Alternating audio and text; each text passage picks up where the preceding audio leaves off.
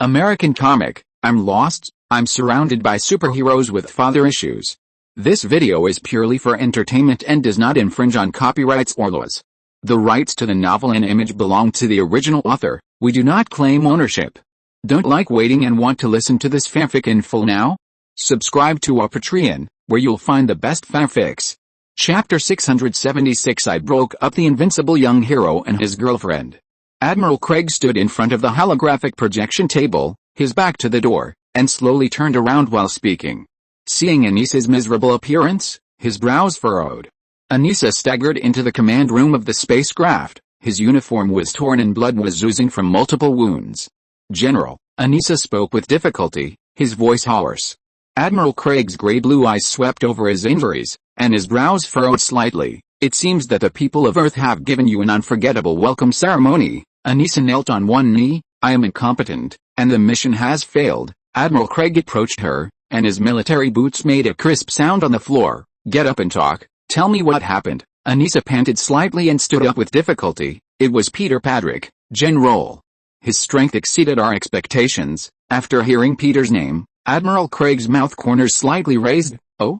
He could beat you like this. He's like an angry lion. Anissa still had lingering fears when she recalled the scene at that time. In order to protect his son, he burst out with incredible strength. Listening to Anissa's words, Admiral Craig turned and walked to the window, looking at the vast starry sky outside. The power of family affection is indeed not to be underestimated. He paused and said to Anissa, do you know why we Vitrum people have never been able to truly conquer the Earth? Anissa shook her head. Your subordinates are stupid, because we underestimated human emotions. Admiral Craig turned around. His eyes were sharp. Anger, love, sacrifice. These seemingly weak emotions can often inspire their most powerful power. Anissa lowered her head. I understand. Do we need to re-evaluate the threat level of the Earth? Admiral Craig gently stroked the ring on his right hand. No, on the contrary, this failure has given us a precious opportunity. General, what do you mean? A father can burst out with such power to protect his son. Admiral Craig's eyes flashed with a gleam. So, what if his son is in our hands? Peter Patrick, he comes from a parallel world. So far, we know nothing about him, but the only thing we know is that he and his children are powerful and are the biggest obstacle to our conquest of the Earth. Anissa's expression changed slightly when she heard Admiral Craig trying to catch Mark. But, General, maybe we can fight for Peter Patrick. He is not necessarily our enemy. Admiral Craig stretched out his hand to stop Anissa from speaking.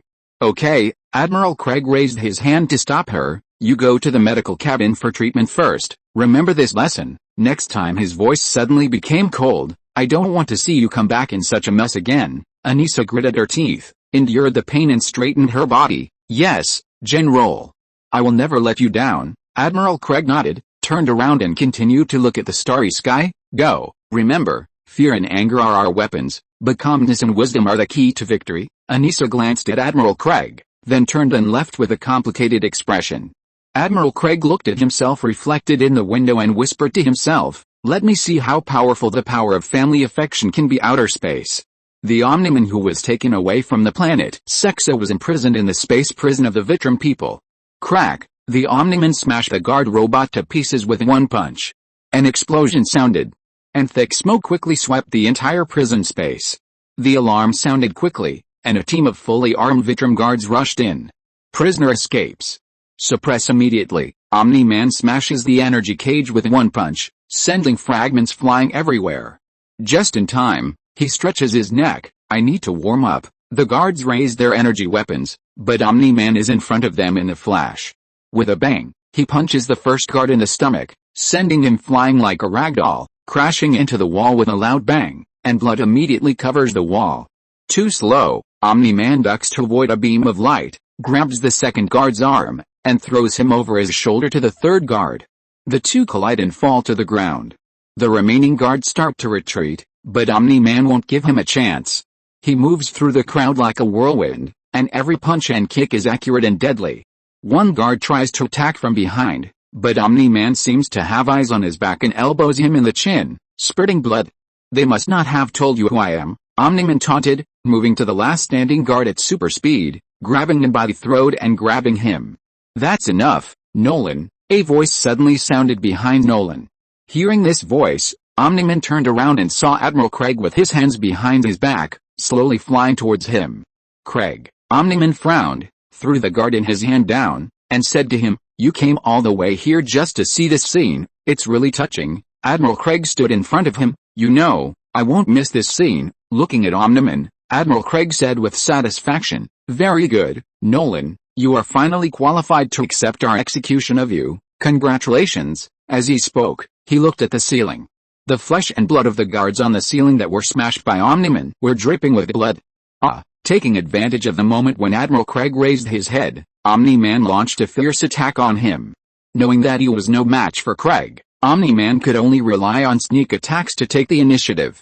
With a bang, Omni-Man's 300-ton punch hit the energy shield that suddenly appeared, and the shock wave blew away the surveillance cameras on both sides of the corridor. Omni-Man's pupils reflected the light flowing on the surface of Admiral Craig's armor. That was the dark matter armor that was materializing. "Before your fist touches my skin," Craig's voice was full of contempt, "it will pass through 3 folded spaces first." Omni-Man gritted his teeth and continued to swing his fist. When the second punch was thrown in the air, Omni-Man's right arm was locked by Admiral Craig's anti-joint. With a dull bang, Craig's knee hit the concave part of the spine of the Omni-Man. The mechanical eye displayed real-time biological data: heart rate overload 37%, adrenaline secretion abnormality. "Nolan, do you need help to call the medical cabin?" Bang! Before Nolan could speak, Admiral Craig's fist hit Nolan's chin hard. Blood spurted out immediately, and Nolan, who was hit hard, fell heavily to the ground. The prison guards also rushed over at this time and lifted up the Omni-Man, who fell to the ground. Admiral Craig shook off the evaporating blood mist on his gauntlet and looked at the bloody Omni-Man. The Parliament decided how to execute a Vitra man. He must have all 4 limbs intact, be able to stand up, and face the end of his life with all his strength, but it did not say that he could not see blood. Looking at the Omni-Man with his head bowed, Admiral Craig said to the guards, "Send him back to the cell." "Yes, General Craig." At the same time, after finishing the battle with Anissa and being rescued by Peter, Mark thought of Amber, the girlfriend of the invincible young man who was frightened before. Although he is not the invincible young man, he is still a little worried about her situation. After saying hello to Peter, Mark decided to go and see her. Amber's house. Mark flew outside and gently knocked on Amber's window on the 2nd floor. "Hey, Amber." Seeing Mark with a bruised face outside the window, Amber sighed and opened the window to let him in. Are you okay?" "I'm sorry about what happened in the cafe before. It was my fault." Before he finished speaking, Amber hugged him. What Mark wanted to say was also held in his mouth. A few minutes later, sitting on the bed with her hands on her knees, Amber asked Mark, "How did she find us?" "I don't know. Will she come again?" "Maybe." Amber was silent for a while, and said in a trembling voice, "Her hands were like iron clamps around my neck. I felt like she could tear me in half at any time. I couldn't move at all and could hardly breathe." Mark sighed and said, "Me too. I don't know how to go on." Amber said painfully, "I don't have superpowers. This has nothing to do with being strong or brave. I know I'm strong and brave, but this time is different. I lost myself." Seeing the other person's pain, Mark finally couldn't help it, and said to her, "Amber, I must tell you, I'm not Mark. I'm not the invincible young hero. I'm Mark from another parallel world. My father is not the almighty man, but Peter Patrick. He is not a Vic, but a farmer, but he is the greatest father in the world." Amber was stunned when she heard Mark's words. After a pause, she took a deep breath and looked at Mark. I knew you were not him the first time I saw you." "Did you know it long ago?" "Yes," Amber sighed. "You and he are both trying to save the world with your own power. You are very similar, but have you considered me when you save the world? I will be anxious, sad, and worried about you, but what am I?" she said to Mark excitedly. "What was I when he disappeared for months? What was I when I was alone without a boyfriend? I don't want to let him down. I don't want to be that kind of person, but my life is also important. Maybe it's small, maybe it's not earth-shattering, but it's very important. But when I'm with him, it becomes unimportant.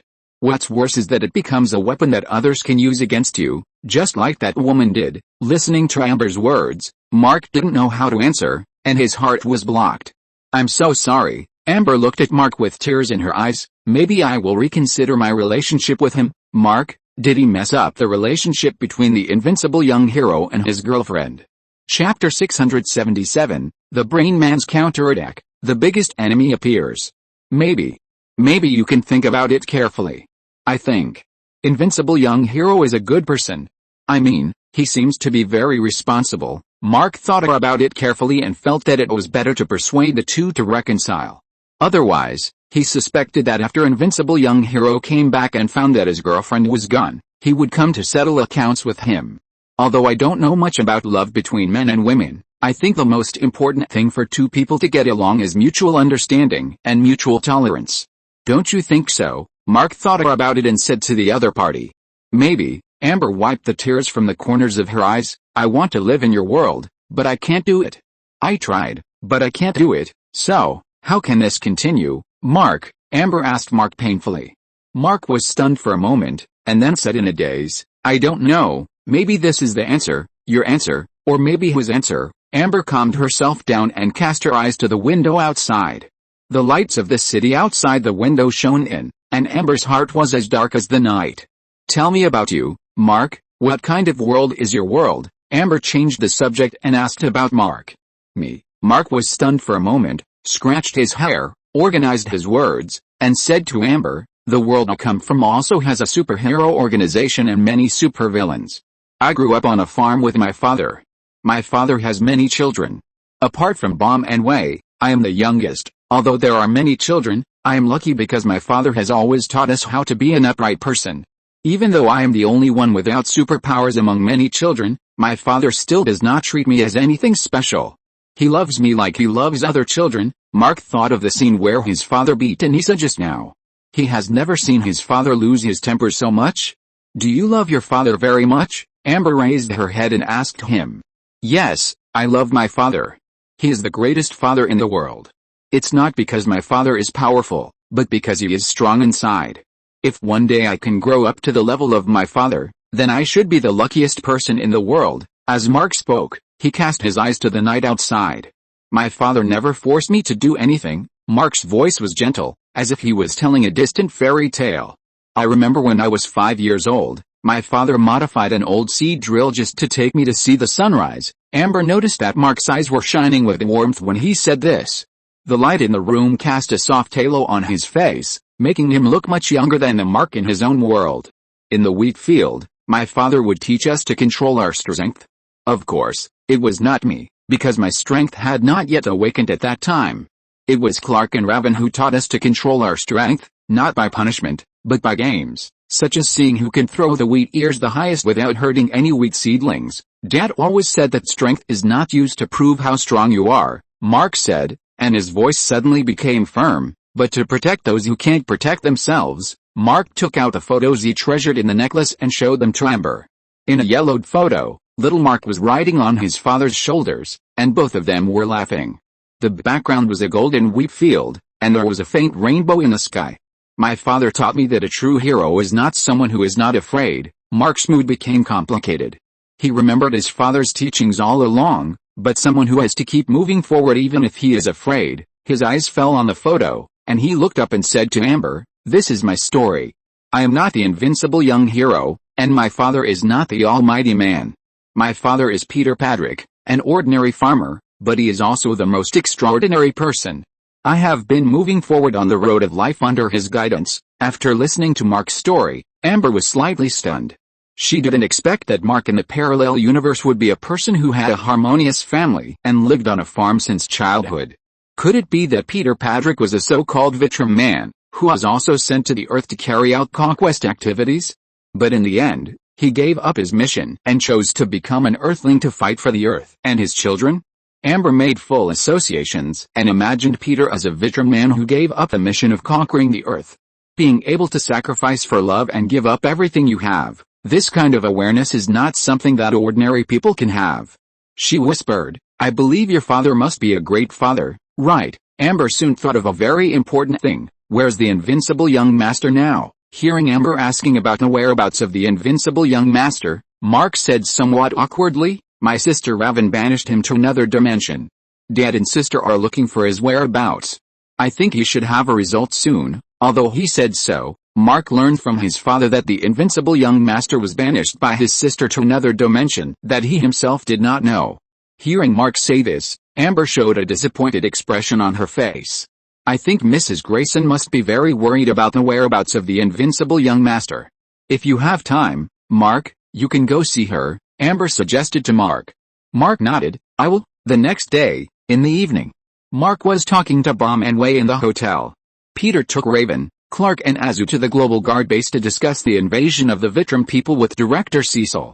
Not many people were left in the hotel. Boom looked at Mark in surprise, who had completely recovered after a good sleep, and asked him, "Did your body really recover completely after just a good sleep, Mark?" "Actually, this is all thanks to Dad's treatment.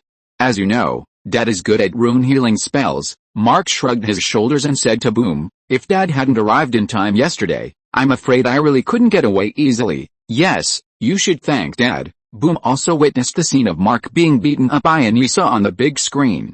"Although you have superpowers now, you are still at the level of a small fish," Boom said to him venomously. "I guess you have to wait another 500 years before you can reach Dad's level. Mark, you are so hurtful." Boom. Mark was in sorrow when he suddenly received a strange call. When he picked up the phone, he found that it was Debbie Grayson, the mother of the invincible young hero, who called him.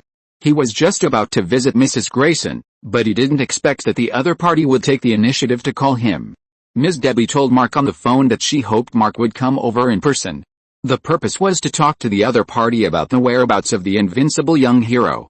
After hanging up the phone, Mark shrugged his shoulders to Bao and Wei. "I have to go." After telling Bao and Wei to tell their father where he was going, Mark got up and rushed to the invincible young hero's house, the residence of the invincible young hero. As soon as Mark entered the room from the Dark Knight, he noticed something was wrong. After entering the room, Mark was shocked to find a man with an oversized head, even with brain tissue exposed, standing behind Ms. Debbie, holding her head with both hands. Debbie looked at Mark in horror as he walked in. In her arms, she was holding a purple-skinned child. "Who are you?" Mark asked the Brain Flower Man with a vigilant look. "You shouldn't ask me this question." The Brain Flower Man grabbed Debbie's head and used a little force, and said to Mark, "You have a chance to kill me before I twist her neck, but I'm not sure if you can do it. If you want, you can try it. Do you want to take the risk?" Is Mark Grayson in this dimension a risk taker? Although Mark didn't know what happened, he knew that the other party was well prepared. He shook his head, indicating that he would not act rashly. "Very good. It seems that Mark in this dimension is not an impulsive person." The Brain Flower Man then pressed the switch of the instrument in his hand. A bang electronic noise came into Mark's ears. Mark, who felt a tingling in his ears, covered his ears with his hands. One of the weaknesses of the Vitrum people is that the cochlea is easily disturbed by ultrasound or infrasound.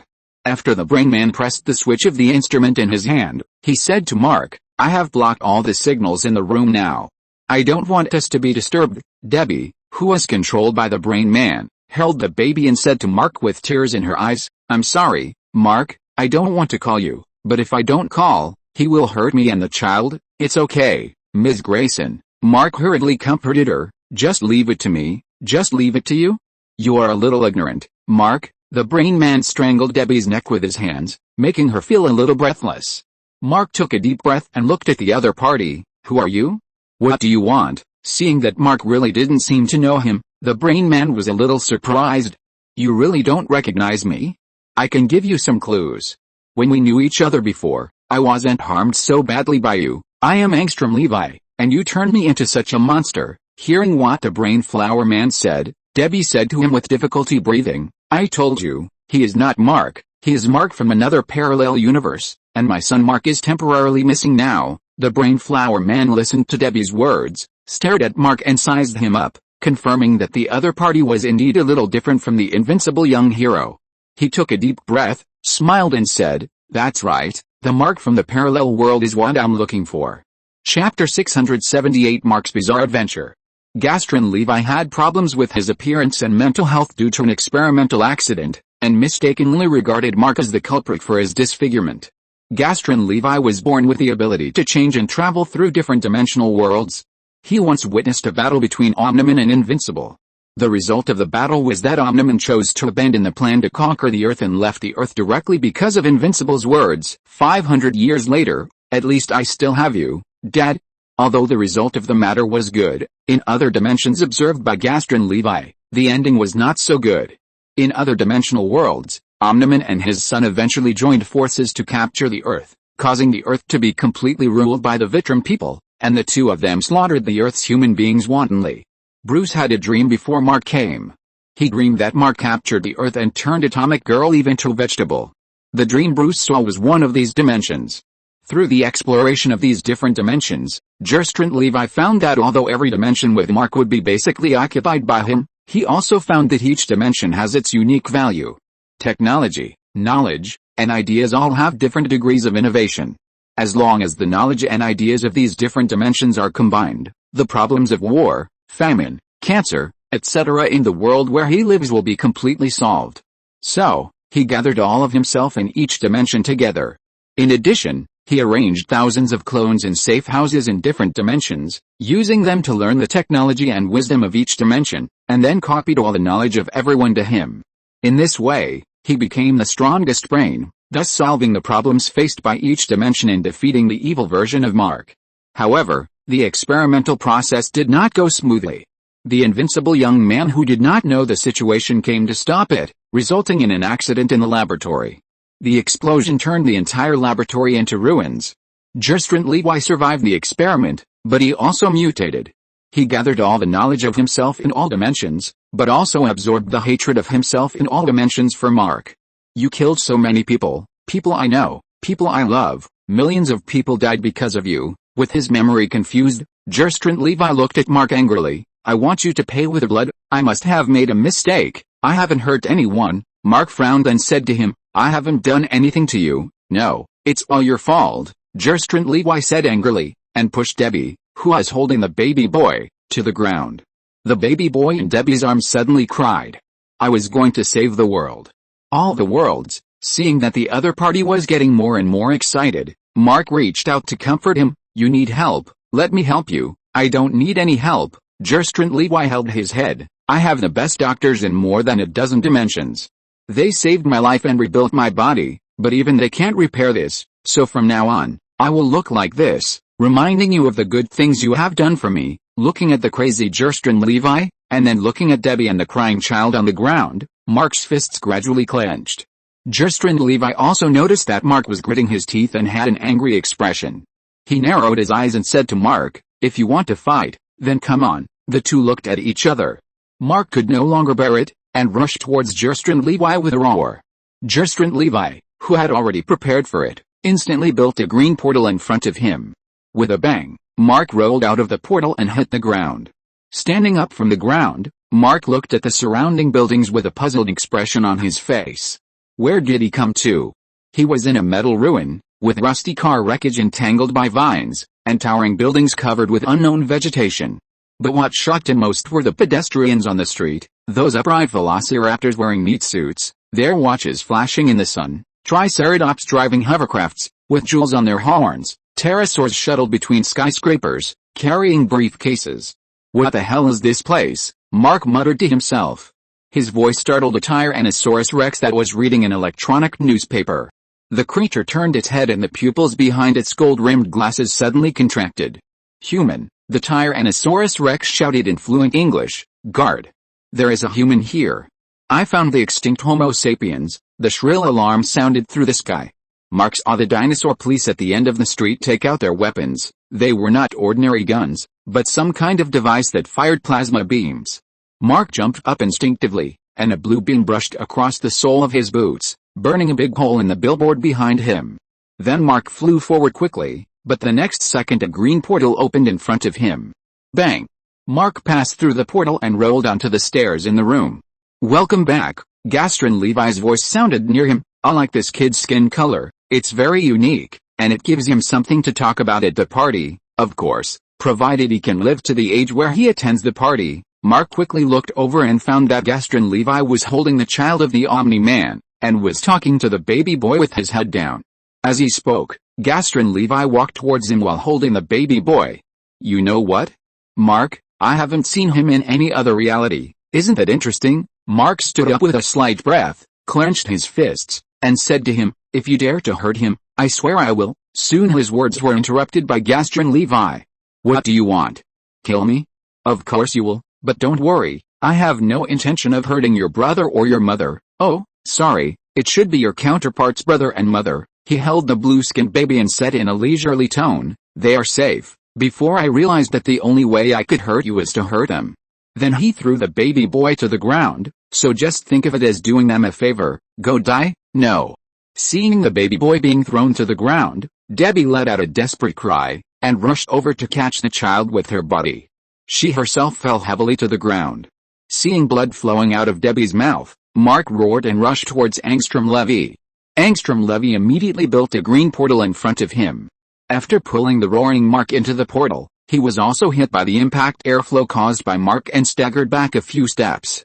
Mark felt himself being torn in the void, and the crazy laughter of Angstrom Levy was in his ears. When he opened his eyes again, what came into view was a hellish scene. He stood on the middle floor of a towering tower, and the air was filled with pungent smoke and the smell of blood.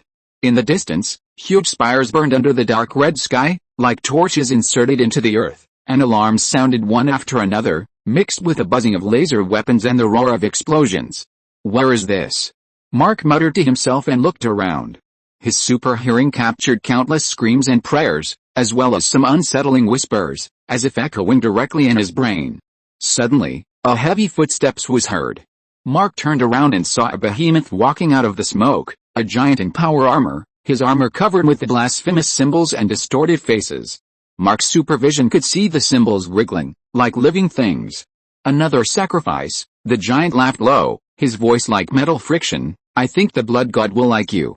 Before Mark could react, the giant had already raised a chainsword and rushed over. The blade made a sharp roar, and the air was filled with the smell of engine oil and blood. Mark instinctively dodged, and the chainsword brushed past his body, tearing a hideous crack in the metal wall behind him. Wait, we don't have to. Before Mark finished speaking, a plasma cannon hit the place where he had just stood. The shock wave of the explosion blew him away and shattered the glass curtain wall behind him. Gerstrand Levi, who didn't know that Mark had entered the world of Warhammer, stared at Debbie who was holding the baby boy. You just said you wouldn't hurt us, Debbie endured the pain and said to him with a slightly heavy breath.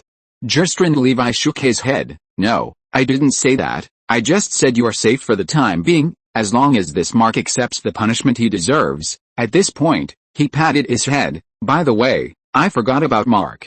As he said that, he opened the portal. In the green portal, Mark rolled out in a mess.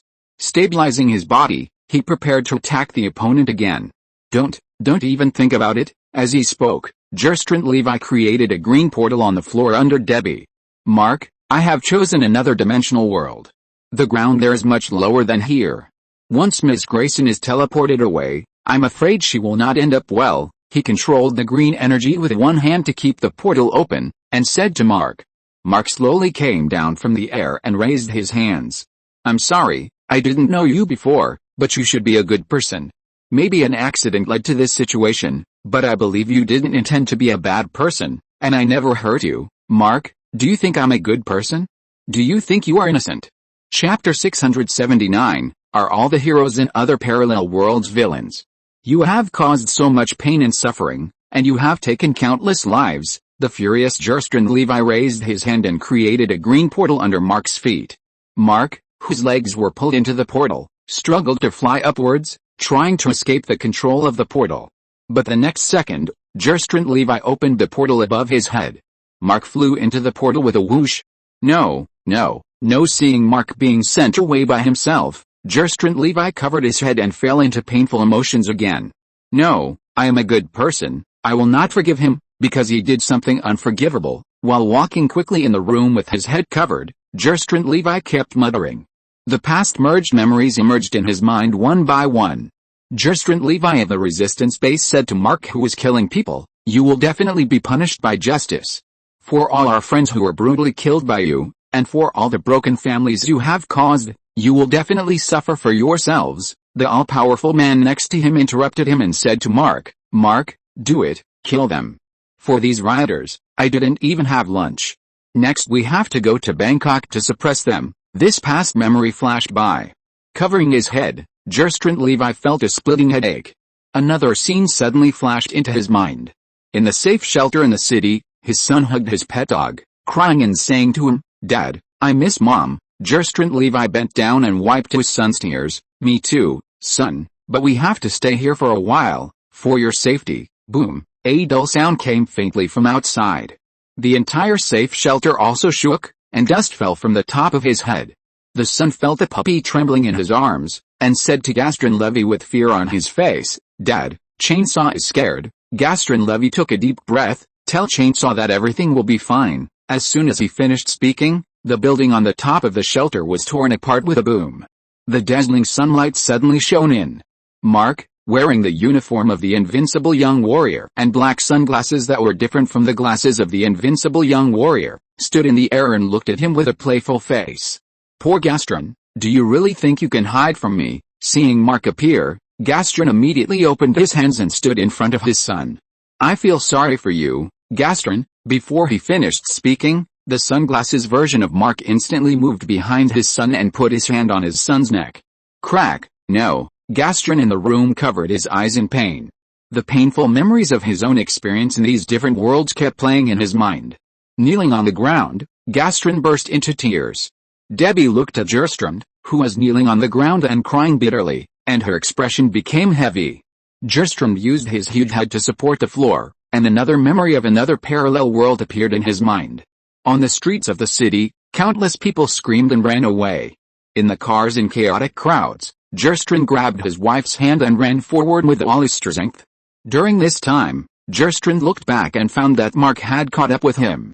As Mark turned into a missile and dived from the air. With a loud boom, the ground seemed to explode, and a deafening sound rang out. Cars and buildings were high into the sky in the explosion. Smoke and dust immediately rose up.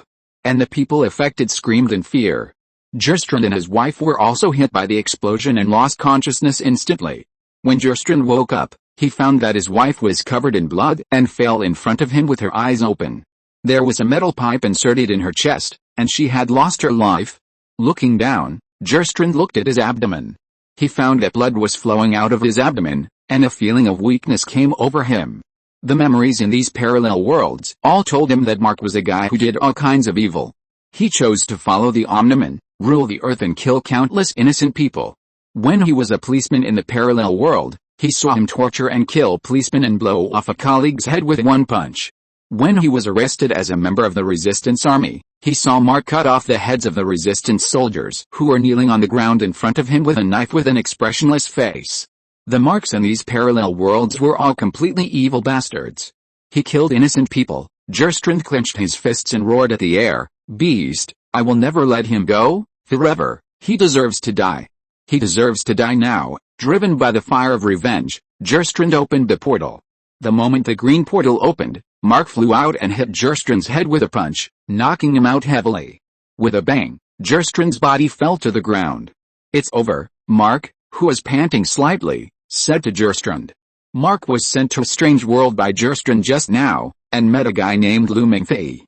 This guy was very alert to him because he was unknown, and wanted to attack him. As a result, this guy named Lin Fang was knocked down by Mark with one punch.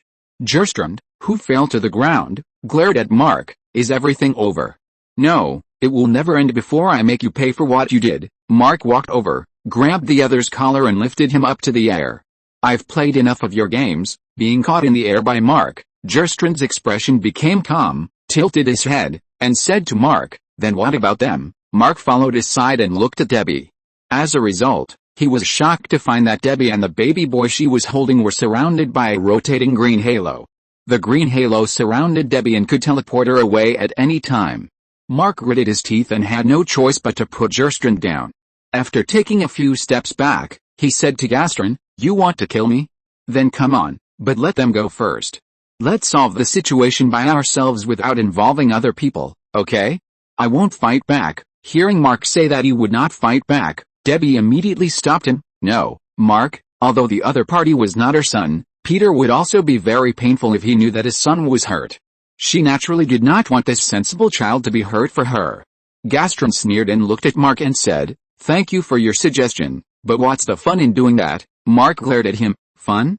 Is it fun to keep teleporting me away with those stupid portals of yours? That's not up to you, Mark. As he said that, he took out a dagger and threw it at Debbie.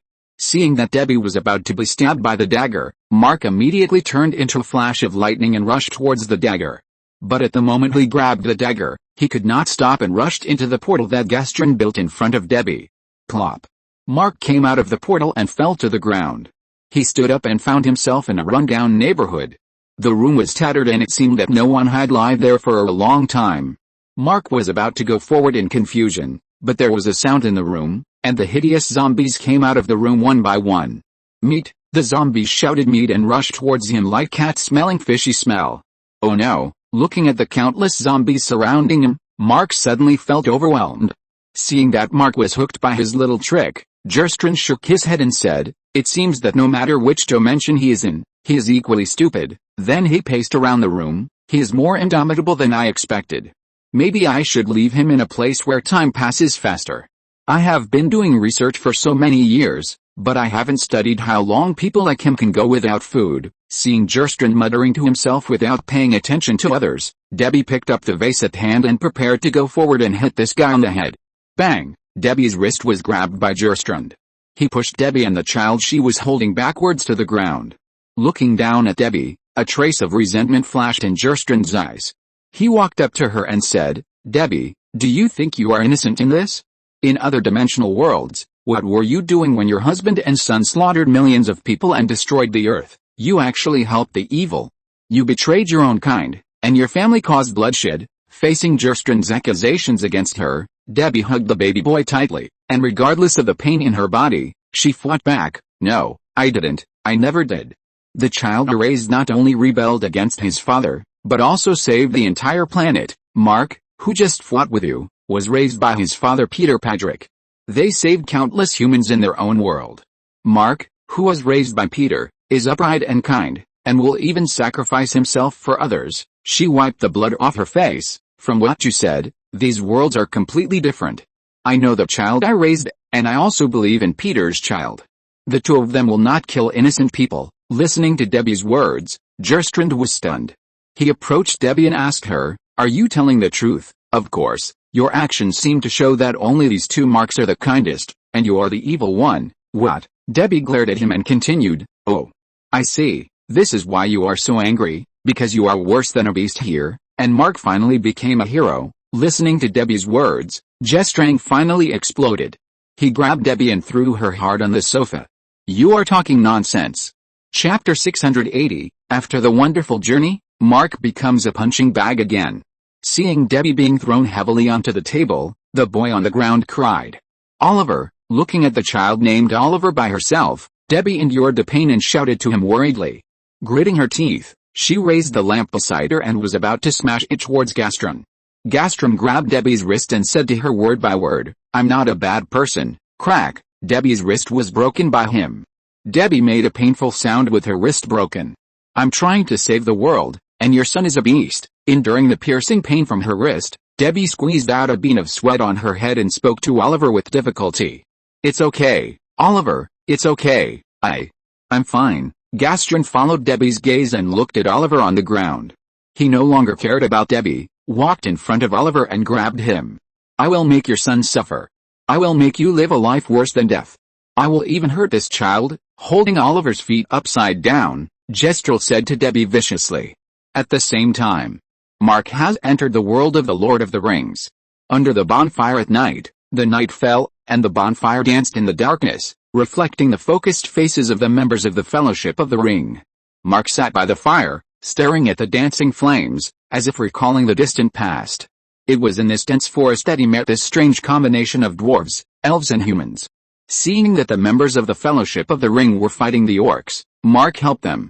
Although he was a little surprised why this group of people sent a ring to the volcano. "My father is Peter Patrick," he spoke slowly, his voice low and firm. "He is a great farmer and a great superhero. He taught me how to be a pure person and how to use my own power to protect our world." Aragorn nodded slightly, with a trace of respect in his eyes. Legolas listened quietly. The elf's keenness allowed him to detect the confusion in Mark's words. But Gastron Levi appeared. Mark continued, his fists clenched unconsciously. "He is a powerful guy with the power to distort space and teleported me to this world. As soon as I went out, he opened another portal and didn't let me stay at all, so it was just a tunnel to somewhere else." and in some dimensions, time has become very strange, so I have no idea how much time has passed." Listening to Mark's words, Frodo and Sam exchanged a worried look. They knew the fear of being drawn into a strange world. "When I woke up, I found myself in an unfamiliar forest," Mark said in a confused voice. "I don't know where this is, nor how to go back, but I know that I must find the way back to my father. Besides, Ms. Grayson is in danger now, and I must save her." Gandalf stroked his beard, with a gleam of wisdom in his eyes. "Destiny has brought you here, perhaps for a reason. Are you willing to go with us until we find the answer?" Mark raised his head with a firm look. "I am willing. Perhaps during this journey, I can find a way home and help you complete your mission." So Mark joined the Fellowship of the Ring. But before reaching the end, Mark was taken away by the portal again. This time he found himself in a dark and damp metal corridor. The walls around him were covered with strange mucus, and the air was filled with an unsettling fishy smell. He heard a slight noise behind him. He turned around quickly, and saw a dark shadow quickly crawling across the ceiling and disappearing into the ventilation duct. Confused, Mark pushed open the door and found himself in a spacious control room. Various data flashed on the screen, but all the equipment seemed to have stopped working. Broken instruments and blood were scattered on the ground. Obviously, a fierce battle had taken place here. A faint female voice came from the communicator. "This is Ripley. If anyone hears, please answer." Mark hesitated and picked up the communicator. "I am Mark Padrick, son of Peter Padrick. I am trapped here and need help." Ripley's voice was a little surprised. "Mark Padrick? How did you get here? In any case, we need to meet up as soon as possible.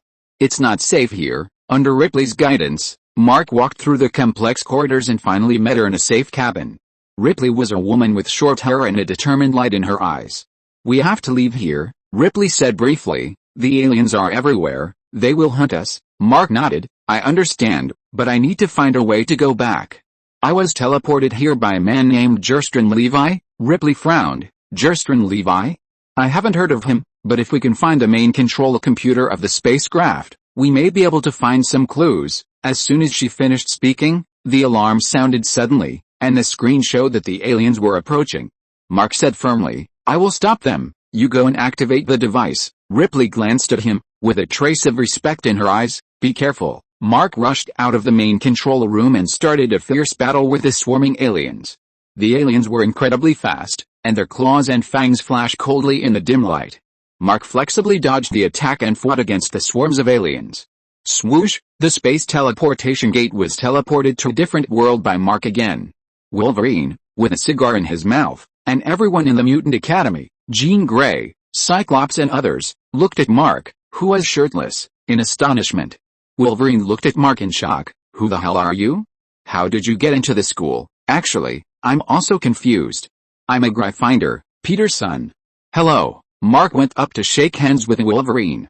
As a result, the next second, Mark was hit in the chin by Wolverine's punch, and fell to the ground with acid spitting out of his mouth. After spitting, Wolverine said disdainfully, "What a weak young man." Mark was teleported to the desert again and found that the world he was in was a post-apocalyptic world. The howling bikers with oil paint on their faces quickly surrounded him. After Mark dealt with the bikers in the desert wasteland world, he saw the green portal open in front of him. Then Jerstrang's big head popped out from it. Seeing this guy finally appear, Mark almost cried with excitement. "You bastard, you finally appeared." Mark took a deep breath, flew over and grabbed the other person's head, and rushed out of the portal. Bare-chested and tanned, Mark returned to the room and was shocked to find Debbie lying in a pool of blood. With bloodshot eyes, Mark punched Jerstrand. With a bang, Jerstrand was smashed against the wall. Jerstrand, who had amazing physical strength, raised his hand and a dimensional crack suddenly appeared on the ceiling of the living room, and countless rubble and furniture debris poured down from the crack. Mark rushed to Debbie and Oliver in an instant and blocked the falling rubble with his body. He could feel the impact of each stone hitting his back, but what frightened him more was the madness flashing in Jerstrand's eyes. "You will never succeed." Mark gritted his teeth and rushed towards the other person at super speed. Facing Mark rushing over, Jerstrand lightly snapped his fingers. The space in front of him suddenly twisted, and Mark felt like he had crashed into a ball of sticky jelly, and his movements became abnormally slow. "Mama, be careful," Debbie's weak voice came. Mark reluctantly turned his head and saw that Jerstrand had opened another dimensional crack on the other side of the living room, and a huge mechanical tentacle was extending from the crack. Mark clenched his teeth and tensed all his muscles. He felt the restraint of dimensional energy begin to loosen, and then he broke free and smashed the mechanical tentacle with one punch, but Jerstrand had disappeared into another crack. "Do you think you can stop me like this?" Jerstrand's voice came from all directions, and more than a dozen dimensional cracks appeared on the walls of the living room at the same time. Different weapons emerged from each crack: laser cannons, energy blades, plasma launchers. With a roar, Mark ignored the threat of these weapons and burst out with a speed that Jerstrand had not expected. He rushed in front of the other party, grabbed the other party's body and rushed out of the room. With a bang, the two broke through the room and flew into the air. Grabbing Jerstrand's body, Mark slammed him to the ground heavily. The ground was shattered by the collision of the two, and a deafening sound rang out. Jerstrand was pinned down by Mark. He showed no fear, but a crazy smile on his face. With a bang, he punched Mark and sent him flying. Standing up, Jerstrand said to Mark, "Remember the doctors I mentioned? Doctors from different dimensions. They rebuilt my body and improved it," Jerstrand roared, and at lightning speed, he punched Mark in the cheek. With a bang, Mark staggered back. At the same time, the green portal opened, and Mark fell into the portal. The two appeared above a cyberpunk city. Jerstrand's fist continued to hit Mark's naked upper body. "Why do you think I sent you to a different universe? Why do you think I made you weaker?" Bang! Mark fell to the ground in the city. In the horrified eyes of the citizens, he was kicked by Jerstrand again, and while being kicked away, he entered the portal. Rolling, Mark entered a desolate wilderness world. Jerstrand followed closely and punched Mark in the chin. "I won't let you die in any dimension. I will kill you with my own hands." If you're listening to this novel on a channel other than Fanfic World, it means they downloaded and uploaded it without effort. We cordially invite you to visit our channel, Mundo Fanfic Novelis. There you'll find the original version of this story, and you can explore many other novels of various genres. We're waiting for you to immerse yourself in a world of incredible novels. Chapter 681. It turns out that Tom is at Sundeer. Bang! Mark was hit repeatedly, blood splattered on his face. He fell down, passing through different dimensional worlds, and finally rolled down in a desert.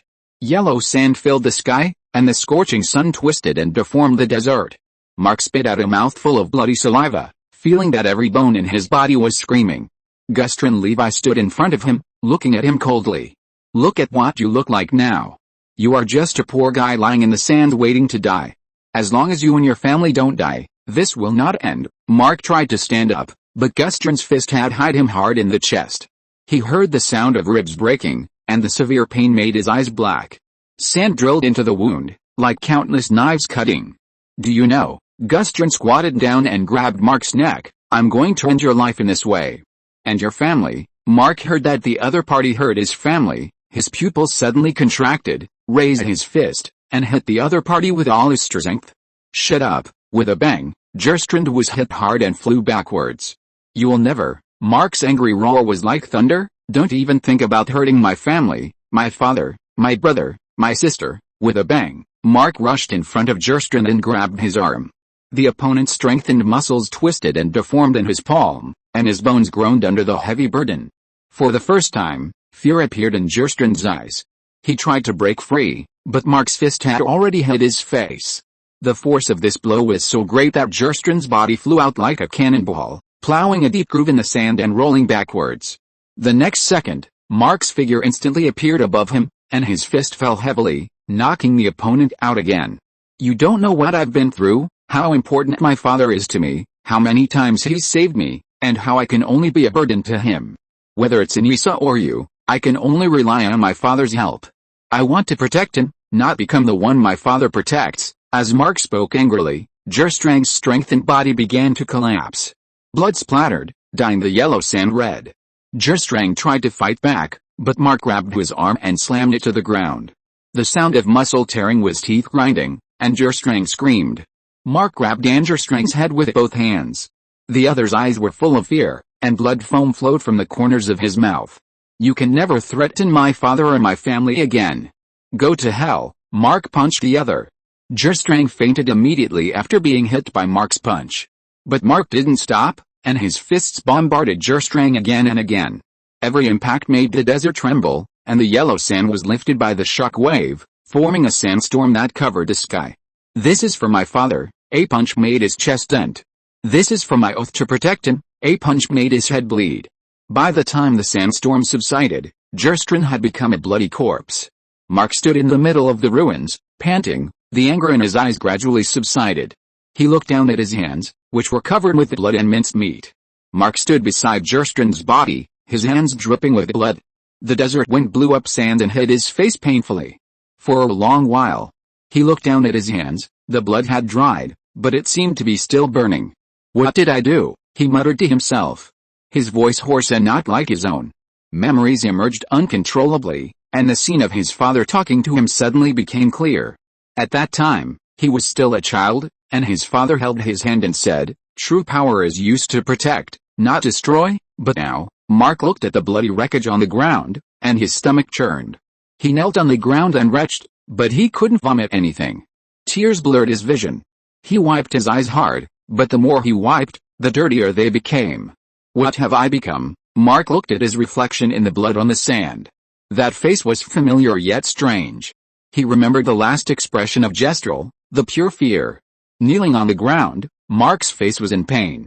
"I'm sorry, I thought you would be strong. I don't want to do this," Mark murmured with self-blame pain. "I thought you would be stronger. You told me you became stronger. I want to kill you, but I don't know if I can do it. God." He stood up with his head covered, looking at the yellow sand. "He brought me here, but I killed him.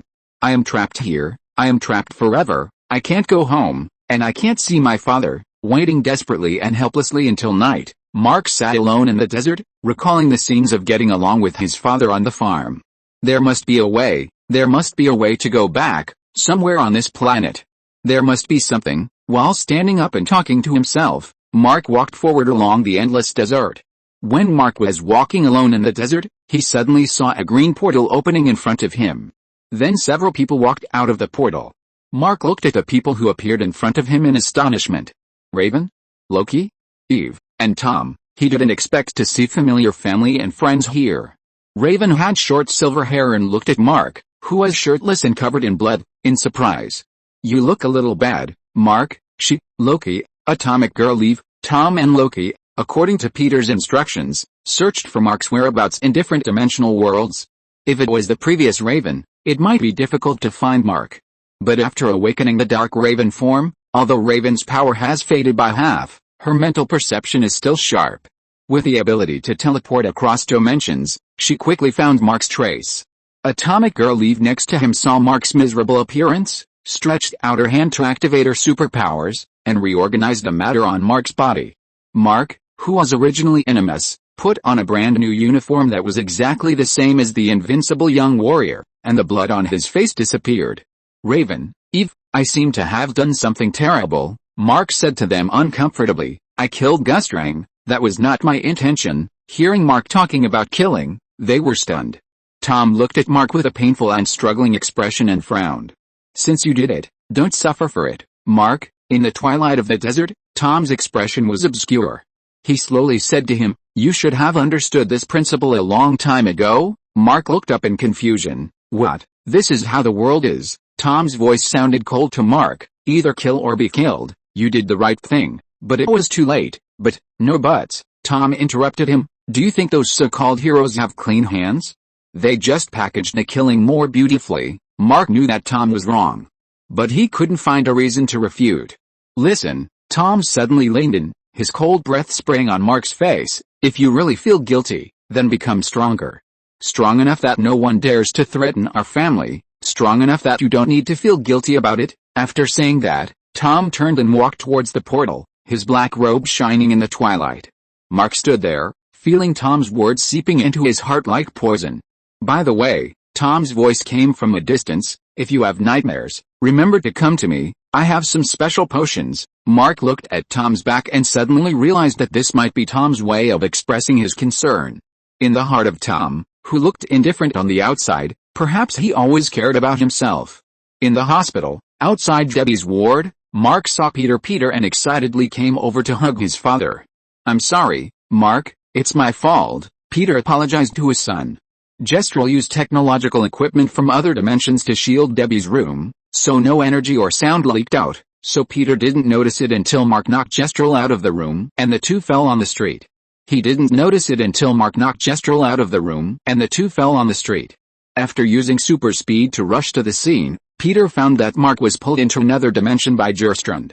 After using the room to simply heal Debbie, Peter immediately called Raven and others to find Mark. "No, Dad, it's my fault," Mark said to Peter uncomfortably. "I made a mistake." Peter frowned and asked Mark, "What happened?" Mark took a deep breath and began to tell about the battle in the desert. When talking about Gerstrand's threat to hurt his family, Mark's voice began to tremble. When talking about losing control and beating the other party to death, he could hardly say it. Peter listened quietly until Mark finished the last word. In the night outside, the sound of cars and human voices was particularly clear. "You had no other choice at the time, Mark. You don't need to blame yourself for this." Peter was silent for a moment and comforted him. "Dad, you were not there at the time. I lost control. I completely lost control. I crossed the line, and seeing that Mark was still struggling, Peter put his hand on his shoulder. "Hey, Mark, look at me. You should understand that if the bad guys are dead and the good guys are still alive, it's a beautiful day." Looking into Peter's eyes, Mark asked, "Then what are good guys and bad guys, Dad?" "Bad guys are usually the ones who break other people's arms." Peter thought about it and decided to comfort his son's heart, otherwise he was afraid that this kid would never get over it. For human beings, life is like a wheat field on a farm. Every ear of wheat is trying to grow, but there will always be pests to destroy them. Mark looked up and looked at his father in confusion. As a farmer, Peter continued, "We have to get rid of pests and protect the wheat ears. It's cruel, but this is the law of life. What's important is what we protect, not what we destroy."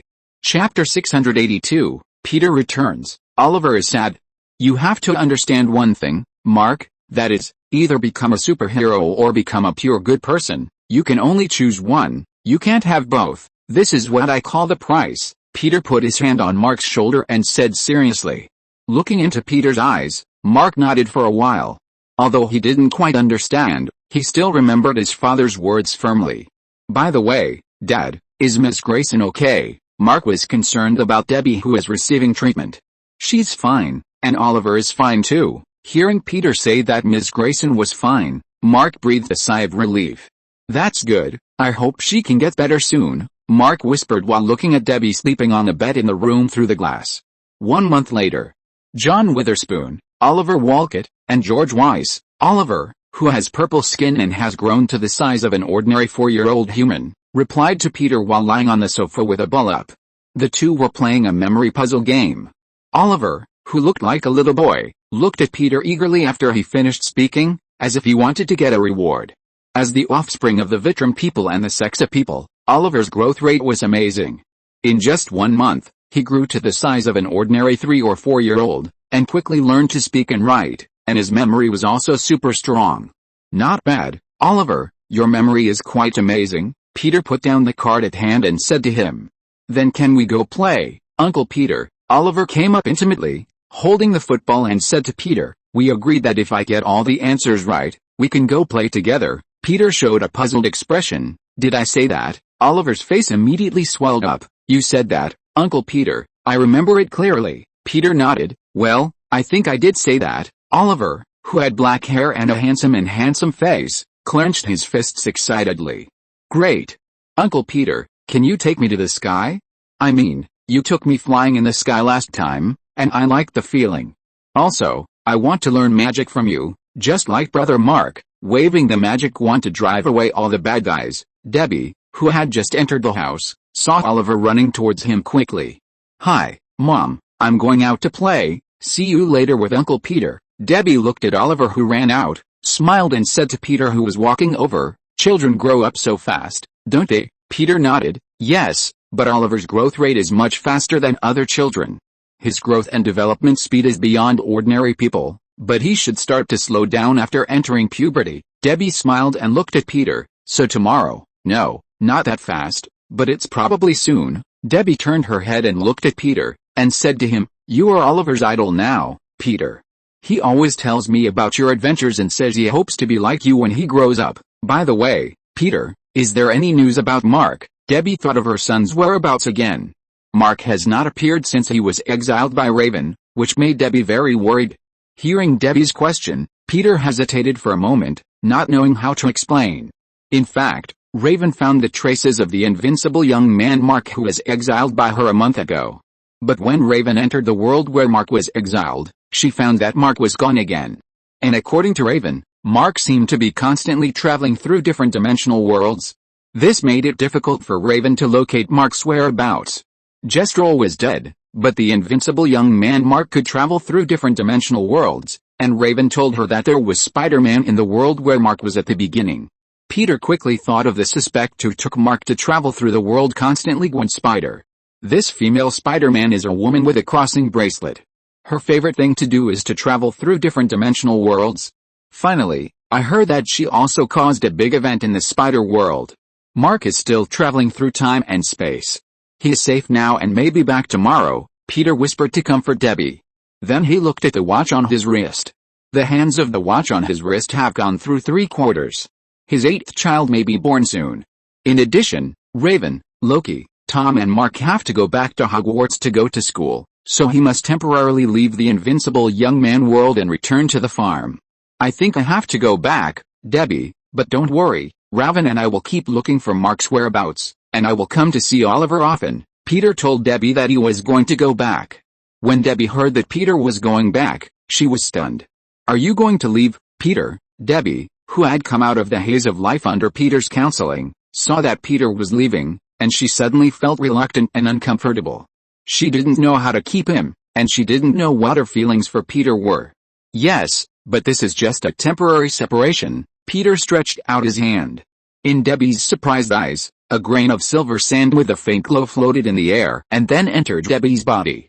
This grain of sand will protect you and establish a connection between us. If you encounter any danger, Debbie, I can sense it. Peter used his most commonly used trick again.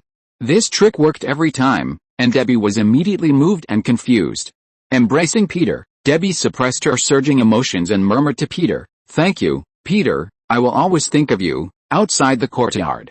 After Peter finished talking with Debbie, he played a baseball throwing game with Oliver. I was fighting Thanos, and he had 5 gems on his hands, Peter said to him while throwing the ball to each other.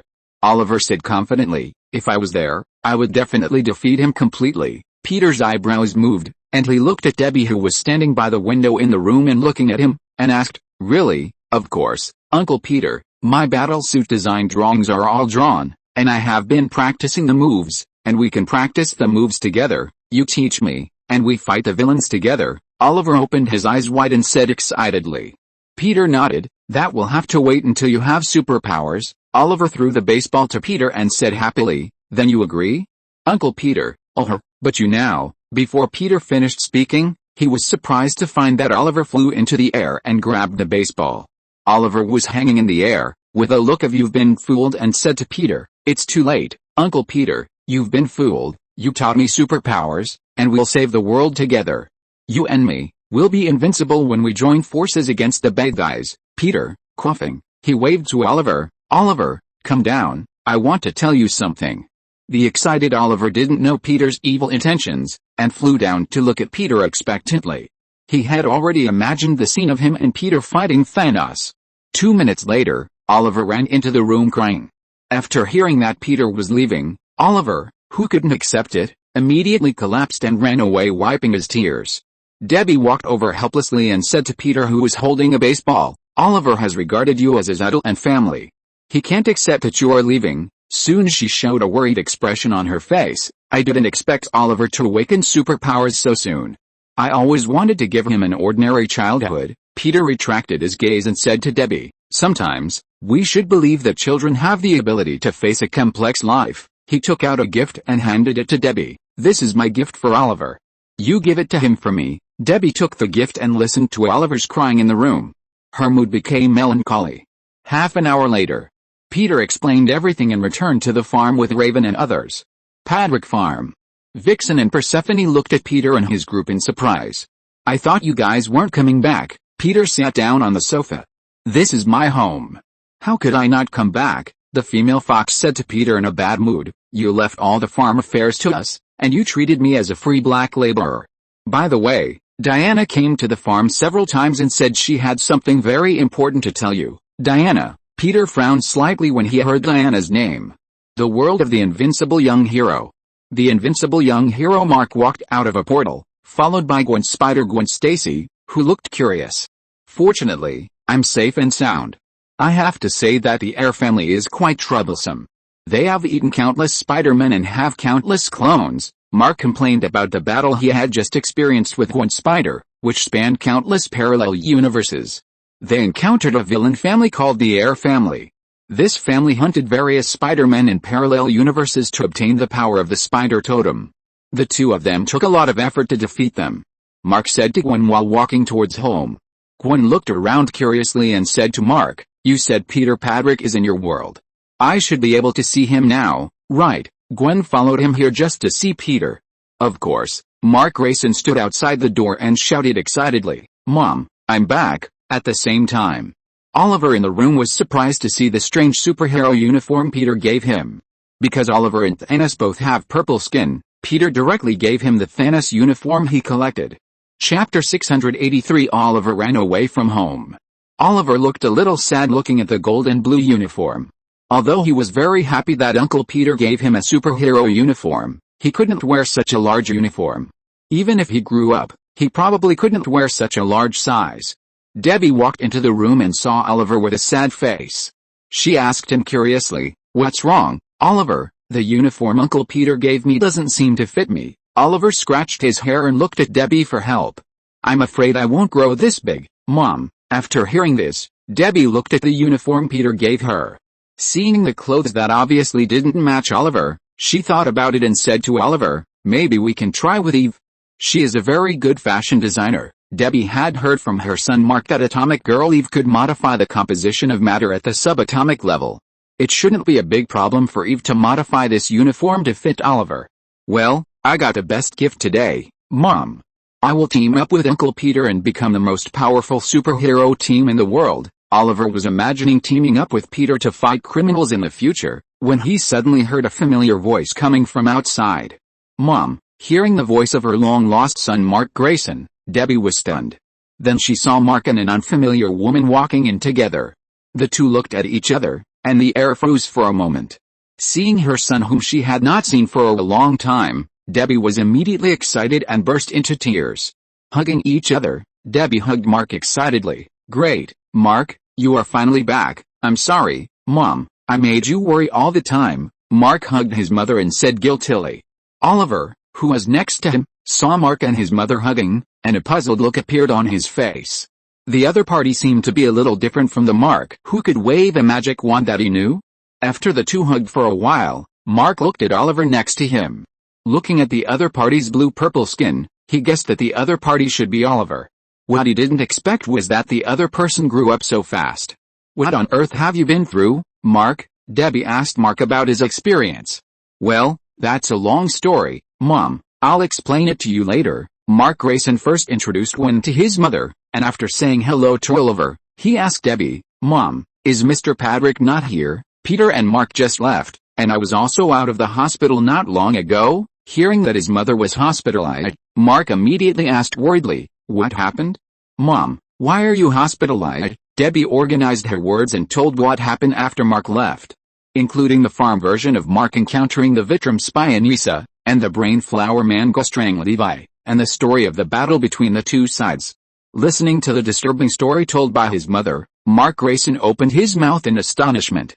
He didn't expect that he, who grew up on another farm, would be so brave and indomitable. Even though he was fooled around by Gostrang, he still burst out with unprecedented power under the blessing of courage, defeated and killed Gostrang. Retracting his shock, he asked his mother, "Mark, did the other me really kill Gostrang?" Debbie nodded gently. "Yes, but that was not cruelty. It was despair, fear, and the love for his family that made him lose his mind." After hearing this, Mark Grayson looked down at his hands. These hands were once stained with blood. He suddenly felt a chill. If it were him, would he also? Debbie did not notice her son's expression and continued, "Mark was very painful in the end. He felt like he had become a monster, but he protected his family." Mark Grayson said to his mother, "At least he did this." Debbie looked at her son in surprise. She noticed the complex emotions that flashed in Mark's eyes: fear, admiration, and a hint of yearning. Mark cast his complex gaze towards the familiar street outside the window. The setting sun shining through the window stretched his shadow very long. Sometimes, Mark whispered, "Mom, I feel that I am no different from him.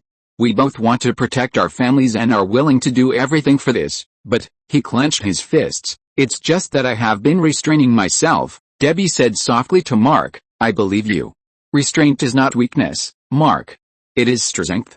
The real strength is not what you can destroy, but what you can control.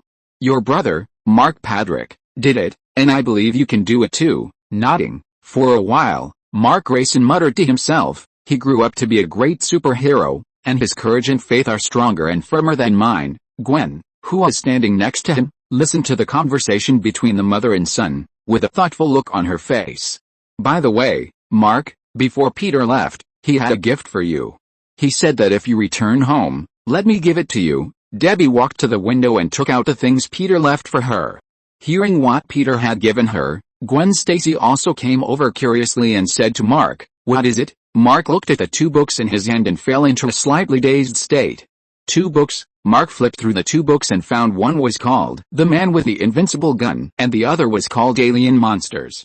Debbie watched Mark flip through the books and said to him, "Peter said that if you fight with the Vitrum people, maybe these 2 books will give you some inspiration." Mark flipped through the books and felt a warm current in his heart. It turned out that Mr. Patrick still remembered him. At night, Mark was called by Debbie to the porch outside the living room. In the darkness of the night, Debbie, who was wearing clothes, hesitated for a moment, and finally said to Mark, who had just returned home, "Mark, I want to talk to you about Oliver." "Oliver?" Mark was stunned for a moment and said, "He is indeed growing very fast. I didn't expect him to grow so fast in this month." "Yes, Oliver's growth rate is amazing, but what I want to talk to you about is his ability. You were only 17 years old when you developed superpowers." "Frankly speaking, 17 years old is still too young," Debbie said to Mark worriedly. "Now Oliver has superpowers, and Oliver is hiding it from me. This makes me very worried." Mark thought for a while and said, "Maybe he wants to give you a surprise." "Mom," Debbie put her hand on the railing, "but he may get hurt, or he may hurt others unintentionally." Mark didn't know how to comfort his mother. He thought for a while and said, "I think he will control his superpowers." Debbie shook her head. "No, that's impossible. He's just a child. Do you think he can resist testing his superpowers? If it were you, he would definitely go." On the other side, Oliver squatted at the corner of the stairs, his little hands tightly grasping the railing. Downstairs came the sound of his mother and brother talking, and every word was like a small hammer hitting his heart. After eavesdropping on the conversation between his mother and Mark, Oliver's mood immediately became bad. He quietly left the door and returned to his room. In the room, standing in front of the box, looking at the superhero uniform given by Peter inside, Oliver's depressed heart suddenly had an idea. He wanted to run away from home, find Uncle Peter, and team up with him to become a superhero. "Anyway, my mother didn't believe in me, so I would become a great superhero to prove it to my mother." Thinking of this, he immediately used his backpack to put away the Thanos uniform, and then lay on the bed waiting for his mother and Mark to fall asleep, ready to take the uniform to find Peter. Late at night, until everyone fell asleep, Oliver tiptoed out of bed. "I'm going to find Uncle Peter," Oliver whispered as he put on his uniform. "He will understand me. We can team up, just like Batman and Robin." Peter told him the story of Batman and Robin. After packing his backpack, Oliver climbed out of the window. He remembered Uncle Peter saying that the most important thing for a superhero is courage. DC World. Patrick Farm. Peter didn't know at this time that Oliver had run away from home to find him, and wanted to team up with him as a superhero after finding him. In the living room, he was talking to Zoo. Zoo put down the hot cocoa in his hand and said to Peter with some melancholy, "I didn't expect that after returning from the world of the invincible young hero, Raven's power has become stronger, and Mark has also awakened his power. I feel that my strength is not enough, Dad." Zoo has a strong sense of crisis. After experiencing Raven's blackening incident, he felt that every child on the farm seemed to be not to be underestimated. When fighting with Raven, if Peter hadn't arrived, he would have been teleported away by Raven. This crazy girl seems to hate himself the most. What if she turns black next time? Will she want to exile him again? "Hey Zoo, who was prepared for danger in times of peace, decided to strengthen his own strength. Peter looked at Azu and asked him, "So how do you want to improve your strength?" "I haven't thought about it yet." Azu hesitated and wanted to ask if he wanted to inject the Super 5 compound. But he knew that if he said it, he would definitely be dealt with, so he quickly extinguished the idea. "Maybe you can get a weapon. The trident doesn't count." "That's not suitable for you." Peter thought about it and decided to get a weapon for Azu if he had the chance. After all, there are many magical weapons in the DC world. After finishing the conversation with Azu, Peter went upstairs to his room, and his cell phone rang suddenly. He picked up the phone and found that it was Diana calling. Diana. Chapter 684, The Stepwolf Attacks. "It's me, Peter. Your journey to the multiverse world is finally over." Diana's voice came with a hint of dissatisfaction. "It would be great if you could bring one more person with you on your next multiverse journey." Peter nodded and said to her in a serious manner, "I guess you're suggesting that I bring a princess named Diana Prince, right?" "Well, you said it yourself." "I didn't force you." Diana snorted coldly. Diana has always been upset about Peter not taking her with him when he traveled to the parallel world. She is usually so unrestrained, but he didn't even take her with him for a family group building. "Okay, Peter, let's get back to business. Something happened on Paradise Island." Diana frowned and said to him on the other side of the phone. "Did Itira restore your mother and her people after they turned into stone statues?" Peter asked her. "Is it the Olympian gods who continue to attack your people?" "No, it's not Hera, nor the Olympian gods, it's aliens," Diana said to him on the phone with a serious expression. "He stole the Amazon sacred object." "What sacred object?" "The mother box, 3 days ago. The forbidden area of Paradise Island." Queen Hippolyta walked into the underground cage and looked at the metal box that kept emitting a certain frequency and vibration, and a crack appeared in the center. She asked the subordinate in charge of guarding it, "Is there any change today?" "No, Queen," the subordinate said to her. "The mother box has awakened, but nothing has happened for the time being." Hippolyta, who was covered in golden armor, sighed slightly. "It has been asleep for thousands of years since the first age, and we don't know why it awakened." As soon as she finished speaking, the mother box suddenly stopped vibrating, and the crack on it disappeared. Seeing that the mother box stopped vibrating, all the Amazons raised their weapons and looked at the mother box vigilantly. The Amazon warrior in charge of guarding it said to Hippolyta nervously, "This is the first time it has stopped vibrating, Queen, and the gap has disappeared. Maybe it has returned to normal and is returning to sleep." Queen Hippolyta turned around and said to the many Amazon warriors, "No, the devil will not disappear, he will only wait." Then the mother box vibrated at a faster frequency, and the gap on it continued to expand. "Something is coming," Queen Hippolyta shouted to everyone. "Amazons, get ready for battle." Boom! Before she finished her words, a powerful energy burst out from the mother box, knocking everyone out. At the same time, the Amazon warriors who were far away from the ground cage also noticed the arrival of the ominous aura. In the astonished eyes of many Amazon warriors, a silver energy column broke through the ground cage and rushed straight into the sky. Buzz! In the ground cage, countless strange creatures with wings flew out of the energy column. With a dull boom, a guy covered with dense silver scales and holding a sharp axe appeared from the energy column. The opponent's body was covered with a lot of scales and spikes, and his skin had a metallic texture, as if it was a product of the combination of some alien creature and machinery. And the opponent had huge horns on his head. The shape of the horns was sharper and irregular, the facial contours were hideous, and the eyes were emitting red light, which seemed extremely threatening. Looking at the Amazon warriors around him who pointed their weapons at him, he shook his head and said, "Guardians have failed 100,000 worlds, but they have never succeeded. I use the great darkness to enlighten you, and I will immerse myself in your fear." As he spoke, he walked towards the many Amazon female warriors. The opponent's armor flashed coldly in the light, and every step made the ground shake. Facing the guy who suddenly appeared and boasted, Queen Hippolyta was full of fighting spirit and shouted to the people around her, "Daughters of Paradise Island, let him see our fear. We are not afraid." The Amazon warrior roared and immediately attacked the guy covered with scaly thorns. Queen Hippolyta roared and ordered everyone, "Protect the mother box." At all costs, the Amazon warriors quickly gathered, and the archers pulled the bowstrings to the full, and the rain of arrows shot like locusts at the winged creature holding energy weapons.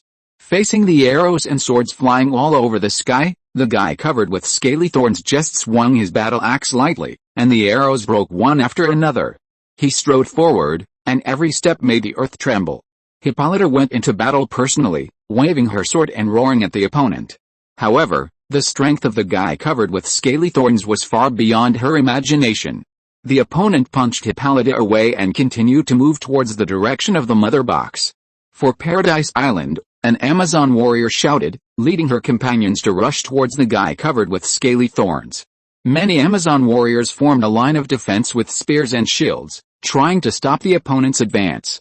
The creature wrapped in scaly thorns sneered, swept the battle axe, and the line of defense collapsed instantly.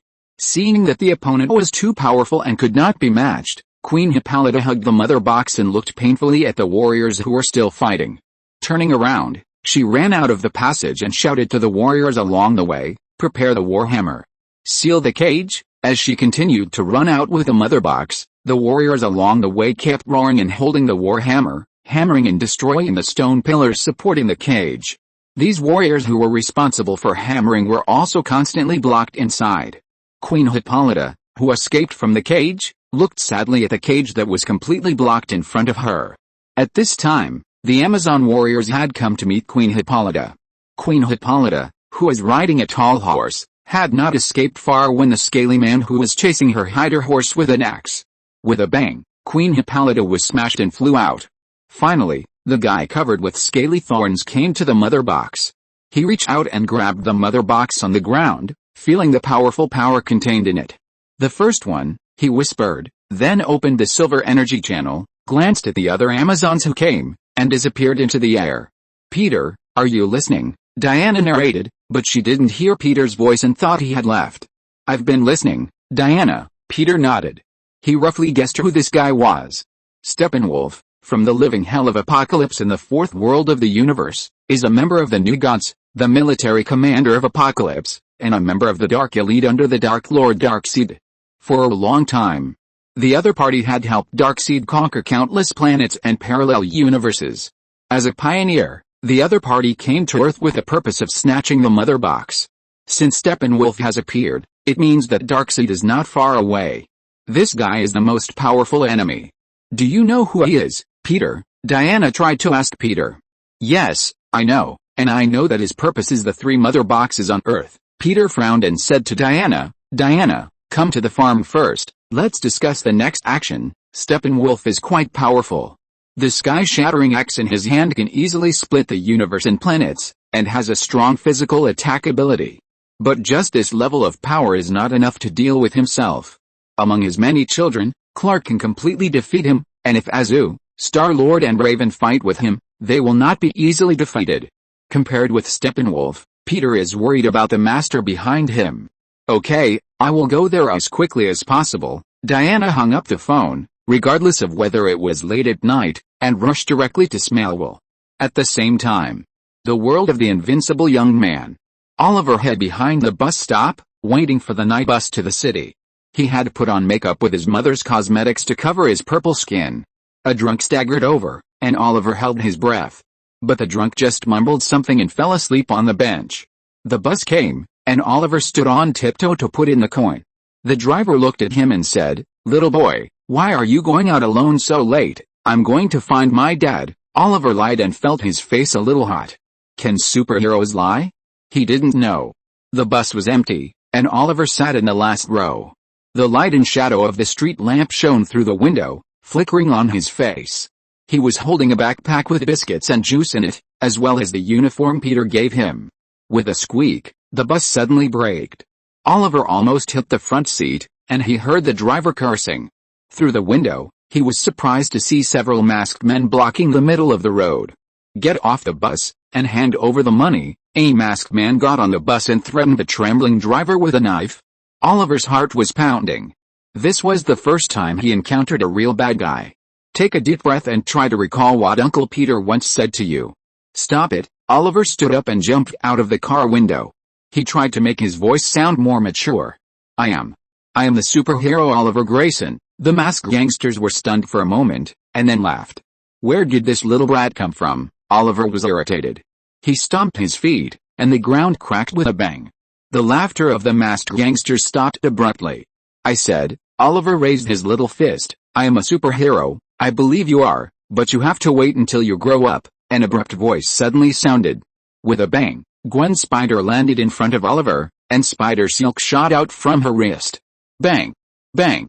Bang! The gangsters who were unable to react were all knocked out in an instant. Gwen clapped her hands and said to the stunned Oliver, when you grow up a little, you will be able to beat these guys without any burden. Chapter 685, Gwen's spider captured by Steppenwolf. Before Gwen finished her words, the robbers' accomplices continued to attack her. With a slight smile on her lips, Gwen shook her wrist, and a spider silk shot accurately at the robber in front.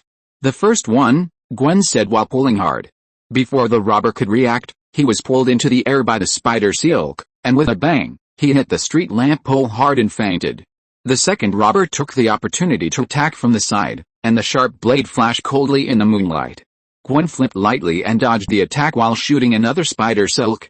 The second one, before she finished her words, the robber attacked by her spider silk had his legs entangled by the spider silk and was hanging upside down on the fire hydrant on the side of the road.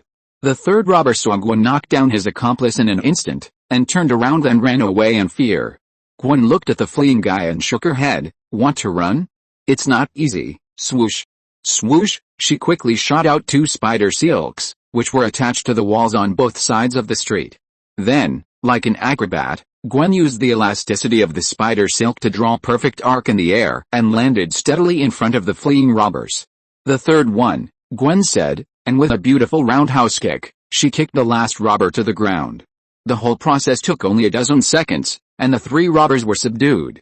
Gwen clapped her hands and turned to look at the stunned Oliver. How is it? She winked playfully. This is the daily life of a superhero, but you little guy, why don't you go home so late at night and what are you doing here? Oliver looked at Gwen in surprise and knocked down the enemy in an instant, and he didn't come back to his senses for a long time. After a while, he lowered his head and fiddled with a corner of his clothes.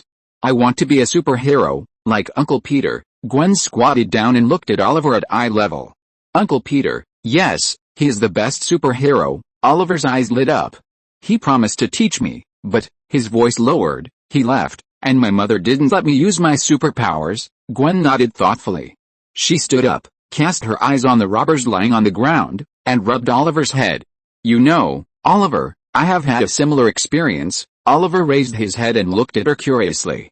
My father is a policeman, Gwen said to him softly. He always hopes that I can live an ordinary life, but there are some things that we cannot choose. She pointed to her uniform. Just like this dress, it is both a gift and a responsibility. Oliver nodded, not quite understanding, but I really want to help others. There are many ways to help others, Gwen said, reaching out to him. Sometimes, listening to your mother is also a heroic act.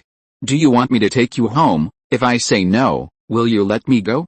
Just pretend that you didn't see me. Oliver raised his head and asked carefully. No, you are not safe now. Although you painted your skin a normal color, it will be easily exposed. Gwen reached out and touched Oliver's face, which was deliberately painted with a normal skin color. Let's go. I'll take you home. Your mother should not know that you ran away from home yet. Although Oliver could run away now, he still held Gwen's hand obediently. It would be bad if the other party told Mark and his mother. I'm afraid that even if he escaped, he would be caught soon. But Sister Gwen is a powerful superhero. Maybe I can team up with her temporarily, and then go find Uncle Peter. Oliver thought secretly in his heart. The next day, Gwen said goodbye to Mark Grayson and Debbie. Her original purpose was to meet Peter.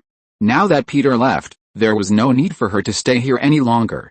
But she planned to go to Peter's world and take a tour. Looking down at the bracelet with the ability to shuttle through dimensions, Gwen has detected several worlds that are entangled with this world. After some speculation, she roughly determined the world where Peter is. After listening to Mark Grayson's story, she was very interested in Peter's farm and the meteorite town. She was envious and curious about Peter's children with so many superpowers and still a harmonious family. Well, I hope nothing unexpected happens, otherwise the great time traveler Gwen Stacy will have a trip in vain. Gwen stood on the street and murmured to herself. In the distance, Oliver stood on the air, watching Gwen leave, and quietly followed. Rooftop. Gwen stood on the edge of the rooftop, adjusting the crossing device on her wrist. After the adjustment, she pressed the button on the bracelet, and a blue energy vortex unfolded in front of her. Gwen looked at the portal in front of her, took a deep breath, and prepared to jump into the vortex. Oliver, who had been following quietly, saw that Gwen was about to disappear, and hurriedly accelerated to fly over. He didn't expect Gwen to be able to open such a wonderful door. "Hey, Sister Gwen, wait for me." Oliver flew in the air, shouting and chasing Gwen. Finally, 1 second before the portal closed, he jumped into the energy vortex. After a dizzy spell, Oliver fell heavily to the ground. Enduring the pain in his body, Oliver rubbed his eyes and found himself lying in an unfamiliar place. The salty sea breeze blew in his face, and the sound of waves hitting the reef came from afar. "Where is this?" Oliver sat up and looked around curiously. He rubbed his eyes and tried to get up from the mud. The next second, Gwen covered his mouth and said to him, "Don't talk," although Gwen was surprised and annoyed that Oliver, a naughty kid, followed her here. But there is a bigger crisis in front of her now. Gwen looked around, and her spider sense made her feel uneasy. She lowered her voice. "Something is happening." The two of them quietly hid behind a huge reef and stuck their heads out to observe. The scene in front of them made the two gasp. The tall figure of Steppenwolf stood in the middle of the mudflat, and his armor flashed coldly in the sun. Surrounding him were winged humanoids holding energy weapons. An Atlantean was nailed to the reef by his battle axe, and blue blood flowed along the rock. "Tell me the whereabouts of the mother box." Steppenwolf's voice was like thunder. "Otherwise you will regret being alive." The Atlantean gritted his teeth and said nothing. Steppenwolf sneered, and dark red energy fluctuations appeared on his battle axe. The Atlantean groaned in pain. Oliver grabbed Gwen's arm tightly and whispered, "We have to save him." Gwen's eyes were full of vigilance. "No, wait, don't let him find you." She carefully observed the surrounding environment. There were large and small reefs scattered on the mudflats, and in the distance was a mangrove forest. The tide was rising and the waves were getting closer. On the mudflats, Steppenwolf's interrogation continued. "You can't make your own decisions." Steppenwolf put a mechanical spider on the head of the Atlantean. The mechanical spider drilled into the Atlantean's head and stabbed the mechanical claws into his brain. Suddenly a three-dimensional image was projected in the air. Looking at the image of the building with the mother box hidden in front of him, Steppenwolf nodded. "You have betrayed them." As he said this, he seemed to sense something and turned his head suddenly. "Who's there?" Seeing that they were discovered, Gwen quickly said to Oliver, "Listen, Oliver, I will use spider silk to create chaos. You run away quickly, remember, move quickly." Without waiting for the stunned Oliver to speak, Gwen took a deep breath, shook her wrist, and several spider silks shot towards the reefs around Steppenwolf. She pulled hard, and several huge reefs collapsed, stirring up mud all over the sky. "Now," Gwen shouted loudly. Although it was a bit unbearable, Oliver knew that if he didn't run now, he would definitely let down Sister Gwen. Oliver resisted the urge to cry and flew out quickly. But soon he stopped again and looked at the dying Atlantean. Without hesitating for too long, he flew towards the Atlantean who fell to the ground. Oliver's small body carried the Atlantean and ran towards the mangroves. Bang! Gwen's Spider-Man jumped out from behind the reef, and before Steppenwolf could chase Oliver, several spider silks shot at Steppenwolf's eyes. "Your opponent is here," Steppenwolf roared, swinging his battle axe to split the spider silk. His eyes glowed red, staring at Gwen, an annoying bug. Gwen lightly backflipped to avoid Steppenwolf's battle axe sweep. Her spider sense was ringing wildly, reminding her that danger was close at hand.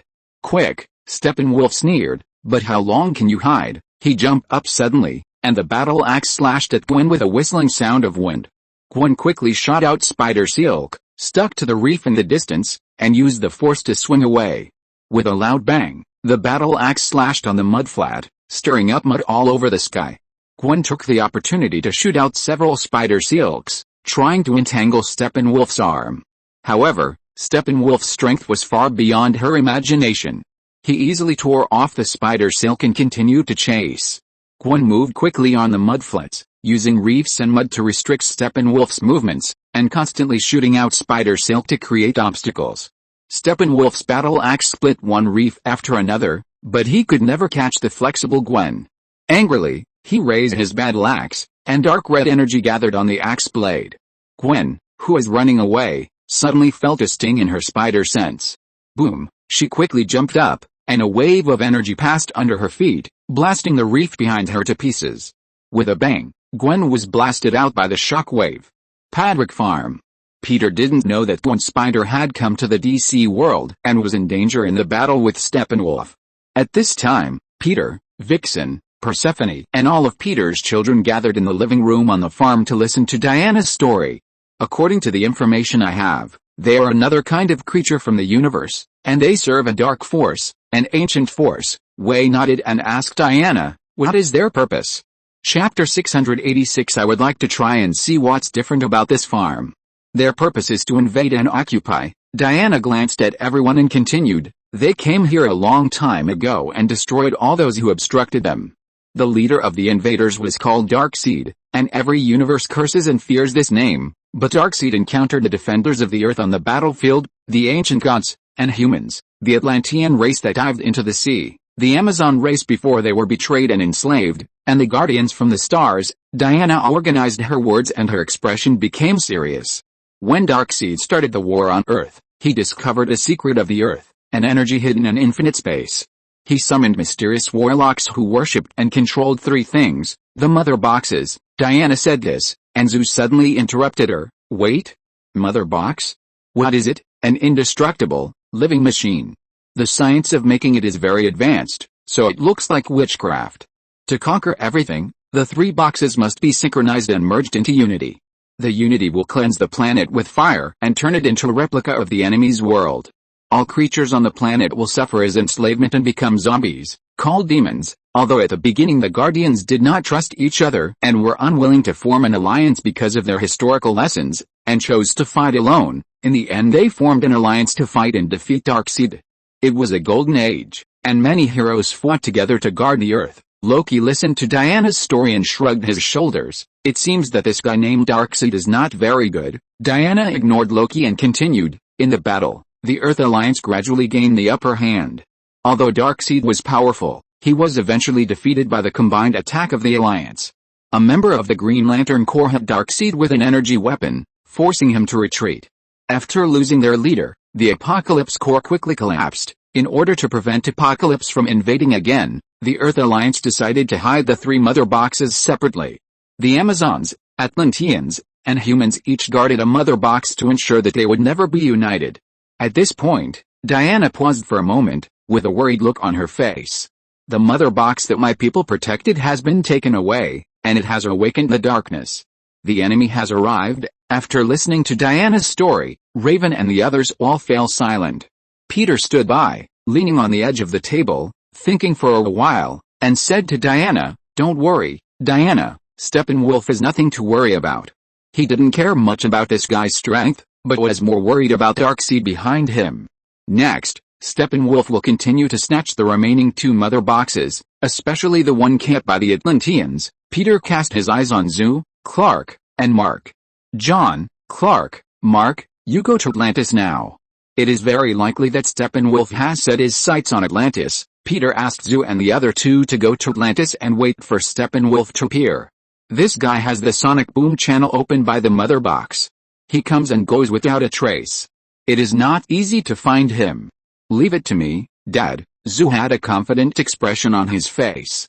This guy called Steppenwolf, I will make him regret coming to Earth.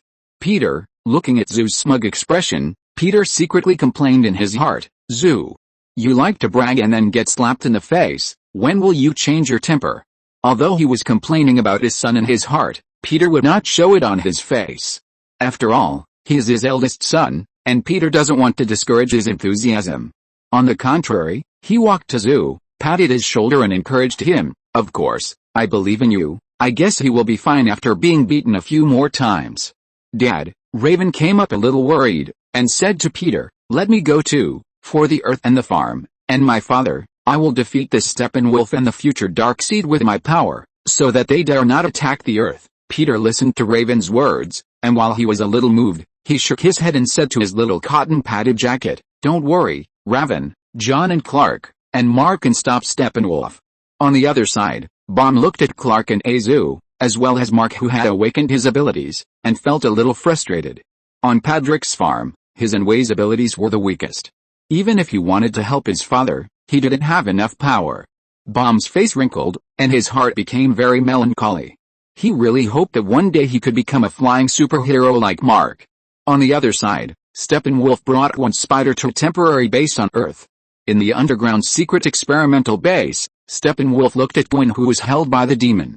At this time, Gwen's spider hood had been untied, revealing a tired and bleeding face. "It's amazing that there is such a powerful force hidden in your body." Steppenwolf stared at Gwen with cold eyes. "Now, tell me, who are you? And how did you get this power?" "No." Gwen, who was slightly panting, looked at him. "I have nothing to say to an ugly freak like you." Steppenwolf, angered by Gwen's spider, came over and grabbed Gwen's hair. "It seems that you don't know what kind of existence you have provoked. You want to make a meaningless struggle, but unfortunately, I won't let you do what you want." As he said this, he took out the mechanical bug that had interrogated the Atlantean before. The silver mechanical bug crawled in front of Gwen's spider, who was struggling hard. The mechanical spider's mechanical wall was placed on Gwen's head, and the needle part of the mechanical arm slowly inserted into Gwen's skin epidermis. Gwen, whose skin was pierced, groaned in pain. Soon the mechanical bug projected the scenes in Gwen's mind. In the ruins of the school auditorium, Gwen, wearing a spider uniform, hugged Peter Parker, who had transformed from a lizard man, with a painful face. "No, Peter, don't leave me." Peter Parker slowly reached out his hand and stroked Gwen's tearful face. "Sorry, Gwen, I just want to be like you. Special." No. Peter. Holding the lifeless Peter Parker, Gwen was completely surrounded by pain and despair, and she cried out. The scene changed. In the alley shrouded in the dark night, Rhino was attacking Gwen's father, George Stacy. Grabbing the car, Rhino threw it at George Stacy, who was shooting. With a loud bang, George dodged in a panic. "Don't worry about your daughter, Sheriff, I will have fun with your daughter," Rhino shouted at George, who was dodging in a panic while attacking him. At the critical moment, Gwen came over with a spider silk and punched Rhino in the face, knocking him out heavily. After getting rid of Rhino, Gwen faced her father and took off the mask on her face. Looking at his daughter with sweat on her face and a sad expression on her face, Sheriff George's face was full of disbelief. "Gwen, how could it be you?" He never thought that the murderer of Peter Parker, whom he had been pursuing for so long, would be his own daughter. It turned out that his daughter was Spider-Woman. Why is it you, Gwen?" Sheriff George asked her with a painful face. "You are a good sheriff, Dad," Gwen said in a calm tone. "Your badge and gun have been with you all your life, because you know that if you don't carry them, they will fall into the hands of people who don't deserve them." As Gwen spoke, her sadness spread instantly. "And this mask is my badge. If I'm not sure about its meaning, the evil will give it different meanings. This is where the world needs me." After she finished speaking to her father, she turned and left. Tears fell from the corners of her eyes. The memory projected by the mechanical spider afterwards was the memory of Gwen Spider in the world of the invincible young hero. Seeing Raven destroy the almighty guards with ease and the battle between Mark and Anissa, Steppenwolf was stunned. Gwen had watched the video of Raven and Mark fighting in the guard base. Peter Patrick. Steppenwolf soon learned from Gwen's memory projection that there was a guy named Peter Patrick on this Earth. This guy who came out of nowhere, his son and daughter actually possessed such powerful power. Who is he? Why didn't he know that there was a guy named Peter Patrick in other parallel worlds? A sense of uneasiness gradually spread in his heart. No. Even Peter Patrick and his children could not stop his plan, and he would never fail. Retracting the mechanical spider, Steppenwolf took a deep breath. Looking outside, a fierceness flashed in his eyes. Patrick's farm, he wanted to try it. What's different about this farm? Are you awake? In the mangroves, the Atlantean who slowly woke up and saw Oliver looking at him with concern. He wanted to move, but he felt waves of pain in his body. "You are seriously injured, it's best not to move. Although I don't know how to treat the injury, I found something to help you bandage up the wound," Oliver said a little embarrassedly, and took out the shorts he was wearing inside to help him bandage the wound on his head. At this time, the Atlantean didn't know that he was wearing underwear on his head. He coughed and thanked Oliver. Thank you, you saved me." "Right, no, it wasn't me, it was Spider-Woman." Chapter 687, The demonic army attacks Patrick's farm. "But now she's been captured by that monster," Oliver said in a very depressed mood. "She was covering for me," coughing. The Atlantean stood up, holding his chest. "Anyway, kid, thank you, you're welcome. I'm Oliver Grayson." Oliver felt that he had to introduce himself. Who are your parents, Oliver? The Atlantean asked Oliver.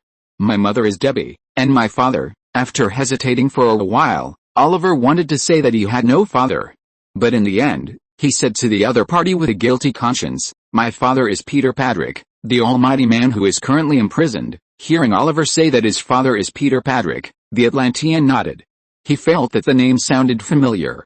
I'm Carsus, the Atlantean replied in a low and hoarse voice. From Atlantis. Oliver's eyes lit up immediately. Atlantis? Is that the underwater kingdom? So cool. Carsus forced a smile, but then frowned because of the pain of the wound. He looked down at his wound, and the blood was still oozing out. You're bleeding again, Oliver said in surprise, while frantically taking out a handkerchief from his backpack. Use this, my mother always asked me to carry this with me. Carsus took the handkerchief, pressed it on the wound, and gasped, thank you, little hero. When Oliver heard the other party call him a little hero, his face turned red. I'm not a hero yet, I just want to help. Carsus nodded, and his body visibly tensed up when he heard the voice coming from afar. We have to get out of here, he whispered to Oliver. That guy won't give up easily. We have to hide. Oliver nodded and said, I know a place where we can hide temporarily. He pointed deep into the mangroves. There is an abandoned hut there. Carthus hesitated, but seeing Oliver's sincere eyes, he finally nodded. Lead the way, little hero. The two walked through the mangroves, and the tide had risen to their knees. Oliver noticed that Carthus's wound began to heal slowly after coming into contact with the seawater. Wow, so cool, Oliver exclaimed. Can you heal in the water? Carthus smiled and said to him, this is the characteristic of us Atlanteans. Seawater is our source of life. Amazing, Oliver said excitedly. Can you tell me more about Atlantis? Carthus nodded. I'll tell you when we are safe. Now, we have to get out of here quickly. He was ready to hide for a while and then return to Atlantis quickly. Now the aliens are ready to attack the mother box, so he will go back to inform his people. Padrick Farm. Diana's golden headdress sparkles in the sunset.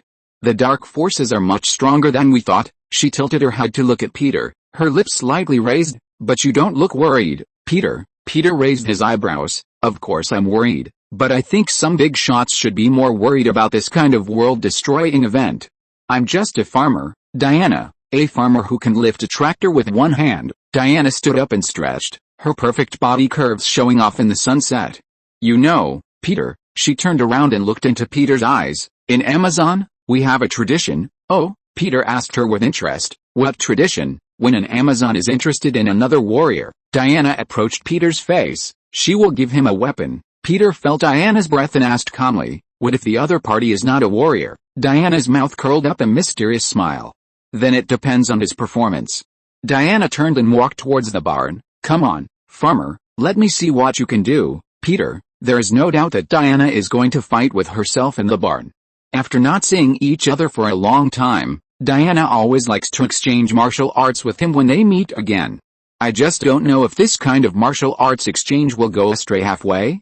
Peter coughed all over and asked her, are you challenging me, princess? Diana looked back at him with a playful light in her eyes. Maybe. Why, are you scared? Scared? Peter smiled. There's no word like scared in my dictionary. In the barn.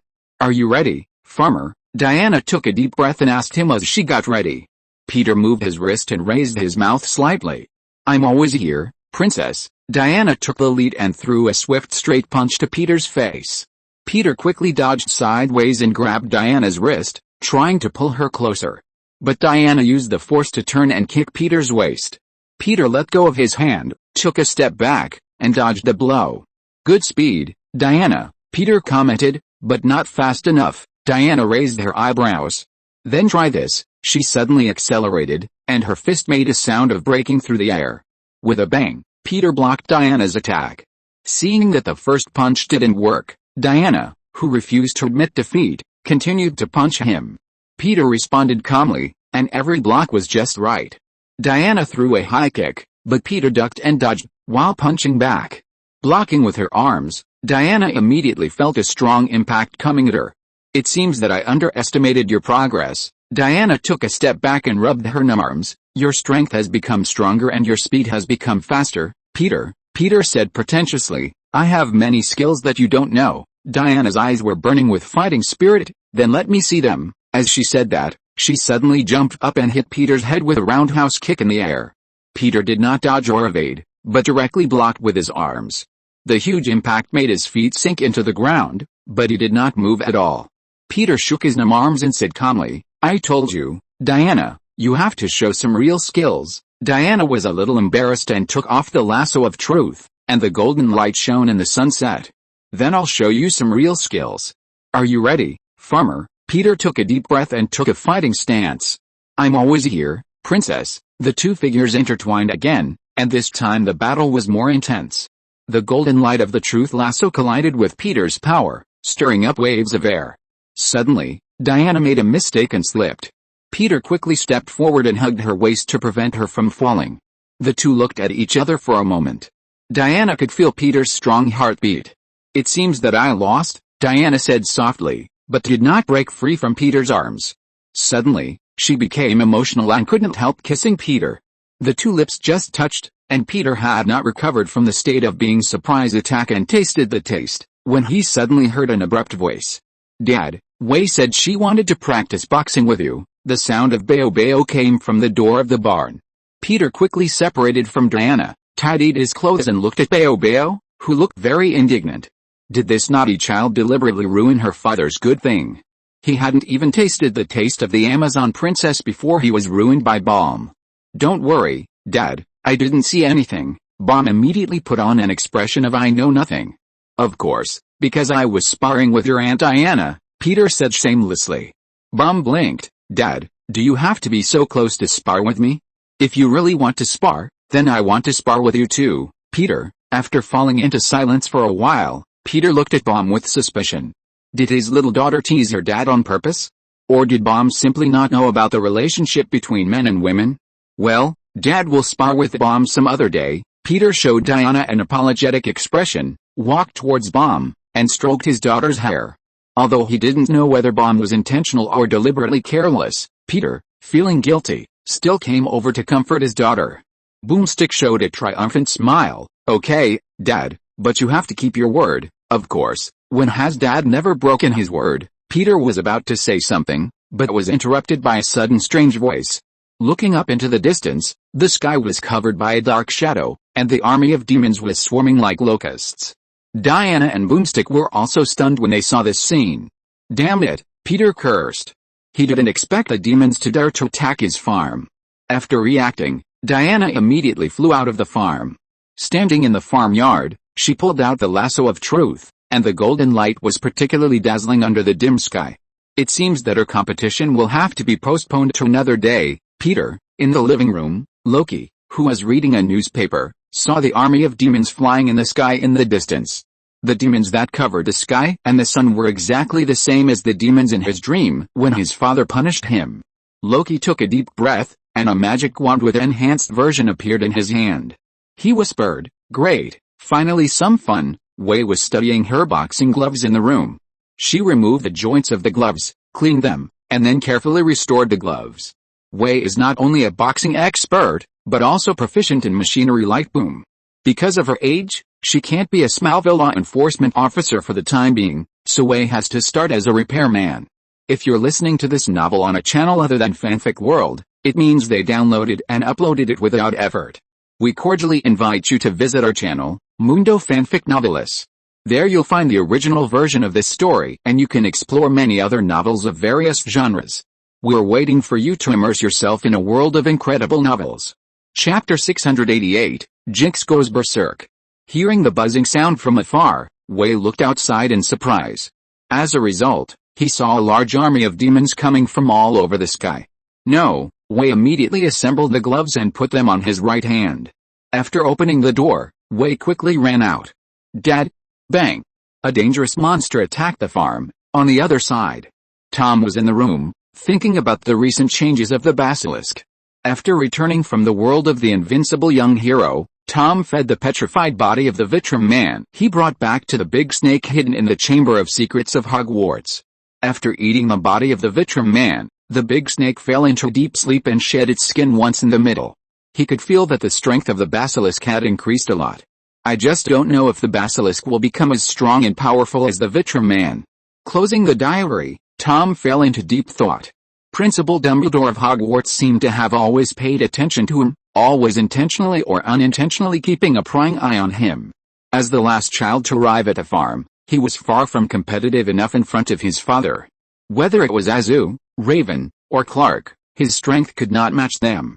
Tom was thinking, and suddenly noticed the dark shadows covering the sky and the sun coming from outside the farm.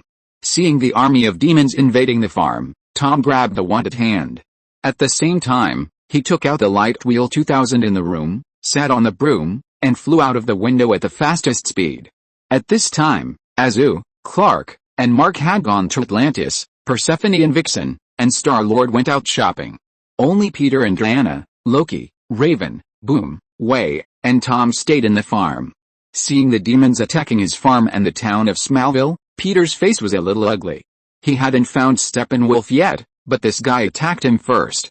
Diana, I need to go to Jonathan's farm. I'll leave it to you and the children, Peter said to Diana with a frown. He was worried that Jonathan, Lana and Neil would also encounter quasi-demons, so he planned to go and see them. In addition, Persephone and Vixen might also encounter quasi-demons. Diana nodded, just teach me. After Peter left, Diana stood in the middle of the farm, the golden lasso of truth flashing in her hand. The quasi-demon army surged like a black tide, and the piercing screams cut through the night sky. Countless quasi-demon monsters that covered the sky and the sun rushed over with roars. Facing the quasi-demon army, Diana's lasso of truth was like golden lightning, and with a bang it knocked the quasi-demon rushing in the front away. Diana made elegant and deadly movements, and every swing of her hand was accompanied by thunderous power. A quasi-demon rushed from the side, and Diana quickly turned around and blocked the attack with her wrist guard. Dang, the wrist guard collided with the quasi-demon's claws, making a piercing metal friction sound. Diana used the force to kick the quasi-demon away with a roundhouse kick. Diana, be careful, Riven's voice came to her after she joined the battle. Diana looked up and saw several demons swooping down from the sky. She gritted her teeth and quickly jumped up. The lasso of truth drew a golden arc in the air, knocking down the demons one by one. After landing, Diana did not stop and continued to charge forward. Her figure shuttled among the demons, and every attack was accurate and deadly. A demon tried to attack from behind, but Diana seemed to have eyes on her back and kicked it back. You monsters, Diana said coldly, you shouldn't come to my house to make trouble. Before she finished speaking, she suddenly accelerated and rushed to the place where the demons were most concentrated. The lasso of truth was like a golden whirlwind, knocking down all the demons around, and blood kept spurting out of the demons' bodies. Suddenly, a huge demon blocked her in front of her and roared at Diana. This demon was twice as big as other demons of the same kind, and covered with a thick shell. Diana's lasso of truth hit its body, but only left a shallow mark. Interesting, Diana smiled slightly, then put away the lasso of truth and took a fighting stance. The demon roared and rushed over. Diana nimbly dodged the attack and punched the demon in the abdomen with a bang. The huge impact made the demon retreat a few steps, but it quickly regained its footing. It seems that I have to use some real skills, Diana said, crossing her hands in front of her chest, and her wristband began to emit a dazzling light. The demon rushed over again, and Diana suddenly opened her arms. Boom! Amidst the deafening explosion, the wristband released a powerful energy wave, knocking the demon dozens of meters away. The huge demon fell heavily to the ground and could no longer get up. Swoosh! Tom, wearing goggles, rode on the Nimbus 2000 and flew in the army of demons that covered the sky. Avada, eat the big melon. The magic wand released a green killing curse that exuded the breath of death, and hit the demon like flying towards him heavily. The demon like that was hit by the killing curse wailed and fell to the ground. Then Tom suddenly accelerated and flew forward to avoid the demon like that was rushing over. But the army of demons was countless, and soon groups of demon-like demons came rushing over. Tom flew low and saw the demon-like rushing towards the house. His pupils shrank into a thin line, heart-piercing and bone-digging. The purple-red magic spell hit the target accurately. The demon-like screamed miserably and rolled on the ground. Tom did not stop casting. He let the pain continue for a full 30 seconds until the demon-like's internal organs poured out of its mouth. Not enough. Tom licked his lips and tasted the blood. His Nimbus 2000 swooped down, and the magic wand drew an arc, God's edge invisible. The invisible blade cut the three demon-like creatures in half, and purple-black blood splattered on the ground. Tom's skull robe was stained with blood. After dodging the demon-like attacks, he dived down. Avada Kedavra, A green light flashed, and the demon-like creatures that attacked Raven and Loki on the ground fell to the ground. But the next second, he was knocked to the ground by the demon-like creatures that had been flying towards him. With a bang, Tom rolled along the ground. Before he could stand up despite the pain, the demon-like creature that knocked him away rushed towards him who was lying on the ground. At the critical moment, Loki's staff released a magic spell energy, which instantly knocked the demon-like creature away. Walking in front of Tom, Loki stretched out his hand to him. "Can you still stand up?" Tom, biting his lip, grabbed Loki's hand and stood up with mixed feelings. "Thank you, these beasts won't let me stand up." On the other side, Bao had completely fallen into madness. Seeing the barn on the farm being set on fire by the demon-like attack, Bao's emotions exploded instantly. The flames of the burning barn danced in her red pupils. She remembered that on her birthday last year, Peter held her and sat on the newly painted pine beams. And now, the sharp claws of the demon-like are tearing up the wooden boards that carry memories. "You bastards!" Bao pulled out 3 pumpkin grenades from his waist, and BB's special was crookedly engraved on the metal shell. The mechanical glove of Wei next to him brushed past her ears and smashed the jaw of the demon-like who was rushing towards her. Wei's metal knuckles were dripping with purple-black mucus. Bao. 12 o'clock, Bao pulled open the pull ring and watched the grenade draw 3 orange-red parabolas in the air. With a bang, the air wave of the explosion blew away 5 demon-likes, and the burning pumpkin spice powder stuck to their shells. The air was filled with the smell of a caramel death. "Be careful on the left." Wei turned and kicked the attacker away, with teeth popping out of the joints of her gloves. "Dad taught you to save ammunition. Dad also taught us to protect our home." Boom threw out 2 more bouncing bombs and watched them bounce and explode among the group of demons. A shrapnel scratched her cheek, and blood dripped onto the copper pendant on her chest. It was a birthday gift from Peter that he made from scrap tractor parts. Amid the roar of the demons, Boom suddenly heard the groan of the broken top beam of the barn. She rushed over like crazy and stepped into the haystack that was emitting sparks. Wei's screams were drowned out by the explosion, but all that Boom could see was the oak beam with 20xx 6.15 Boom's first horseback right engraved on it. "Get out of my way." The girl pulled out her father's modified shotgun from the nano uniform given by Stark. Boom. Boom. Boom. 12 special incendiary bombs were fired within 5 seconds, and the nearest demon-like creature was blasted into pieces with blue flames. Wei rushed in from the back, and his mechanical boxing gloves unfolded into a fan-shaped shield. Bao, calm down, this is Daddy's farm. I'm going to kill them all." Boom fired the last round of ammunition, swung the hot barrel and smashed the demon-like compound eye. Boom, with bloodshot eyes full of anger, has completely transformed into Crazy Jinx. On the other side, Peter didn't know that the barn on the farm was destroyed again, and Boom had fallen into a rampage because of the destruction of the barn. At this time, he had rushed to Kent Farm, and sent Jonathan and Martha to Baron Winters' house through the space-time channel. This warlock, whom Peter met when Raven came, had the safest manner, so Peter thought of him. At this time, Baron Winters was sitting leisurely by the stove with a leopard Merlin, drinking coffee. Unexpectedly, the flames in the stove suddenly burned violently with a boom. Then he was confused to see Peter sending the 2 strangers over. Peter didn't have time to say hello to Baron Winters, and immediately returned to Smallville again. After a while, Baron Winters looked at Jonathan and Martha, who were also a little confused.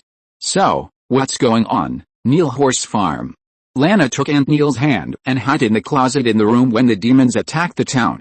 With a dull bang, a demon landed outside the door and pushed the door in with a creak.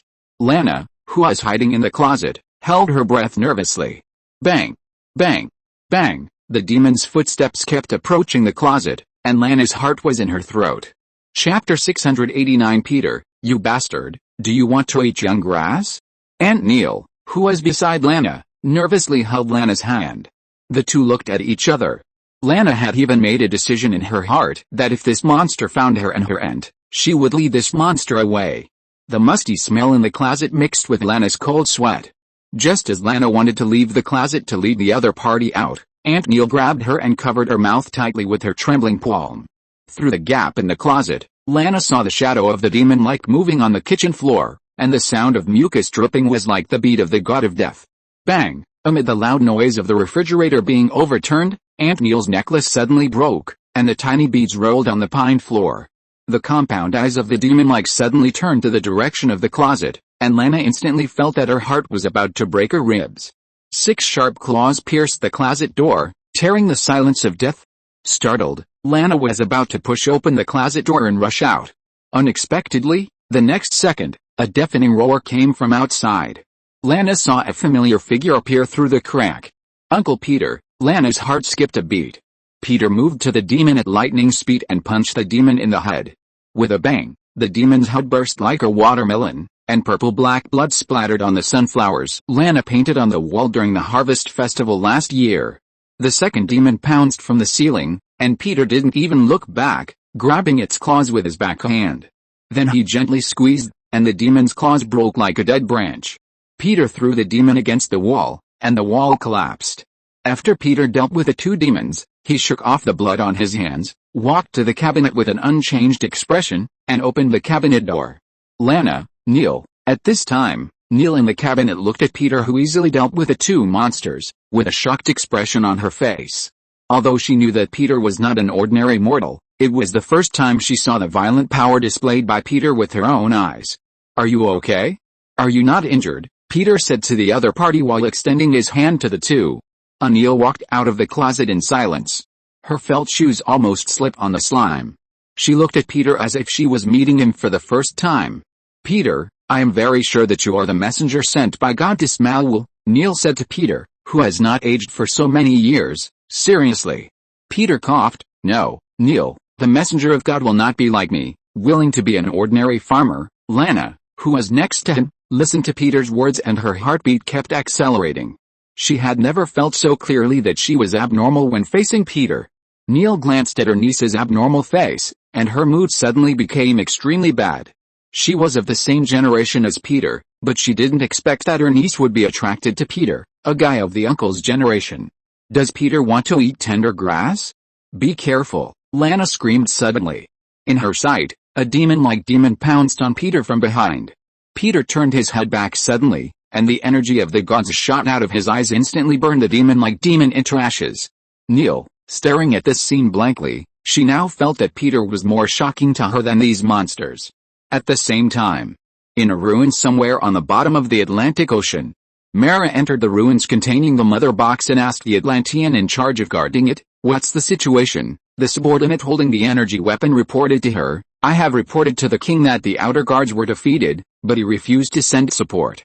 He said that all the armaments are needed in the riot area." Hearing the words of the subordinate, Mara gritted her teeth and said, "This guy, Prince Orm, is not only violent and cruel, but also short-sighted." At this time, Arthur Curry had not yet become the king of the Atlanteans. After experiencing the Battle of Metropolis with General Zod, this guy began to travel around the world. "Then gather all the people under our command to form a square to protect the mother box," Mara said with a serious expression. "Those unknown forces are coveting it." Her brows were furrowed, and her fiery red hair looked even more gorgeous in the seawater. "Maybe I should inform Peter." She had lived with Peter on the farm for a while, and as the object of the Thousand Cats dream, she dreamed of her own experience in the Flashpoint world. In the Flashpoint world, Diana chopped off her head with a sword. Fortunately, Peter changed the Flashpoint world line in the end and pulled the world line back on track. Now that she encountered such a big thing, Mara thought the safest way was to inform Peter. Buzz! Just as she was lost in thought, the mother box suddenly made a buzz sound. Then a silver energy column suddenly shot straight into the sky. The buildings around the ruins also began to collapse. "Go see what happened," Mara said to the Atlantean holding an energy weapon. The Atlantean nodded and turned to walk towards the mother box. Just as he walked in front of the mother box, a figure suddenly appeared from the shadow of the sea and rushed towards the Atlantean. Bang! The Atlantean in the sea rolled and smashed out.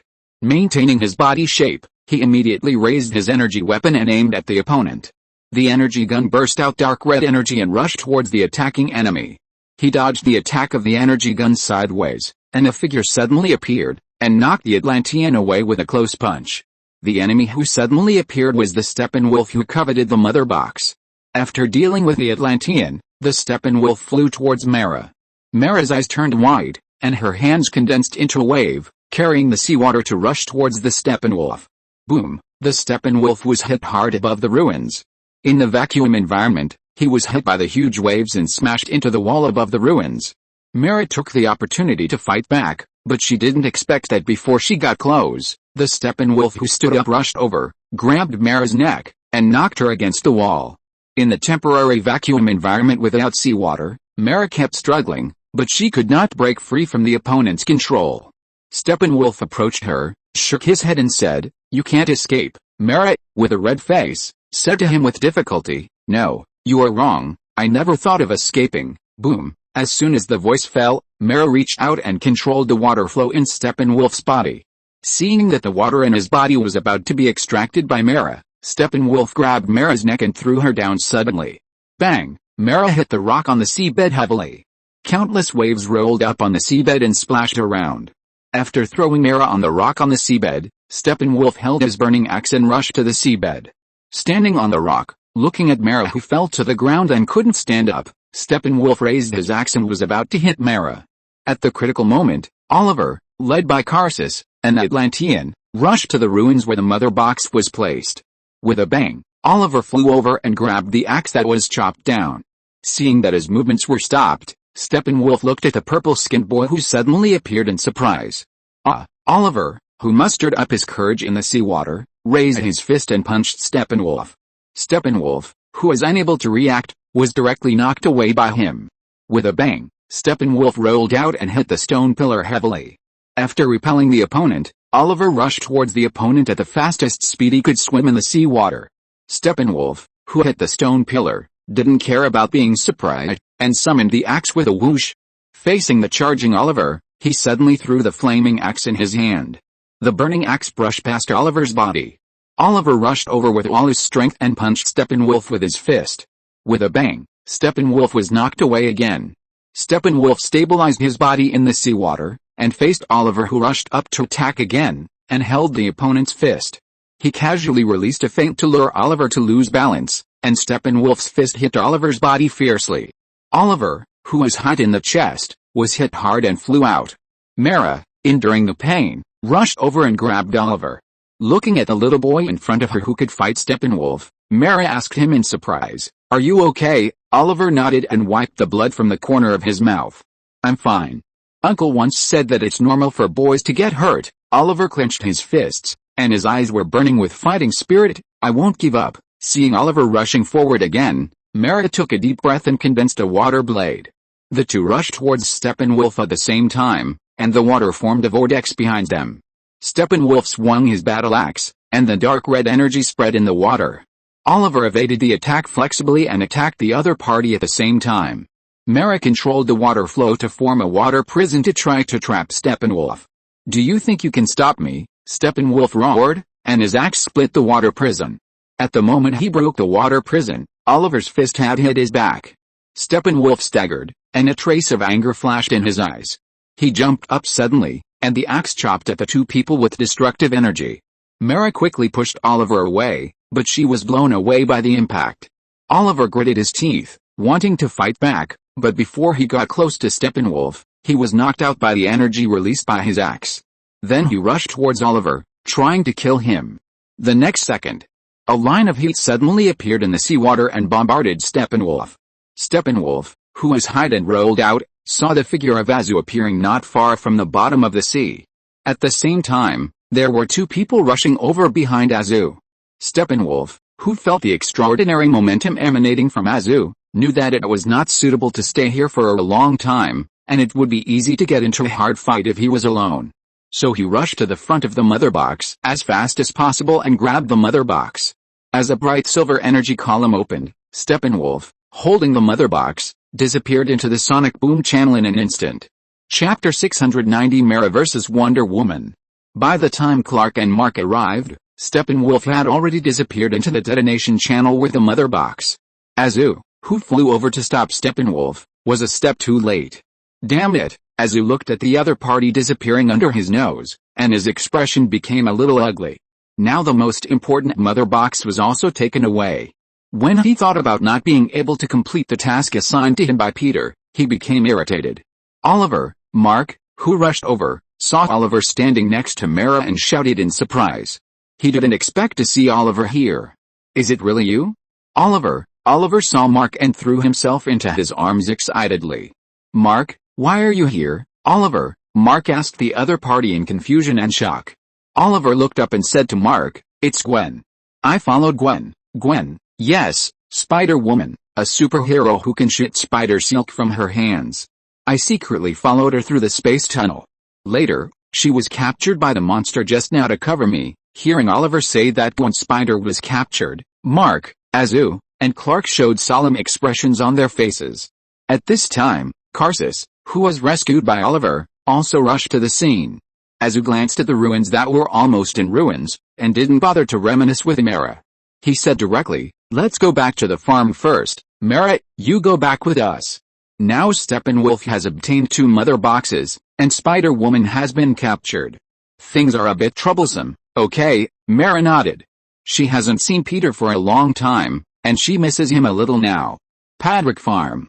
After sending Lana and Neil to Baron Winters' house, Peter returned to the farm. Looking at the barn that had collapsed and turned into ruin in front of him, Peter's lips twitched. Is there so much disaster in my barn? All the attacking demons have been killed, and the bodies of demons are all lying on the ground. There are even pieces of demon bodies scattered in different places on the farm. Bomb is holding a gun, looking at the barn with red eyes and panting. Diana, Raven and Loki are slowly walking towards him.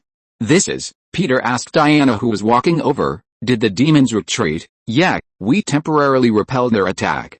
The only regret is that the farm was destroyed." Diana showed a regretful expression on her face.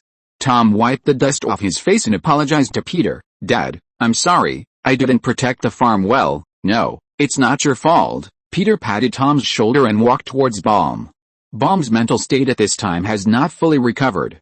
His eyes were bloodshot and he stared at the collapsing building. He didn't see Peter walking over at all. It wasn't until Peter put his hand on her shoulder that Baum reacted. She turned around and rushed towards Peter, as if she wanted to vent her anger. Bang! Peter caught Bao Bao and hugged her in his arms. "It's me, Bao Bao, it's Daddy. Okay, everything is over, it's okay. Daddy is here." Feeling his daughters trembling in his arms, Peter whispered to comfort his little girl. He didn't expect that the destruction of the barn would be such a big blow to Bao Bao. It is estimated that because the barn also treasures Bao Bao's memories, she cares so much. Fortunately, Bao Bao was not born before Azu and Clark. Otherwise, when she saw Azu and Clark destroying the farm again and again, wouldn't she be crazy and fight with him? Bao Bao was in Peter's arms, and his emotions gradually stabilized under his comfort. She choked and said to Peter, "I'm sorry, Dad, I didn't protect our home well." "No, you did a good job." Peter lifted Bao Bao's head and wiped the tears and blood from her face. "You did a good job, Boom. You fought off those monsters, didn't you?" "But, the barn collapsed," Boom said with a choked voice. "I could have protected it. The barn can be rebuilt if it collapses. Don't forget that Raven and Tom can use recovery magic. Compared to the barn, the most important thing is that you are okay." Peter looked into his daughter's eyes and said slowly, "No matter how important other things are, the value of this farm, the world tree, and the barn is insignificant compared to you. You, my daughter, I wouldn't trade you for anything." Hearing Peter say that she wouldn't trade herself for anything, Boom's heart was filled with warmth, and the guilt in her heart gradually dissipated. She felt that her father was the best father in the world for her. She gently pressed her face against Peter's chest. "Me too, Dad, you and I wouldn't trade you for anything." Under the setting sun, Peter held Boom in his arms and bathed in the sunset glow. Raven and Loki, Diana, and Tom, with different moods, cast their eyes on Peter holding Boom. "Dad, we're back, soon." Zoo and the others returned to the farm with Mara and Oliver. Peter was shocked to see Mara, whom he hadn't seen for a long time, and Oliver from the world of the invincible youngster. "Mara? Oliver?" Oliver flew over excitedly when he saw Peter, whom he had been looking for a long time. Seeing Peter holding Boom in his arms, he didn't dare to rush over, but still said to Peter excitedly, "Great, Uncle Peter, I finally found you. You're looking for me." "Yes, I secretly followed Spider-Woman to this world, but she was captured by the bad guy named Steppenwolf to cover me." Listening to Oliver's story, Peter frowned. He asked, "Naughty child, Oliver, do your mother and the invincible youngster know that you ran away from home?" Hearing Peter's words, Oliver's expression became a little uneasy.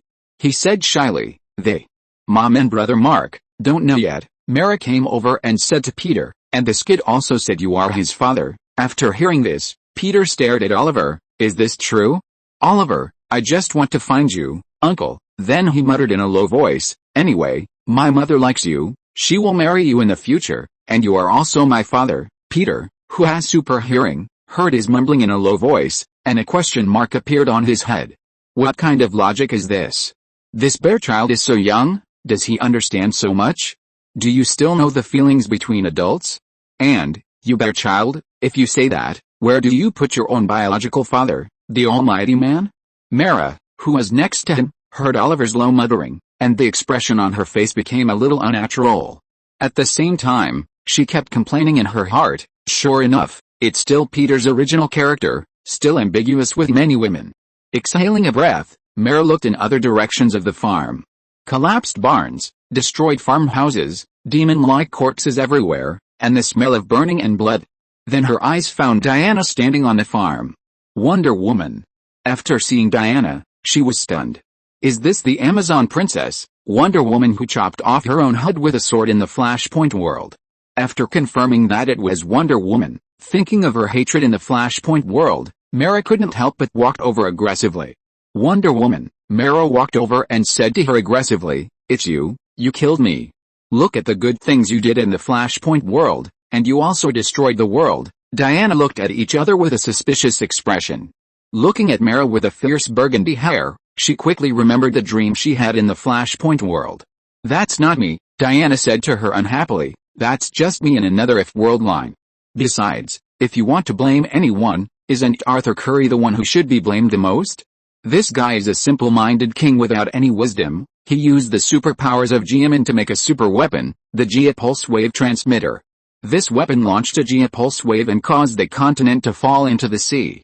He is a completely cold-blooded person. Your husband is the one who should be condemned the most." "My husband." Mara became even angrier when she heard Diana say that the other party was her husband. "He is not my husband. I have no close relationship with him. It's you. You secretly built a boat in the Flashpoint world out of curiosity and went out to sea. Not long after the journey began, you were attacked by a sea monster. Then Aquaman arrived and drove away the sea monster.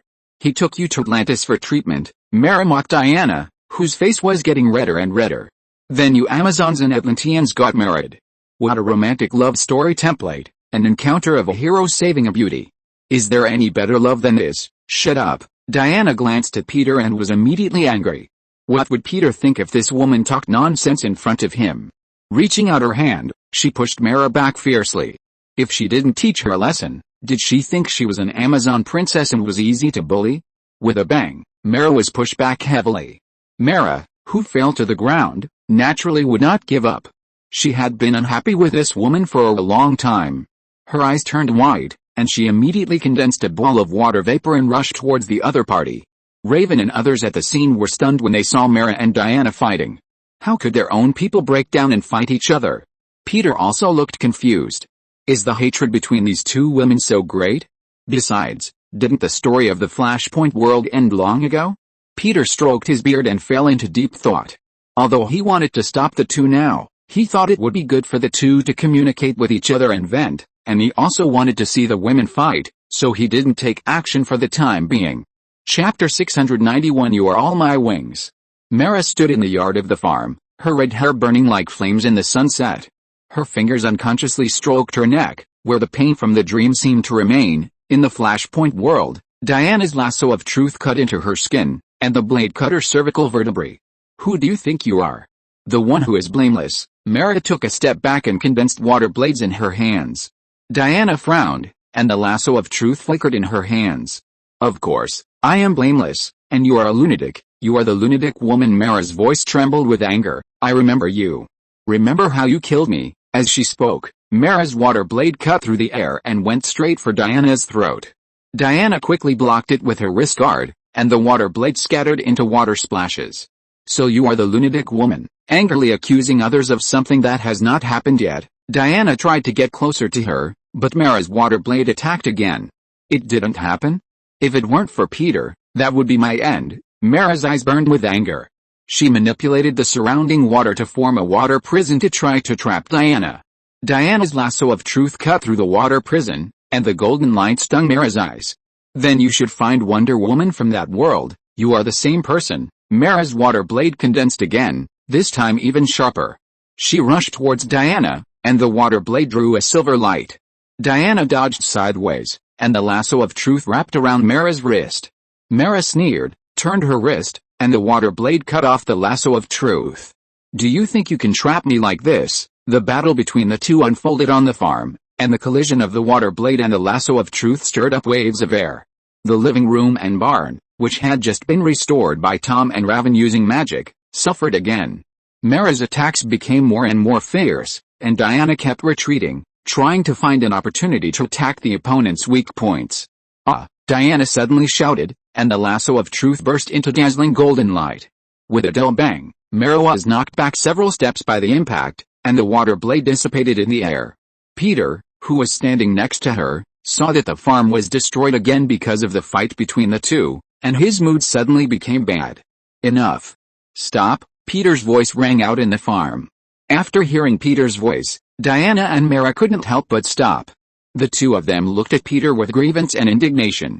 Peter covered his forehead with a headache. After a while, he raised his head and said to the two of them, "Okay, Diana, Mara, we have more important things to do. Let's put aside your conflict for now. You are all my wings. You can't be damaged by the conflict now. Besides, it's not your fault what happened in the Flashpoint world." Diana and Mara asked him together, "Whose fault is it?" Peter thought for a while and said to the two of them, "It's all the fault of that kid Aquaman." At this time, Aquaman Arthur Curry, who was eating fish stew with potato chips in a tavern in a seaside town in Eastern Europe, suddenly sneezed. "Who is cursing me?" Arthur rubbed his nose and whispered to himself. On the other side, when Steppenwolf stepped into the base, he held the mother box he had taken from the bottom of the sea tightly in his hand. There was still a salty smell of seawater on his armor, and the blood on the battle axe had dried up. Shortly after entering the base, he immediately received a report from his men. The demon-like army that went to attack Patrick's farm had failed. No, impossible. In order to deal with Peter and his many children, Steppenwolf sent most of his demons. As a result, the demons were almost completely destroyed. How is this possible? He was a little bit unbelievable, and immediately asked his men to retrieve the footage of the demons invading Patrick's farm.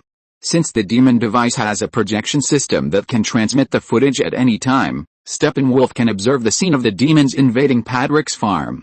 Looking at the demons in the projection, which were cut in half by the lasso of truth thrown by Wonder Woman, and fell in pieces under the magic energy attack of Loki and Tom, his face became more and more ugly.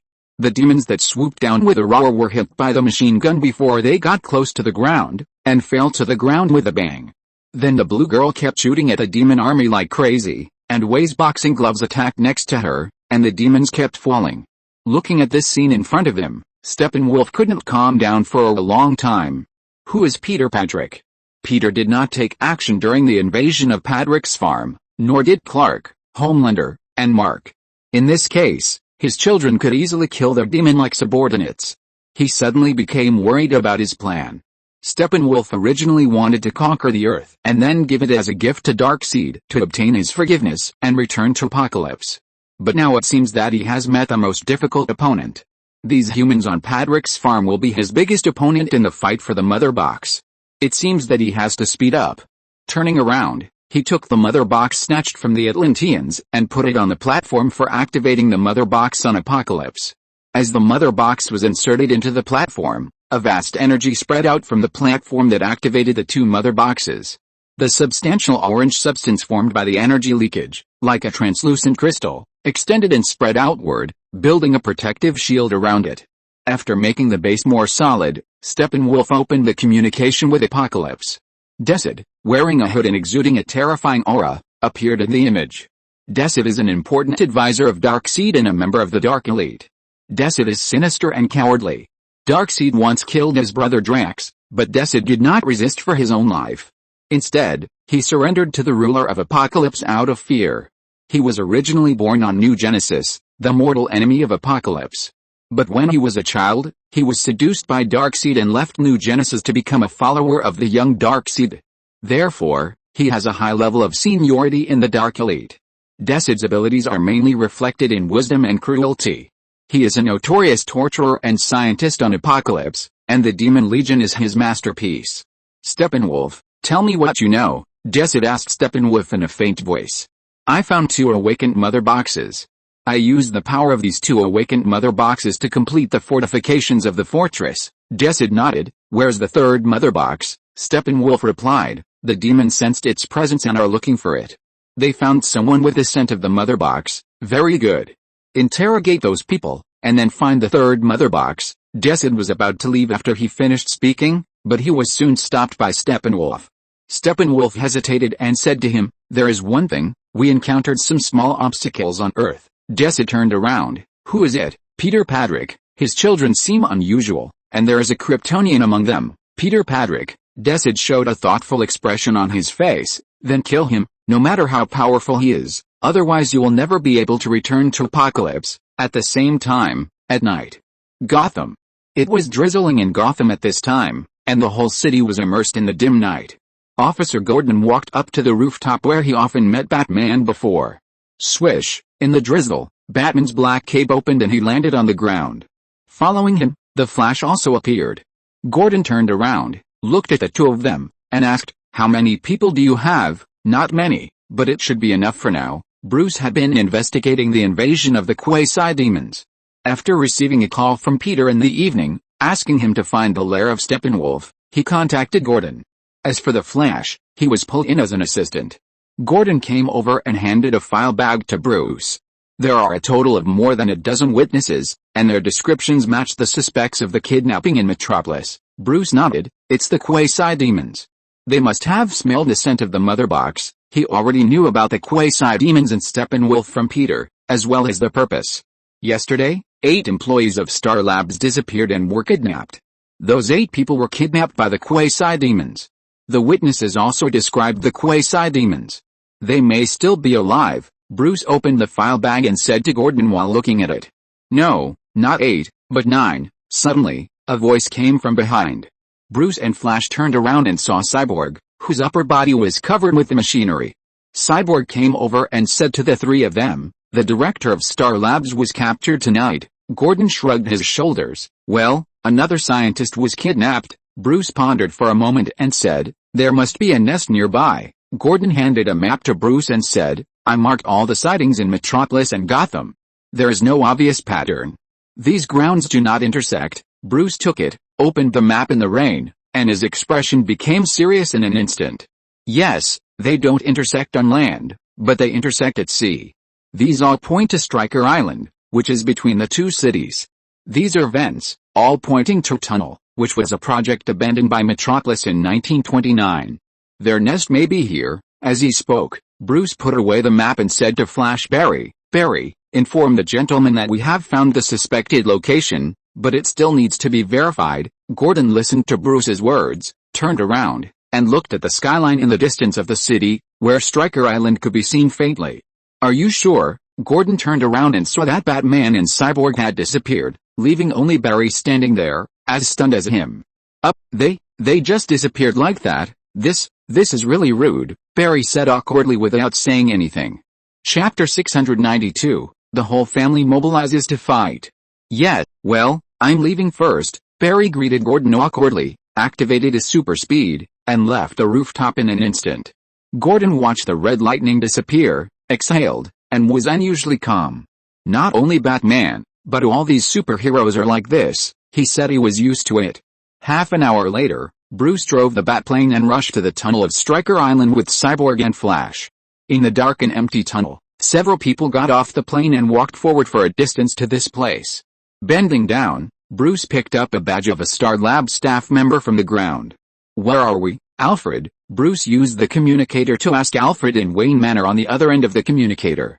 Stryker Island should be right below the tunnel ventilation tower, Alfred said to him in the communicator. Master, look to the left, you will see the stairs leading to the machine room, and the thermal scan shows that there are a group of people there. Bruce cast his eyes in the direction Alfred pointed and nodded. Well, that's it, let's go. Bruce took Barry and Cyborg and quickly rushed to the destination in the tunnel in the direction pointed by Alfred.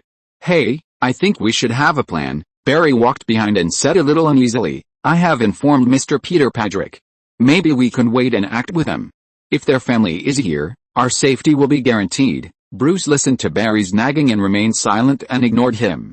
The newly joined cyborg was not familiar with Batman and Barry. He had just become a superhero not long ago and was not familiar with the style of these superheroes.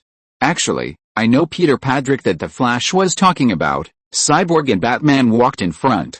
He hesitated for a moment and said to Bruce, I once had a dream. In the dream, our world was facing destruction because of the battle between the Atlanteans and the Amazons, and I became a superpower hired by the US government and was trying to summon heroes to stop them. As the object of the Thousand Cats dream, Cyborg also dreamed of the story that happened in the Flashpoint world. The experiences of his other self in the Flashpoint world have been constantly playing out in his dreams. Listening to Cyborg's words, Bruce also remembered his own experiences in the Flashpoint world. The face of his father, Thomas Wayne, reappeared in front of him. Well, maybe that wasn't a dream, it was just another world, another parallel world, a world where the ending after an accidental situation was different from the current world. After Bruce finished speaking, he suddenly stopped and made a silencing gesture to Cyborg. Barry also felt a faint sound coming from next door and immediately stopped. Several people entered an abandoned room and heard a sound coming from the next room. I'm tired of your silence. Tell me, where's the mother box? No, please, don't hurt me. I still have a family. Then you have a weakness. Listening to the voice from the next room, Bruce whispered to Barry and Cyborg, it's Steppenwolf. I know. Barry had an expression that said, I guessed it was the bad guy. Then he said with some frustration, I hope so much now that Mr. Peter is here, or Homelander, Superman, or other Kryptonians. As long as there is a superhuman, we can solve him. Bruce ignored him and said directly to Cyborg, go around to the other side. We will surround them from both sides, and then launch an attack. Cyborg nodded, looked at the next room and stood up. In the interrogation room, Steppenwolf was holding a middle-aged man's neck. The mechanical spider penetrated into the middle-aged man's skin and projected a three-dimensional image of the mother box. Steppenwolf squeezed the man's neck. You smell like the mother box. I'm sorry, I don't know what you're talking about. No, of course you know. Steppenwolf lifted the man up. If you don't tell me, then you're ready to die. Let him go. He doesn't know anything. A voice suddenly sounded, and the captured Silas Stone, Cyborg's father, stepped forward to stop Steppenwolf. Steppenwolf cast his eyes on Silas. You are more sensitive to the smell of the mother box on you. Tell me, where's the mother box? Throwing the staff member of the Star Lab in his hand on the ground, Steppenwolf walked towards Silas, grabbed him and lifted him up into the air. Tell me the whereabouts of the mother box. No, not unless I die, Silas said through gritted teeth. Very good, then you go and die. With that, Steppenwolf threw the man to the ground with a bang, and was about to raise his axe to kill Silas directly. No, seeing that his father was about to be killed by Silas, Cyborg finally stood up, moved to his father's side with a bang, picked up his father, and avoided the attack of Steppenwolf's axe. Victor, Silas didn't expect his son to come to save him. He thought Cyborg only hated him. Victor was originally a star football player, but a car accident caused Cyborg, who had always been other people's children, to be severely disabled. In order to save his son's life, Cyborg's father used the mother box to rebuild Cyborg's body, which was also the source of Cyborg's superpower to enter all network systems. But Cyborg hated his father for transforming himself into this body, even though he knew that his father had no other way to save him. But he knew that he resented his father on the surface because of his father's transformation of his body, but the real reason was that he was always full of complaints and confusion about his father, who was busy with work and neglected to take care of the family. This is why he really resented his father. Now, seeing that his father was willing to sacrifice himself in order not to tell the secret of the mother box, Victor finally couldn't help but save his father. At this time, his resentment towards his father also disappeared by half. Kill them. Steppenwolf frowned when he saw the sudden appearance of Cyborg, and ordered his men to kill Silas and Cyborg. Oh, no. We have to go. Barry, who saw this scene, stood up. Although he knew that now was not a good time to start a fight, there was no way now. With a loud bang, the explosion-proof door of the laboratory suddenly exploded into pieces. Batman's grappling gun was the first to nail into the ceiling. He rushed in quickly and threw out 3 batarangs during the fall. The first one was bounced off by Steppenwolf's battle axe, the second one released high-frequency sound waves, and the third one unfolded into an electromagnetic net in midair. Now, Batman's roar sounded at the same time as the sound of Flash running. Barry Allen turned into red lightning and moved quickly towards Cyborg and Silas. When Steppenwolf's battle axe chopped at him, Flash had already retreated to the back of the machine 30 meters away with Silas in his arms. Seeing his father being rescued, Cyborg immediately launched an attack on Steppenwolf. "Asshole! Go to hell!" Cyborg roared, and the plasma cannon on his left arm began to charge. Facing the sudden rush of Batman and the other two, Steppenwolf did not panic. The remaining demons under his command rushed towards Bruce and the other two. Looking around, Steppenwolf's eyes reflected the situation of being besieged on three sides. With a bang, he inserted the battle axe into the ground, and the dark energy pulse shattered all the glassware. Batman's cape fluttered in the energy storm and was blown away with a bang. He fell to the ground and immediately threw out a microbomb, which accurately stuck to the joint gap of the demon that rushed over. With a boom sound, the demon was thrown directly away. "Barry, rescue all the experimenters," Batman shouted to him while fighting with the demons that continued to rush over. "As fast as you can." Barry nodded, turned into a red lightning, grabbed the experimenters and quickly left the scene. Cyborg's pupils suddenly shrank into a data vortex. That was the upgrade state set by his father when he was dying in a car accident. The machine in his right hand instantly reorganized into a tuning fork shape and launched a sonic attack on Steppenwolf. Steppenwolf's armor began to vibrate at a high frequency, and purple energy seeped out of the cracks. The roaring Steppenwolf drew out his battle axe and chopped at Cyborg, but was stopped by Bruce, who was using an energy gun. The energy gun fired, blocking his attack trajectory. Steppenwolf grabbed Bruce's arm with his backhand and threw him to the ground with a bang. Then he picked up the axe on the ground and attacked Cyborg fiercely. While Cyborg dodged sideways, his other hand fired an energy attack. Bang! The energy passed by Steppenwolf's arm. Steppenwolf, who was close to him, grabbed Cyborg's arm and threw him against the wall with his backhand. With a bang, Cyborg fell heavily to the ground. Then a group of demons rushed up to control Cyborg. Batman on the other side also hesitated. "Master, wait, the plane will be here soon," Alfred's voice sounded in the communicator. "I'm afraid I can't wait, I have to think of another way." Bruce casually knocked away a demon, but the demon that pounced from behind him knocked him out heavily. Turning over, Bruce was about to continue fighting when he didn't expect a portal to suddenly open here. Looking at the rotating portal, Steppenwolf stopped moving and looked at it with a puzzled look. Peter, Raven and others walked out of the portal slowly. Steppenwolf was shocked to see Peter, Diana, Mara, Vixen, Azu, Clark, Mark, Raven, Loki, Star-Lord, Boom and V, Tom, and Oliver walking out of the portal. Basically, the entire Padrick family was mobilized and all appeared at the scene. Barry looked at the spectacular scene, opened his mouth wide, and muttered to himself, "This guy is going to be miserable." Chapter 693, Steppenwolf was beaten into a husky. Cyborg stared blankly at Peter, who suddenly appeared, as well as the members of the Family Guy, with his mouth wide open in astonishment. Peter walked out of the portal, looked at Steppenwolf standing not far in front of him, and narrowed his eyes slightly. Zoo took 2 steps forward, with a slight red light flashing in his eyes, aiming at Steppenwolf. Zoo was very upset that this guy escaped from him last time and embarrassed himself in front of Peter. Clark cast his sights on Steppenwolf. Is this Darkseid's subordinate from Apocalypse? He suddenly remembered that in the dream he saw about the future, he killed Darkseid before returning to Earth to betray the Godfather. Could it be that Darkseid is the ultimate villain? Clark fell into deep thought. "You?" Steppenwolf looked at Peter standing in the center of the Padrick family, and asked him with a shocked face, "Are you Peter Padrick?" "Yes, I am Peter Padrick." Peter took a step closer to the other party, looking at the guy who sent the demon to attack his farm. "He is also the one who ended your life?" "Now, the traitor of Apocalypse, the former betrayer, the lackey of Darkseid, the Ant, seeming in front of you, why don't you kneel down?" Steppenwolf originally called Cyborg, Bruce, and Barry ants, and now heard Peter call himself an ant and let him kneel down in front of him. Feeling humiliated, he could no longer bear it, raised his axe and chopped at Peter. "I will let you know the price of angering me." Steppenwolf, whose body turned into lightning, moved in front of Peter in an instant. Raising the axe, he roared and chopped at Peter fiercely. Dang! As a result, a figure moved in front of Peter at a faster speed in the next second. With a loud bang, Steppenwolf's axe hit Clark's shoulder heavily. Clark, who was now wearing a Superman uniform, looked at the axe on his shoulder that did not hurt him at all, shook his head, and said to Steppenwolf, "Your strength is too weak.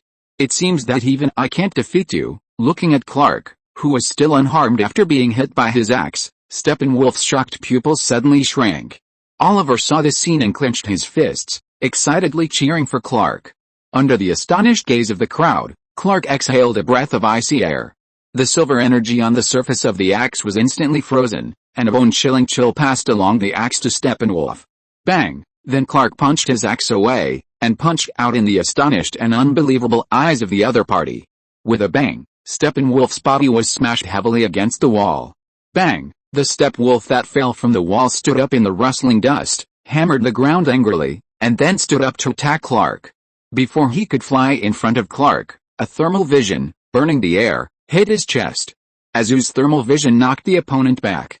Bang! The Steppenwolf that hit the wall dodged sideways to avoid the continuous attack of Azu's thermal vision. The thermal vision that continued to burn the air, and it only stopped after penetrating the wall. The Steppenwolf, who endured the pain, activated his super speed and rushed towards Azu on the ground. Mark, as the third person on the battlefield, also joined the battlefield and attacked the Steppenwolf. Swoosh! Using the dynamic vision capture ability of the Vitrum people, the Steppenwolf's movements became slow in his eyes. Mark raised his fist and punched the Steppenwolf on the chin as he passed by the Steppenwolf sideways. The Steppenwolf, who was punched in the chin, suddenly felt a sharp pain. With a bang, he was hit hard by Mark's punch into the ruins of the building. With a deafening sound, Steppenwolf's body smashed into the ruins.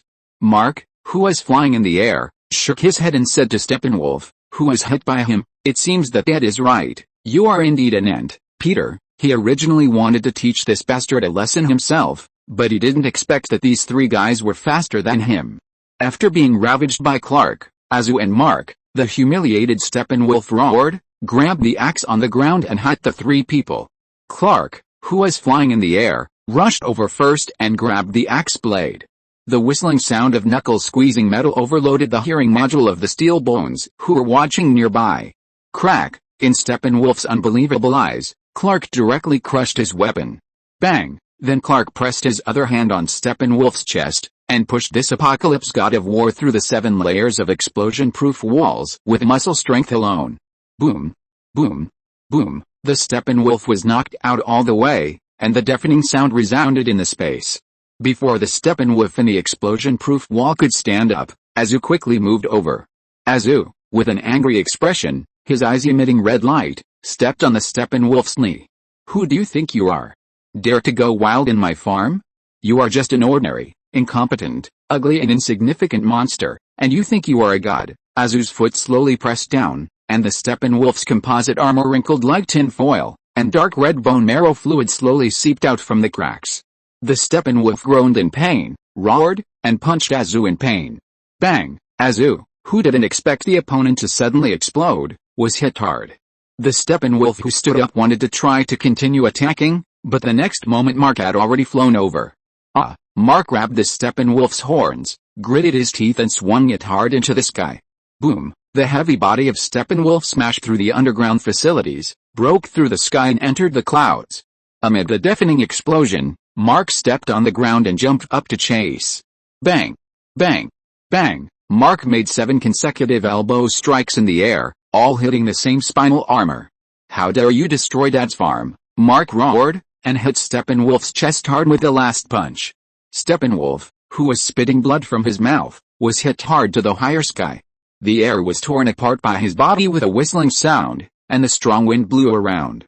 Before he could adjust his body in the air, Clark's hot vision suddenly attacked. Steppenwolf, who was rolling in the air and felt severe pain in his body, was knocked out again. Ugh! Steppenwolf's roar was quickly stuffed back into his throat by Clark. Clark, who was flying over with a whistling sound, pinched his mandible and pressed it to the ground.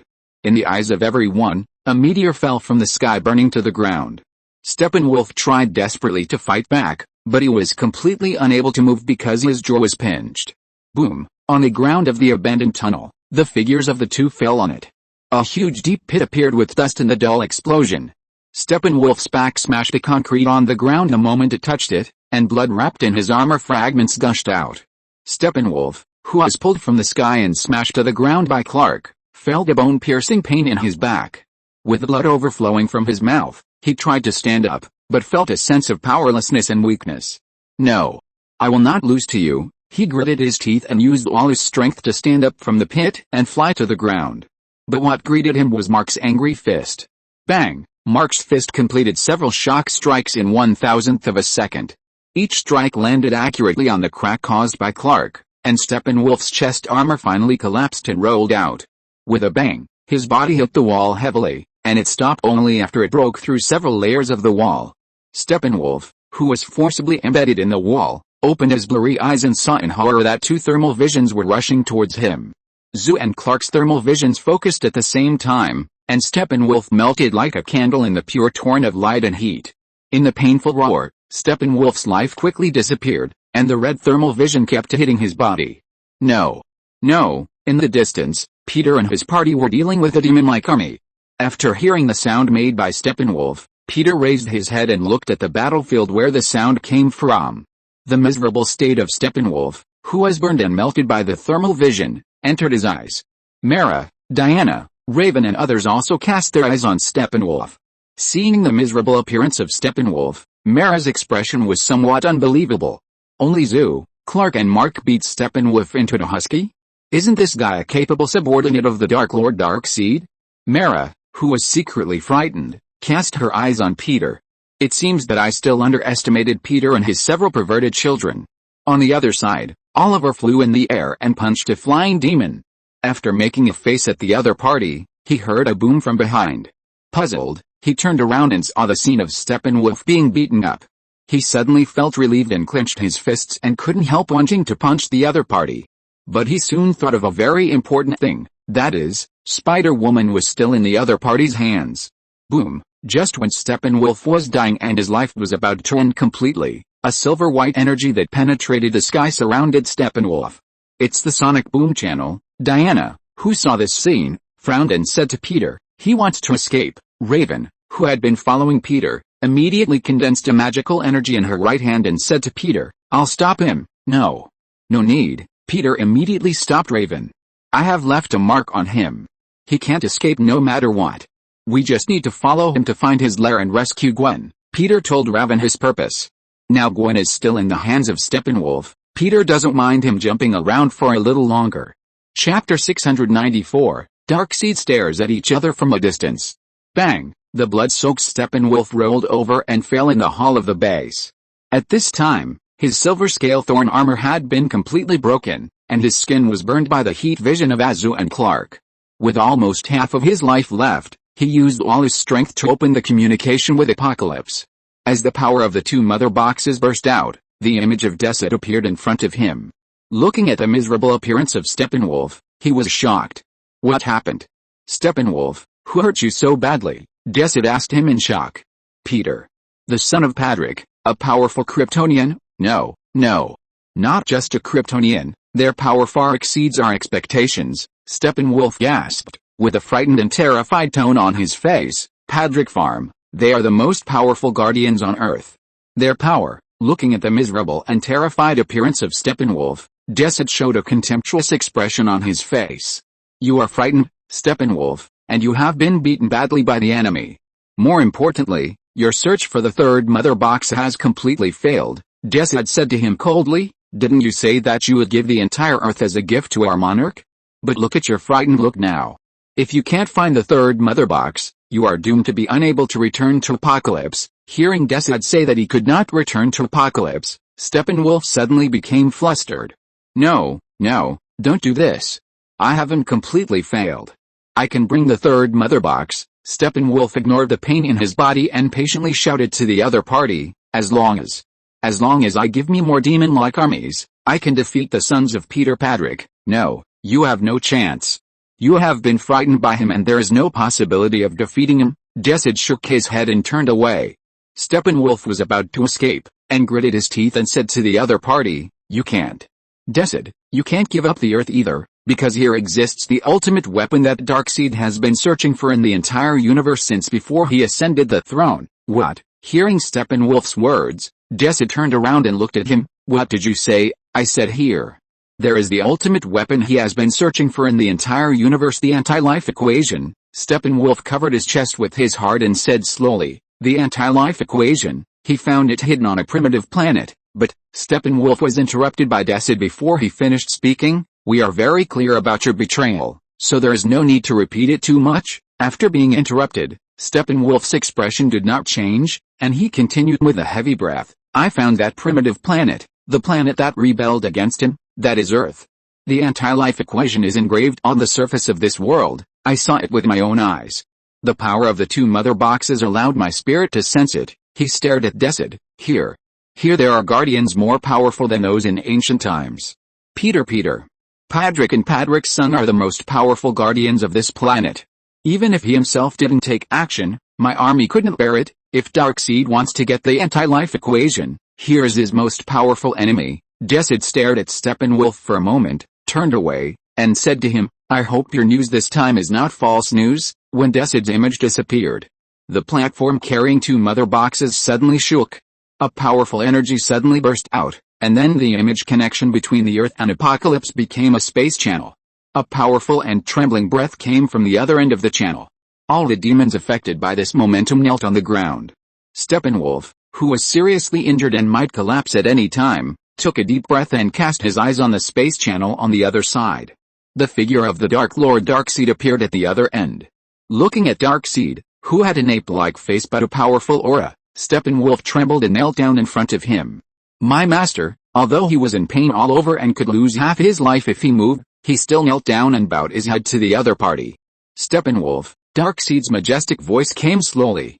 Steppenwolf bowed his head and said, Master, I am just your humble servant. Who is it? Who made you so embarrassed? Darkseid asked him. It's the son of Peter Padrick. Steppenwolf panted slightly and replied, the power they possess is enough to become our greatest enemy. Peter Padrick. Darkseid nodded, I see. You said you found the anti-life equation. Yes, I found him, Supreme. The lost planet is the Earth, and the anti-life equation is here. Darkseid stared into his eyes. I burned 100,000 worlds just to find the anti-life equation and those who deprived me of my glory. The Peter Padrick you mentioned, no matter who he is, use all your means to defeat him, and then I will come in person and take away the life equation. Steppenwolf was shocked to hear that Darkseid would come to Earth in person. You are going to come to Earth in person, Supreme? But Earth is not the world we know. It has changed a lot. That Peter Padrick fear and uneasiness flashed in Steppenwolf's eyes. Before he finished speaking, he heard a voice behind him. Yes, I'm here. Hearing Peter's voice, Steppenwolf turned around in shock and looked at Peter. He didn't expect the other party to follow so quickly. Darkseid was at the other end of the passage, staring at Peter, who was slowly walking towards him with a cold expression. Puff. The next second, Steppenwolf's chest was suddenly pierced. Feeling a sharp pain, he lowered his head and looked at the trident exposed in his chest in disbelief. Holding the trident in his hand, Azu, who was standing behind Steppenwolf, raised Steppenwolf inserted on it. Bang! Clark, who flew over, punched Steppenwolf in the chin and knocked him forward heavily.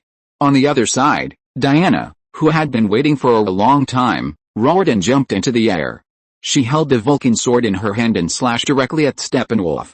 Surrounded by the rage of revenge, she only had one thought at the moment, that is to avenge the dead Amazon sisters. Steppenwolf, flying in the air, felt the time around him slow down in the stinging pain. He watched Diana roaring, and the Vulcan sword slashed at him. No, Steppenwolf, who felt death approaching, had not yet made a sound of unwillingness, but his head was cut off by Diana's sword. The body of Steppenwolf, whose head and body were separated, passed through the transmission channel and entered the world of Apocalypse at the other end. Darkseid stepped on the rolling head of Steppenwolf. Crack! Darkseid looked at Peter at the other end of the channel after crushing Steppenwolf's head with one foot. Diana, Azu, and Clark slowly walked to Peter's side. Diana, with an angry face, looked at Darkseid and his men on both sides. Azu held the trident, pinched his waist with one hand, and looked disdainful. Clark looked at Darkseid with a frown. At the same time, the demons in the base were solved, and Peter's children who were rescued by Gwen were also driven over. Raven took a deep breath and condensed a ball of purple energy in her right hand, ready to fight Darkseid at any time. Star-Lord, Loki, and Tom looked at each other at the other end of the passage with serious eyes. Boom raised his boom gun and aimed at Darkseid. making a bang sound with his mouth. V stared at Darkseid and clenched his gloves. Bruce looked cold and solemn. Darkseid looked at Peter expressionlessly, and swept his eyes over Peter's children one by one, especially staying on Clark for a few seconds. The two sides looked at each other through the passage opened by the mother box. No one took the initiative to cross the passage and enter the other side. After staring at each other for a while, Darkseid took the initiative to close the passage. As the passage closed, Peter and the others disappeared from his sight. Darkseid was silent for a moment, and said to Darkseid, "I told you that Steppenwolf would definitely fail. Even if he hadn't met Peter Patrick, he would still not have succeeded." "Yes, you did say that." Darkseid put his hands behind his back and turned around. He encountered a powerful enemy that he had never met before, an enemy that he could not cope with, and the other party played him in the palm of his hand. "Master, the mother box has now been obtained by them, and Peter Patrick has become the guardian of the Earth. How are you going to take back your great trophy?" Darkseid still said in a tone without much emotion, "The anti-life equation has been found, Darkseid. I will snatch it at all costs. Even Peter Patrick and his children can't stop me." He clenched his fists. "I will use the most ancient way to snatch it back, on the other side." Seeing the passage closed and Darkseid disappearing from his sight, Peter also breathed a sigh of relief. This guy is the overlord of the multiverse. If he comes now, it will be difficult to deal with. Even if he can be defeated, the price he pays will not be small. Looking at the extremely weak Gwen Spider, Peter raised his eyebrows and stretched out his hand to her. "Are you Spider-Woman?" "Yes, I am Spider-Woman. You can also call me Ghost Spider. Thank you for saving me." Gwen stretched out her hand a little awkwardly and shook hands with Peter. She did want to meet Peter, but she didn't expect to meet him in this way. Spider-Woman was captured alive and then rescued. How embarrassing it was for her. If you're listening to this novel on a channel other than Fanfic World, it means they downloaded and uploaded it without effort. We cordially invite you to visit our channel, Mundo Fanfic Novelis. There you'll find the original version of this story and you can explore many other novels of various genres. We're waiting for you to immerse yourself in a world of incredible novels. Chapter 695, Gwen Spider on the Roof. Moonlit chat with Peter. If she could, she wanted to escape from here immediately. Or find a crack in the ground to crawl into. Or tell Peter that her strength was not as weak as he thought. In fact, she had solved the multiverse crisis and stopped the heirs from hunting the spider totem. But soon Gwen thought that her strength was indeed very weak compared to Clark, Azu and Mark. She had just seen with her own eyes how Steppenwolf, who easily defeated her, was defeated by Clark and others. "I've heard of you." After Peter shook hands with her and let go, he said to Gwen, "I often hear the name of Spider-Man, and I also heard that the Spider-Woman in a parallel world is a drummer in a high school band, young and lively. I think that should be you." Peter naturally heard of the name of Gwen Spider. Before he crossed over, Gwen Spider's popularity was the highest among many Spider-Men. As far as he knew, Gwen Stacy was from Earth 65. Her father was a sheriff and she was a drummer in the Mary Jane Band. In the Earth 65 universe, Gwen replaced Peter Parker as the one bitten by the spider. Peter Parker in this universe was bullied because of his weak body and nerdy personality, and he relied on Gwen to protect him every time. But this did not stop him from being smart and kind as a Peter Parker. He regarded Spider-Gwen as his goal and wanted to be a righteous person like her who could help the weak and fight against the strong. So he developed the lizard serum, but after taking it, he lost control due to the side effects and turned into Lizard Man. Spider-Gwen accidentally caused Parker's death in order to stop him from hurting his classmates and citizens. Then Gwen Stacy fell into deep self-blame and sadness, and was wanted by the police for suspected murder of Peter Parker. Gwen's mood suddenly became much better when she heard Peter talk about his origins. "Cool, I didn't expect I was so famous in the multiverse.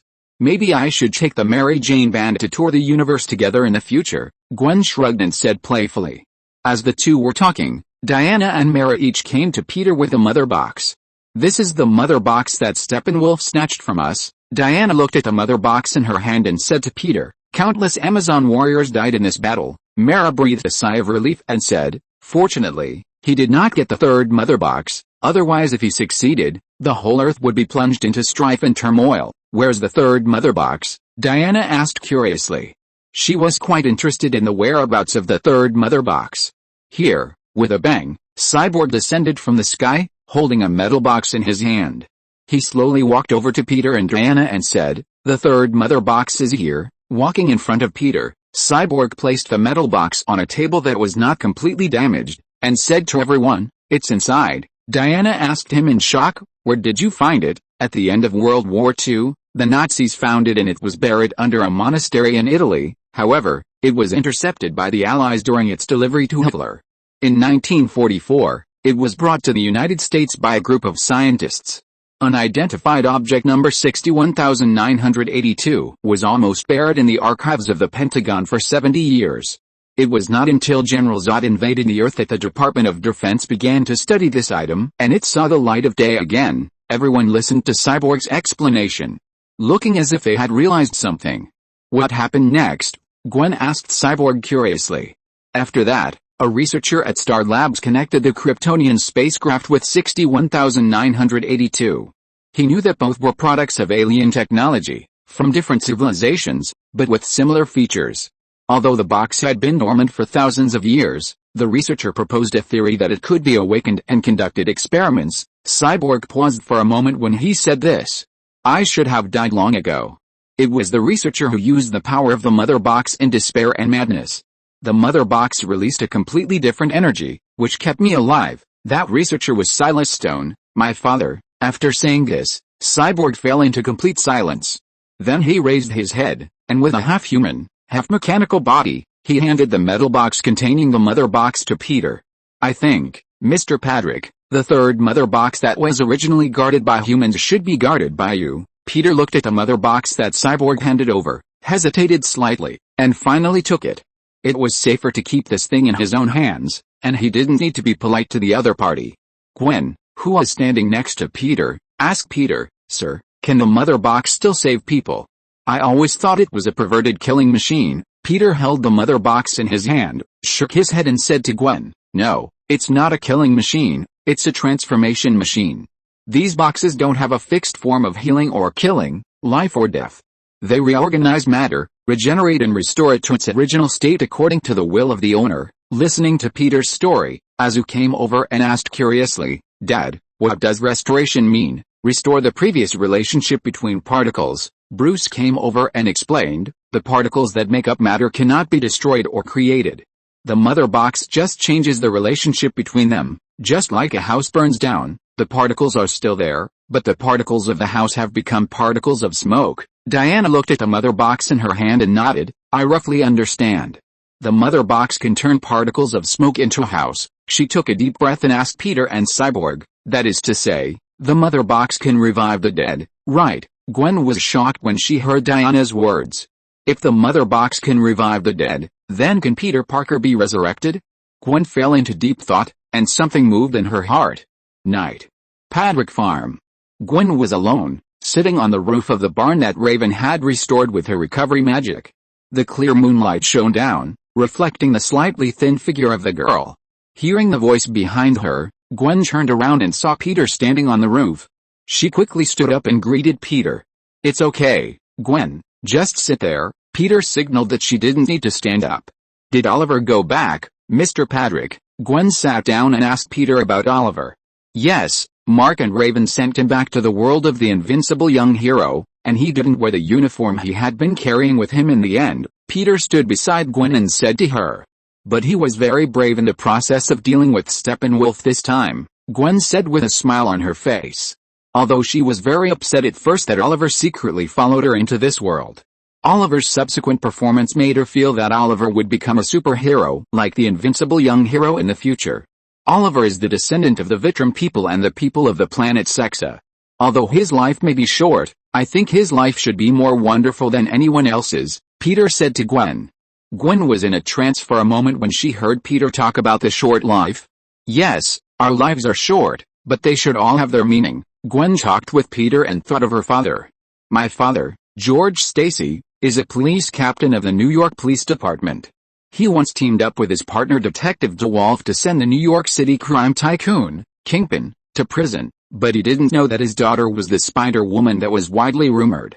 After Peter Parker's death, as someone who had watched Peter grow up, he also felt heartbroken and angry. Ben Parker and May Parker were also his good neighbors for more than 10 years. Therefore, He publicly stated on behalf of the New York Police Department that the spider killer who killed Peter Parker would be arrested. Peter sat beside her and listened to Gwen's story quietly. After a while, he said to Gwen, "I guess the father must have been very conflicted when he finally found out that his daughter was Spider-Gwen." Gwen supported her chin with both hands and looked up at the moon in the sky. "Yes, in order to avenge Sheriff George, Murdoch, Daredevil, was instructed by Kingpin to hire Rhino to assassinate him, trying to kill two birds with one stone. While eradicating the sheriff, he also won over Spider-Gwen, who was regarded as an enemy by the police.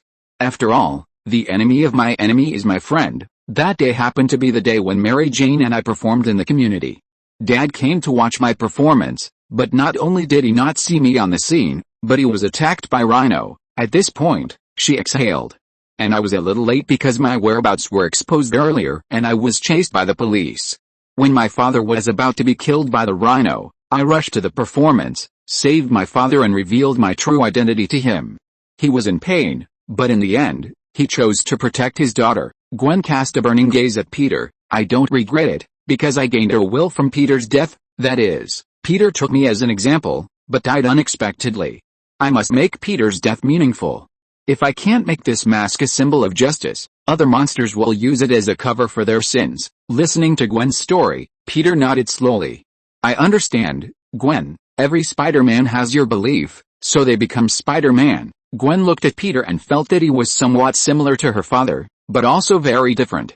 "Sir, I actually envy Raven, Boom, V and the others, because their fathers not only treat them as their daughters, but also as heroes who can save the world." Chapter 696 Mark and the Four Subspace Vendors.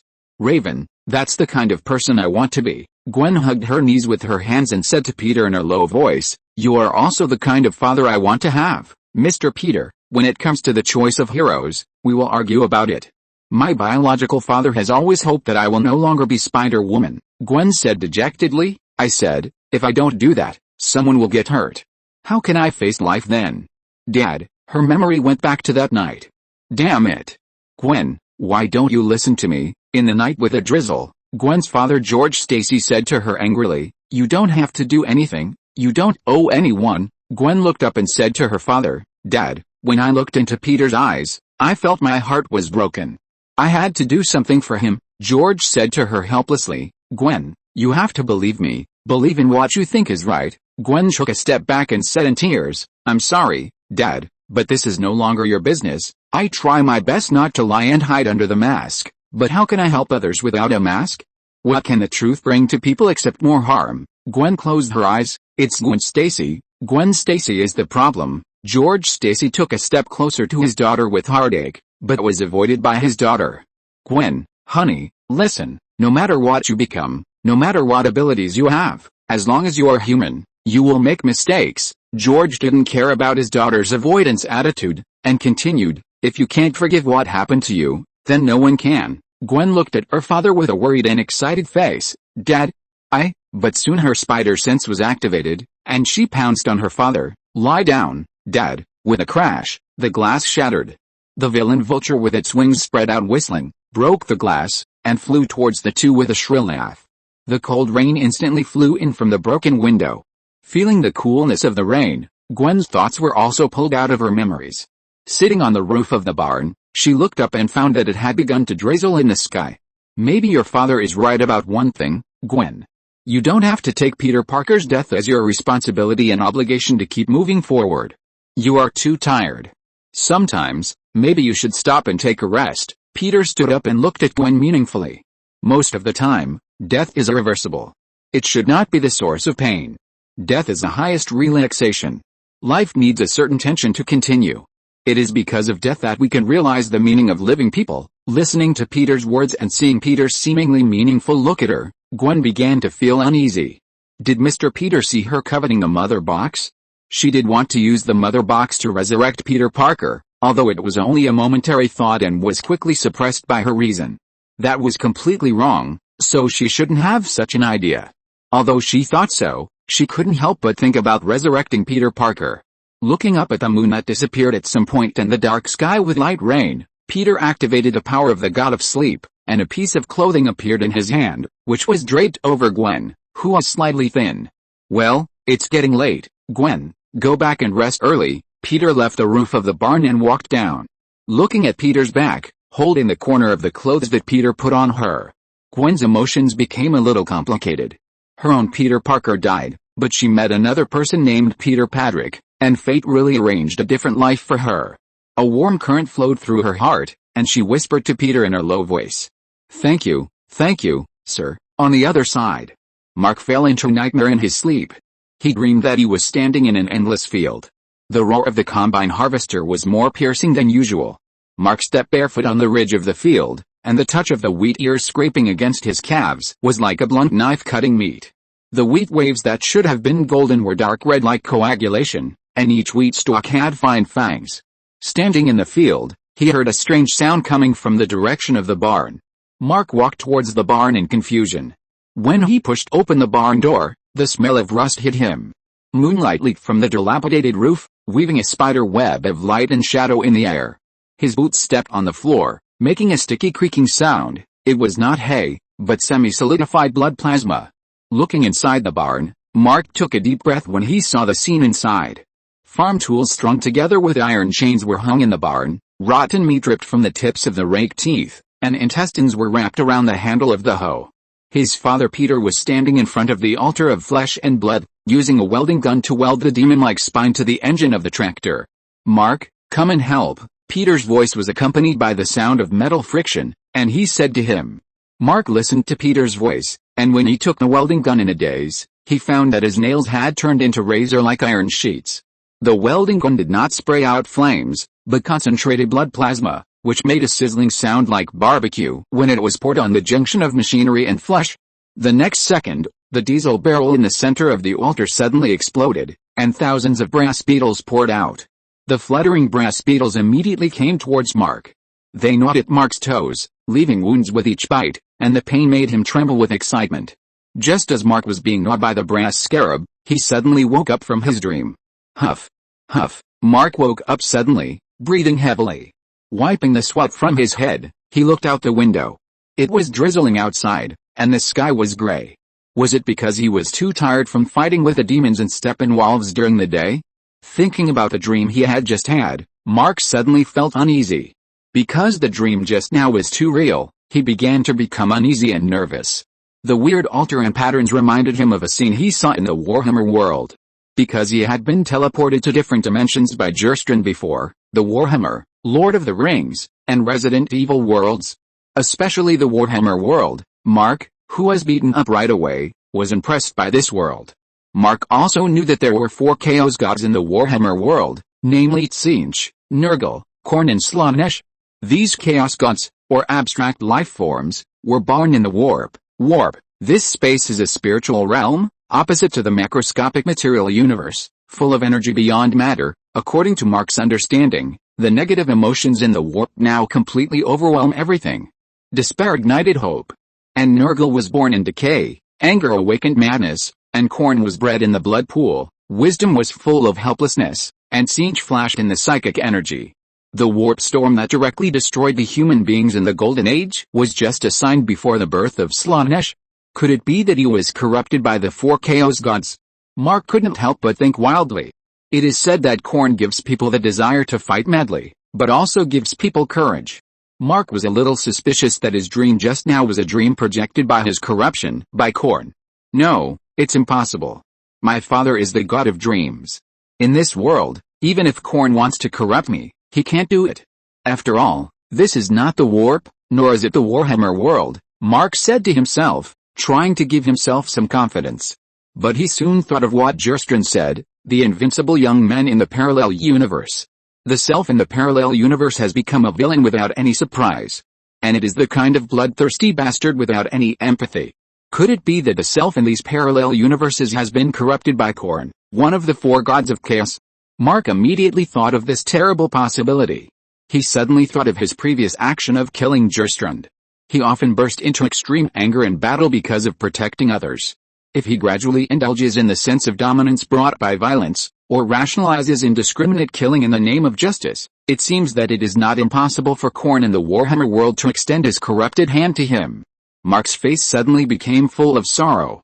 Should I tell my father about this? If I am really corrupted by corn, will I become the villain Mark in the parallel world who kills innocent people? Mark took a deep breath and fell into deep worry. The next day, early in the morning, Peter didn't know that Mark had fallen into the trouble of corn. He was watching TV. The TV program was reporting the news that the town of Smallville suffered a biological attack. The invasion of the demon-like army turned into a biological attack under the cover of the government. So, Steppenwolf was defeated just like that. Mara still had a feeling of unreality. At present, yes, Peter looked at her. Although Darkseid behind him will definitely not give up. Gwen sat next to Peter, dealing with the Chinese roast chicken on the plate, raised her head and glanced at Azu, Clark and the absent-minded Mark, and said, I believe that even if that guy comes, he will not get any good, Mr. Peter. Probably, Peter said without comment.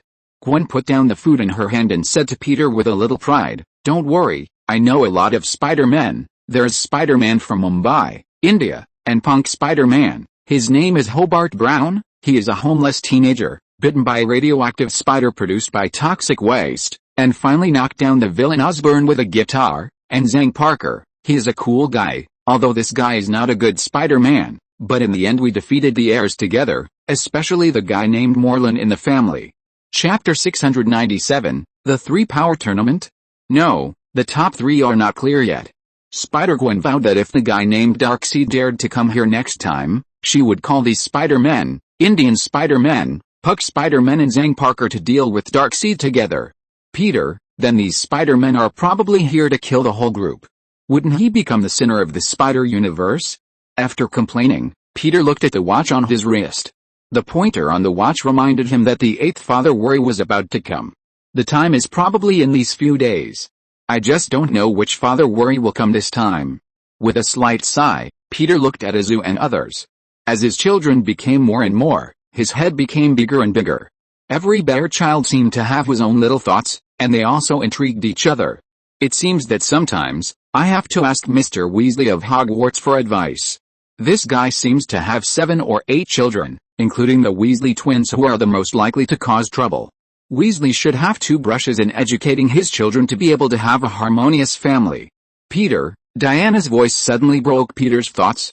Peter looked up at Diana. Would you like to come back to Paradise Island with me? My mother, Queen Hippolyta, wants to see you. As she spoke, Diana looked at Mara with a provocative look. Going to Paradise Island to see Queen Hippolyta. Peter was slightly stunned. Although it was normal to meet Queen Hippolyta, why did he feel like meeting a parent? Did Queen Hippolyta want to see him, or did Diana want to take him back to meet her mother? And what was going on with your provocative look towards Mara? Ahem. About this matter, Diana, Peter thought about it and decided to delay it for the time being. After all, the 8th Father Worry was about to come to this world, and he could not leave the farm for the time being. I will go to see Queen Hippolyta, but now, sorry, I still have some things to deal with, Peter said to Diana apologetically. Deal with it on the farm? Yes, on the farm. Diana nodded after hearing this, and then looked at Peter with some suspicion. Could it be that there is another newborn on the farm? Diana suddenly had a sense of crisis. It seems that she has to have a child with Peter as soon as possible. Otherwise, her child's status in the family will be unmatched by anyone in the future. Wonder Woman immediately thought of danger in times of peace and began to think about the future. After breakfast, Mark, with a heavy heart, took the school bus with Raven, Tom and Loki to school. As soon as they arrived at the school, they received news that the school was going to hold a dinner in the auditorium. The 4 had to temporarily not return to the farm and wait until the end of the dinner at school. After the dinner, everyone in the hall was silent, listening to the speech of Principal Dumbledore. Okay, Dumbledore looked at everyone with a smile and said, now that we have all eaten and drunk enough, I must ask everyone to pay attention again. I have a few notices to make, Hermione. Bah, Dumbledore said to everyone in a good mood. First, I want to remind everyone that the Forbidden Forest over there is not for students to enter, and students below the 3rd grade are not allowed to visit Hogsmeade Village, and I have to tell you with great regret that this year, Hogwarts will not hold a House Cup Quidditch tournament. What? Hearing this news, Harry was so surprised that he couldn't breathe. He turned his head to look at Fred and George, his Quidditch teammates next to him. Both of them opened their mouths and glared at Dumbledore, as if they were so angry that they couldn't speak. Raven heard the news and looked indifferent. She was not in the mood to accompany these little brats and play these boring games now.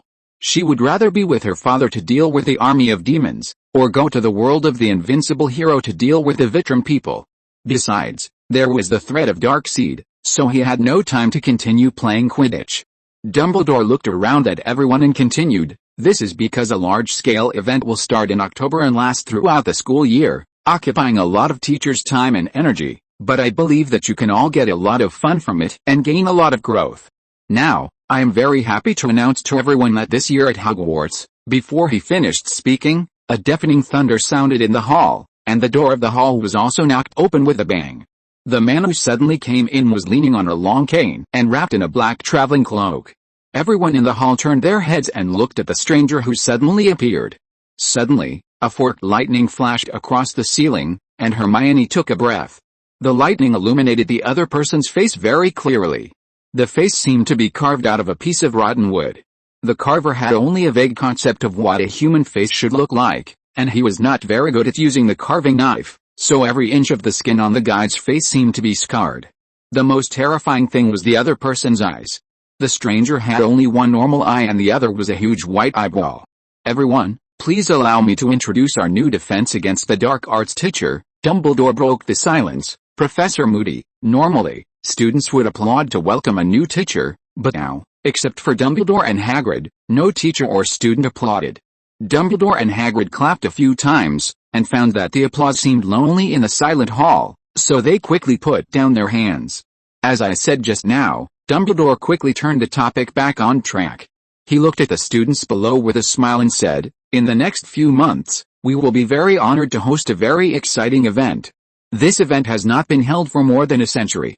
I am very honored to tell you that the Triwizard Tournament will be held in Hogwarts this year." Hearing that the Triwizard Tournament would be held in the school, the students below immediately made a huge noise and started talking to each other.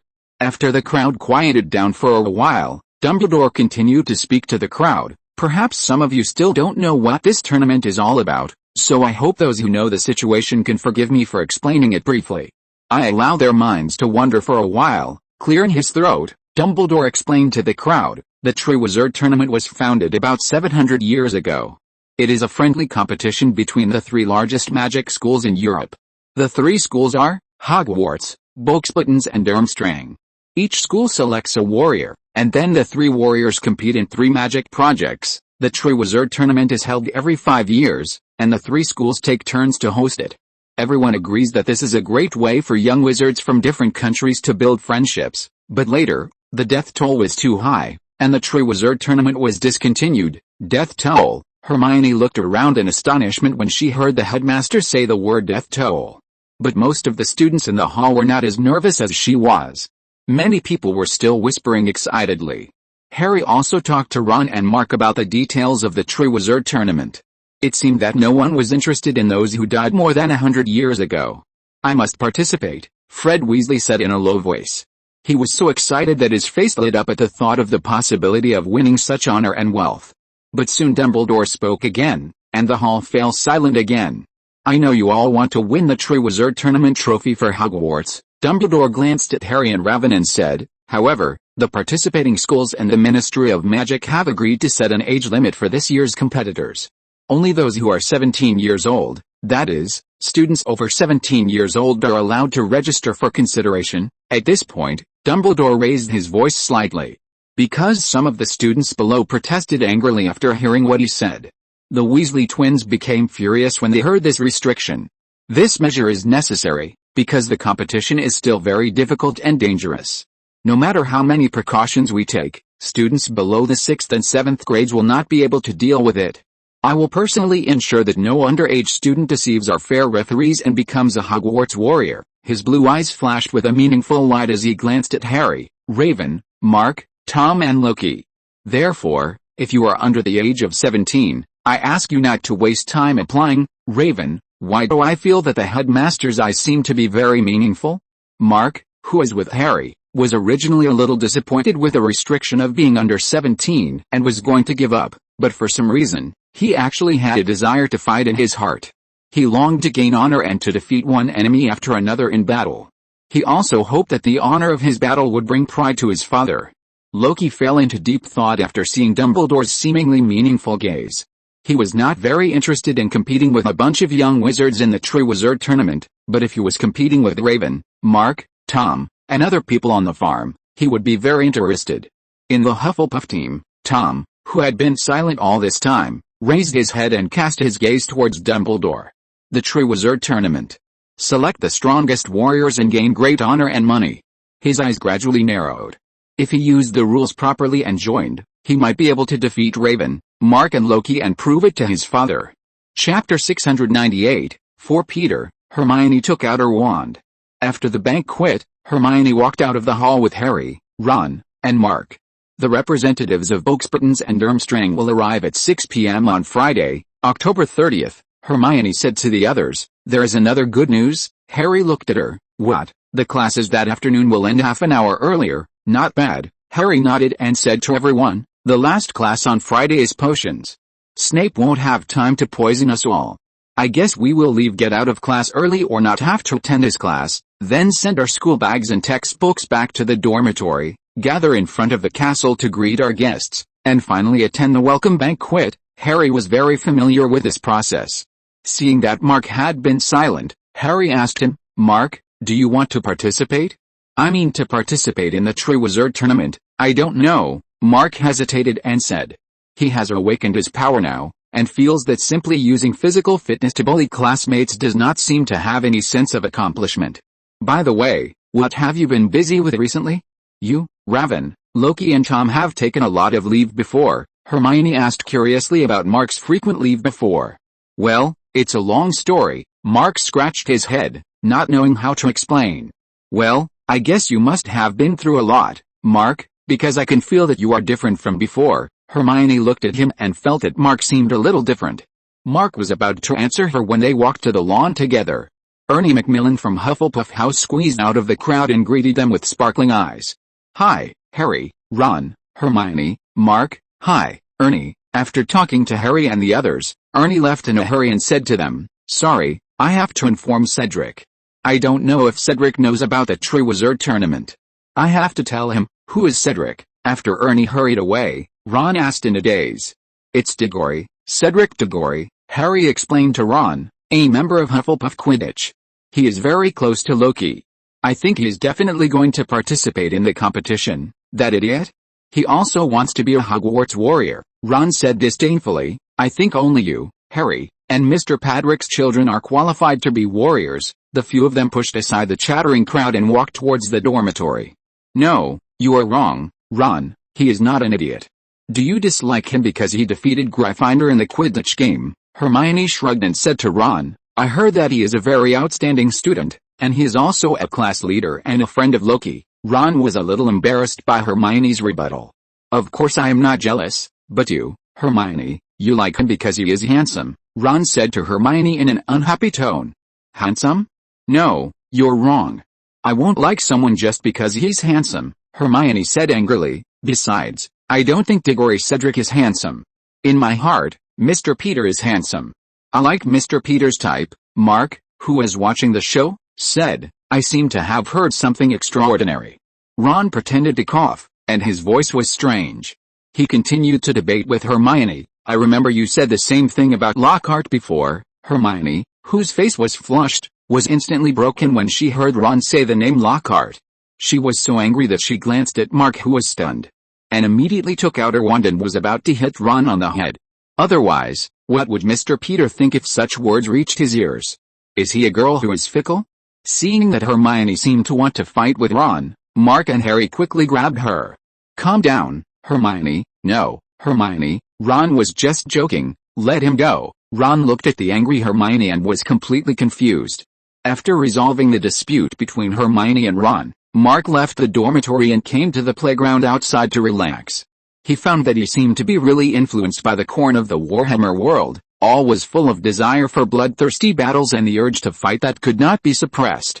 No, I won't be the Mark of the parallel world. I won't be a villain, Mark whispered to himself as he walked towards the playground of Hogwarts. He found that no matter where he went, the students of Hogwarts seemed to talk about only one topic, the Triwizard Tournament. Rumors spread quickly among the curious students, like a highly contagious virus. Who will compete to be the champion of Hogwarts? What events will be in the tournament? And what are the differences between the students of Oaksburton and Durmstrang and them?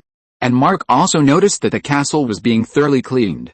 Several portraits that looked a little dirty were scrubbed clean. Although the people in the portraits who were scrubbed were very dissatisfied with this. The people in these portraits sat in the frames, huddled up, and grumbled sullenly. Every time the newly exposed pink tender flesh on their faces was touched, the people in the portraits grimaced in pain. The armor placed in the corner of the castle suddenly became shiny and no longer creaked when moving. The janitor, Mr. Argus Filch, was furious when he saw that a student forgot to clean his shoes, and scared two first-year girls to scream. After walking a distance forward, Mark also found that the school hall was being decorated, and the teacher in charge of the decoration hung the banners.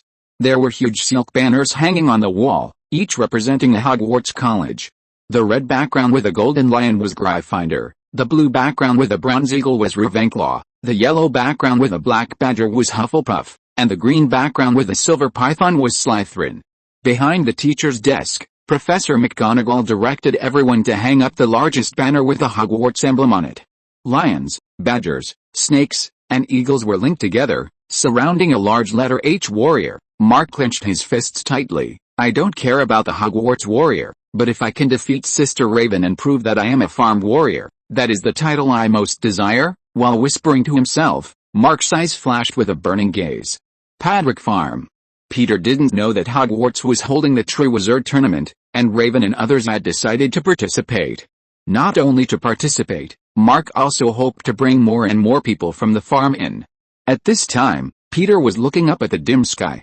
It was pouring outside. Peter stood in the living room, watching the heavy rain outside, feeling uneasy in his heart. Mr.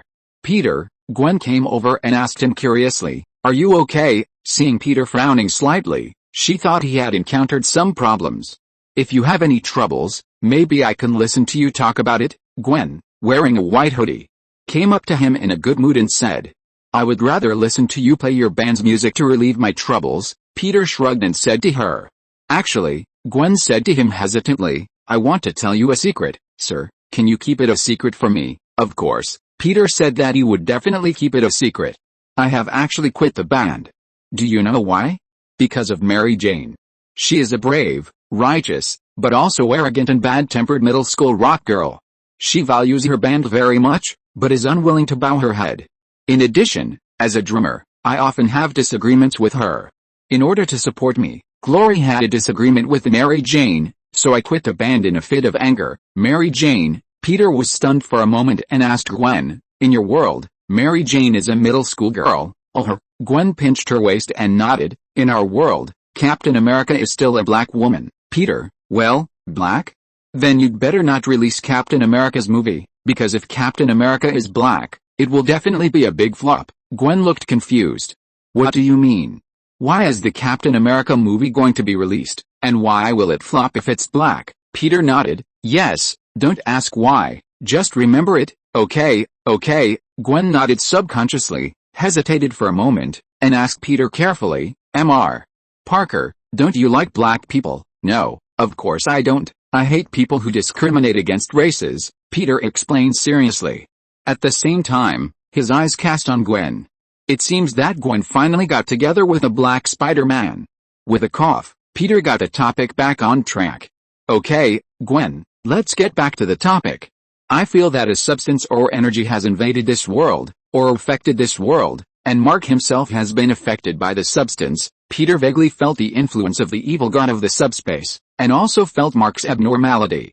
Originally, he was going to talk to Mark in the evening. He guessed that this might be related to the arrival of the eighth Father Sorrow. "I will enter the dream world and fight against this energy or spirit. Gwen, are you willing to enter the dream world with me?" Peter invited Gwen to enter the dream world. Diana, Mara, and the Vixen, he was worried that they would be affected or corrupted by this energy. Gwen, who had the purest heart, was the least likely to be polluted.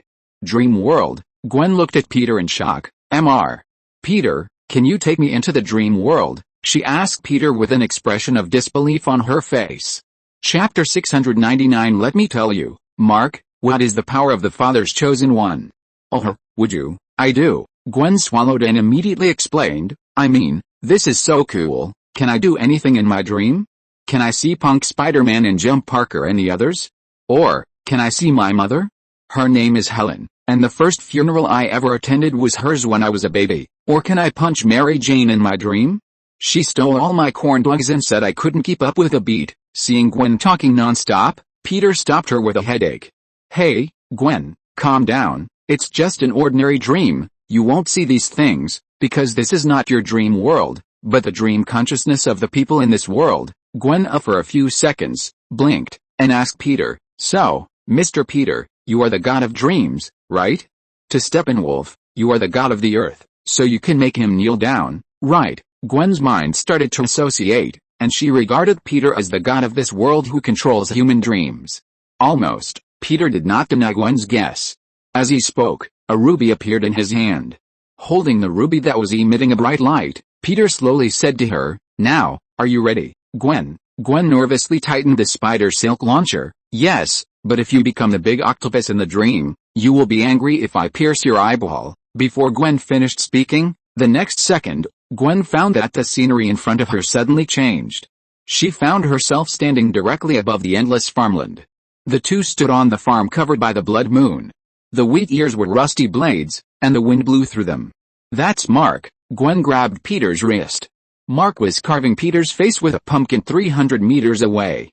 Perhaps sensing something, Mark turned his head and smiled, and countless brass beetles crawled out of his eye sockets. Mark? Gwen walked towards Mark cautiously and asked him, are you okay? No, Gwen, this is not Mark. Peter asked Gwen to stop. This is just a subconscious image projected from Mark's dream. Under Peter's gaze, Mark slowly stood up, the brass beetle disappeared, and his image returned to normal. Blood sacrifice to the blood god. Skull sacrifice to the skull throne, Mark murmured, with a bloodthirsty light in his eyes. Dad, I am your favorite son. But I want to defeat you more. Do you know? The blood in my body is boiling. Only by defeating my father can I prove myself and prove that I am your greatest pride. As he spoke, Mark's body gradually changed in Gwen's astonished eyes. Mark's skin showed a blood-red texture like lava cracks, and his muscle density continued to surge, even breaking through the physiological limit. His body size almost doubled compared to before.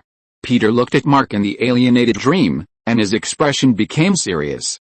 He even vaguely saw the brass throne behind Mark. Oh, things are getting a little bad. Gwen took a step back, looked at Peter, and asked in a worried tone, what's wrong with him? Mr. Peter. I guess he was affected by the evil god of the warp. Peter said with a serious expression.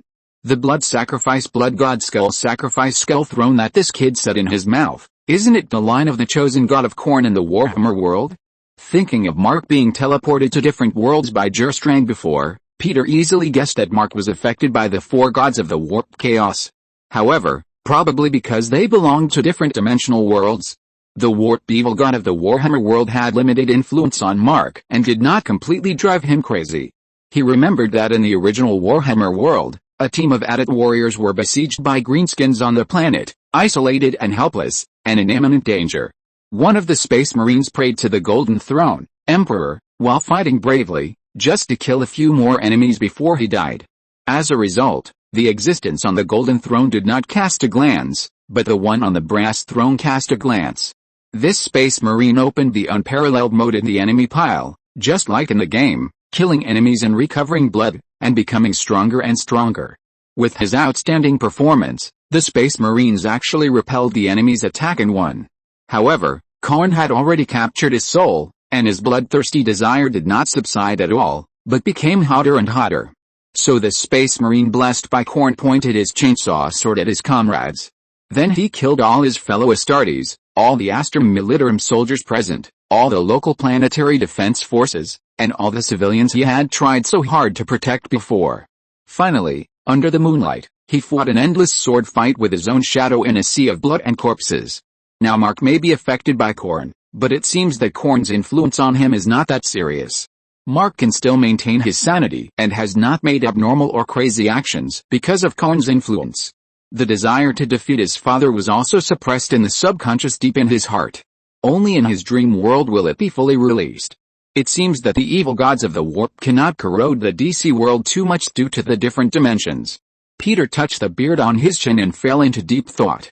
However, If his sons were targeted by the evil gods of the warp? What if one of them rebelled against him like Horus? Would he have to sit on the golden toilet like the emperor? Peter fell into deep worry. He was just thinking whether his sons would send him to the golden toilet. His body suddenly increased several times, and Mark, who had transformed into Gundam Warrior, rushed towards Peter. "Well, I knew that the dream world was full of dangers," Gwen complained, and spider silk shot out from her wrist, and whoosh shot towards Mark. "Ah, Mark," with a red bloodthirsty light flashing in his eyes, roared, ignoring the damage caused by Gwen's spider silk to himself, and quickly moved in front of Gwen. Gwen, who was horrified, immediately stepped back, and at the same time, her wrist shot out spider silk like a machine gun, shooting at the other party's face. Bang! Mark took a step forward and reached out to grab Gwen's shoulder. But before he could throw Gwen out, a dazzling energy blasted towards him. Mark quickly raised his hand to block it, and the energy wave hit his arm guard, bursting with dazzling light. The impact pushed him back hundreds of meters, and he barely stopped after crashing through the farm fence and barn wall. Mark looked down at his arm guard, which had fine cracks on it. Then he raised his head and looked at Peter, who was emitting energy. "Have you forgotten that your father is here?" Peter walked towards Mark with an expressionless face. "Mark, my son, I will let you know that the chosen one of Korn, no matter how powerful, cannot match your father's blessing." "Mark, Gwen, why does Mr. Peter feel a little bit second-rate?" "Impossible." Mark's voice came from all directions, and his desire to fight and kill became even stronger. The next second, Mark looked up suddenly and found that Peter had appeared above him. Those emotionless eyes looked down at him like a hunter looking at his prey. "Let me tell you, Mark, what is the power of your father's divine choice?" Peter stretched out his right hand, and a silver divine energy with a diameter of more than 100 meters fell from the sky. Mark wanted to dodge, but found that the air around him became sticky, as if he was stuck in a quagmire. He could only raise his arms and take the blow hard. Boom! The moment the beam of light hit him, the whole world seemed to be quiet. Then there was a deafening explosion. With Mark as the center, the buildings within a radius of several kilometers were instantly reduced to dust. The ground was torn apart, revealing bottomless ravines. When the smoke and dust cleared, Gwen opened her mouth wide and looked at Mark in astonishment. As a result, she was shocked to find that Mark was kneeling on one knee. His battle suit was in tatters and blood was oozing from the corners of his mouth. "Is this the power of Mr. Peter's choice of God?" Gwen murmured in disbelief.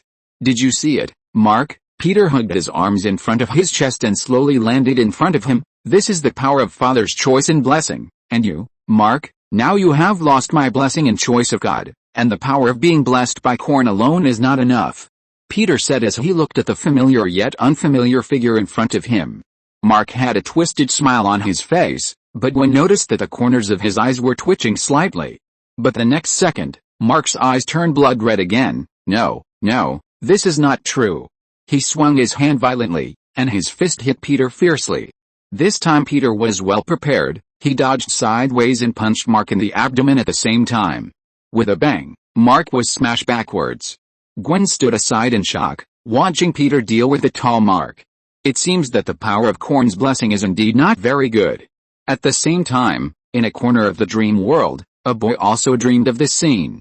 On a planet close to the solar system, a planet called Chthoniya, Nega, a boy of about 3 or 4 years old, suddenly woke up from his sleep. Swallowing a mouthful of saliva, Nega got up from the bed and looked at the messy environment in the basement around him. Wiping the sweat from his head, he got out of bed and found a bottle of mine water on the ground, and drank it up. Nega is a gang member of the underground world of Chthoniya. Or he was adopted by a gang member of the underground world. In the chaotic underground world, members of the Mechanicus wearing red robes often fight against gang members, which makes life difficult for gang members. Negai has lived in such a difficult situation since he was a child. That dream. Negai finished drinking water and blinked his eyes. The tall figure of Peter appeared in his eyes. Chapter 700. The eighth father of sorrow arrives. If only I could be as strong as that warrior. Then I would never be bullied again. Negi thought of what Peter said in his dream, the power of my father's chosen blessing, and he couldn't help but feel a little envious. If I could be blessed by his chosen one and become a strong warrior, Negi couldn't help but fall into fantasy. Just as he was immersed in the beautiful imagination of the future, he suddenly heard a voice from outside. He walked quickly to the door and put his ear against the door. He heard the conversation between two gang members outside. The other party mentioned that the people of the Mechanicus found a spaceship cabin in the northwest of the city. Hearing the other party's discussion, Nega's expression suddenly changed. No. That was the spaceship cabin he found, and it couldn't be obtained by the people of the Mechanicus. These people of the Mechanicus are not good people. The so-called Mechanicus is an institution under the leader of the human empire, but they do not believe in the imperial church. They have their own religious doctrines. The Mechanicus believes that knowledge is a manifestation of the sacred, and all creatures or artifacts that possess knowledge are sacred. The emperor is worshipped because he has a lot of knowledge. The Mechanicus also believes that there is a machine soul in all machines. Because of the existence of the machine soul, the machine can be used. The headquarters of the Mechanicus is on Mars and they rule there. They provide most of the technology of the human empire and make various types of weapons, armor, vehicles and Titan legions. They are a religious organization that controls the science and technology of the empire and is in charge of the production of almost all machinery and weapons in the empire. It is said that before the birth of the emperor, when the warp storm swept across the human territory, they were protected by the god of machines and survived.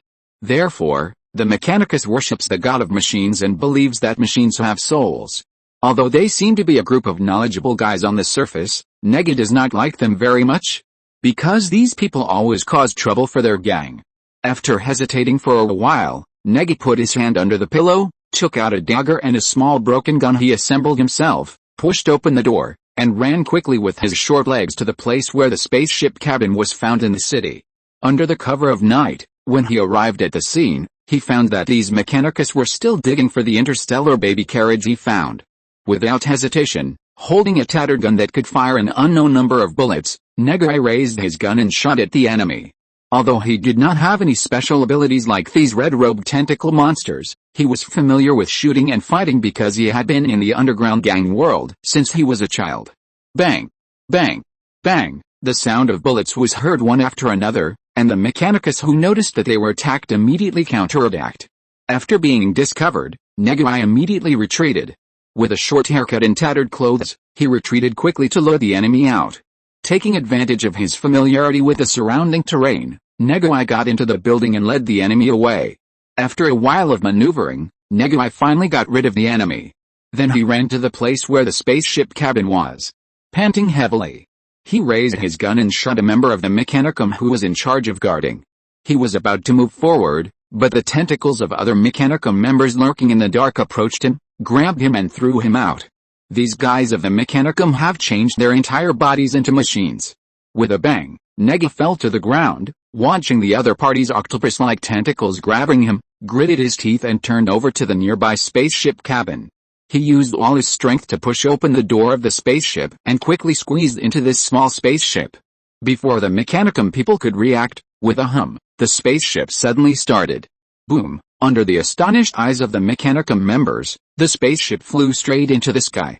Nega, who was hiding in the spaceship, was also stunned for a moment.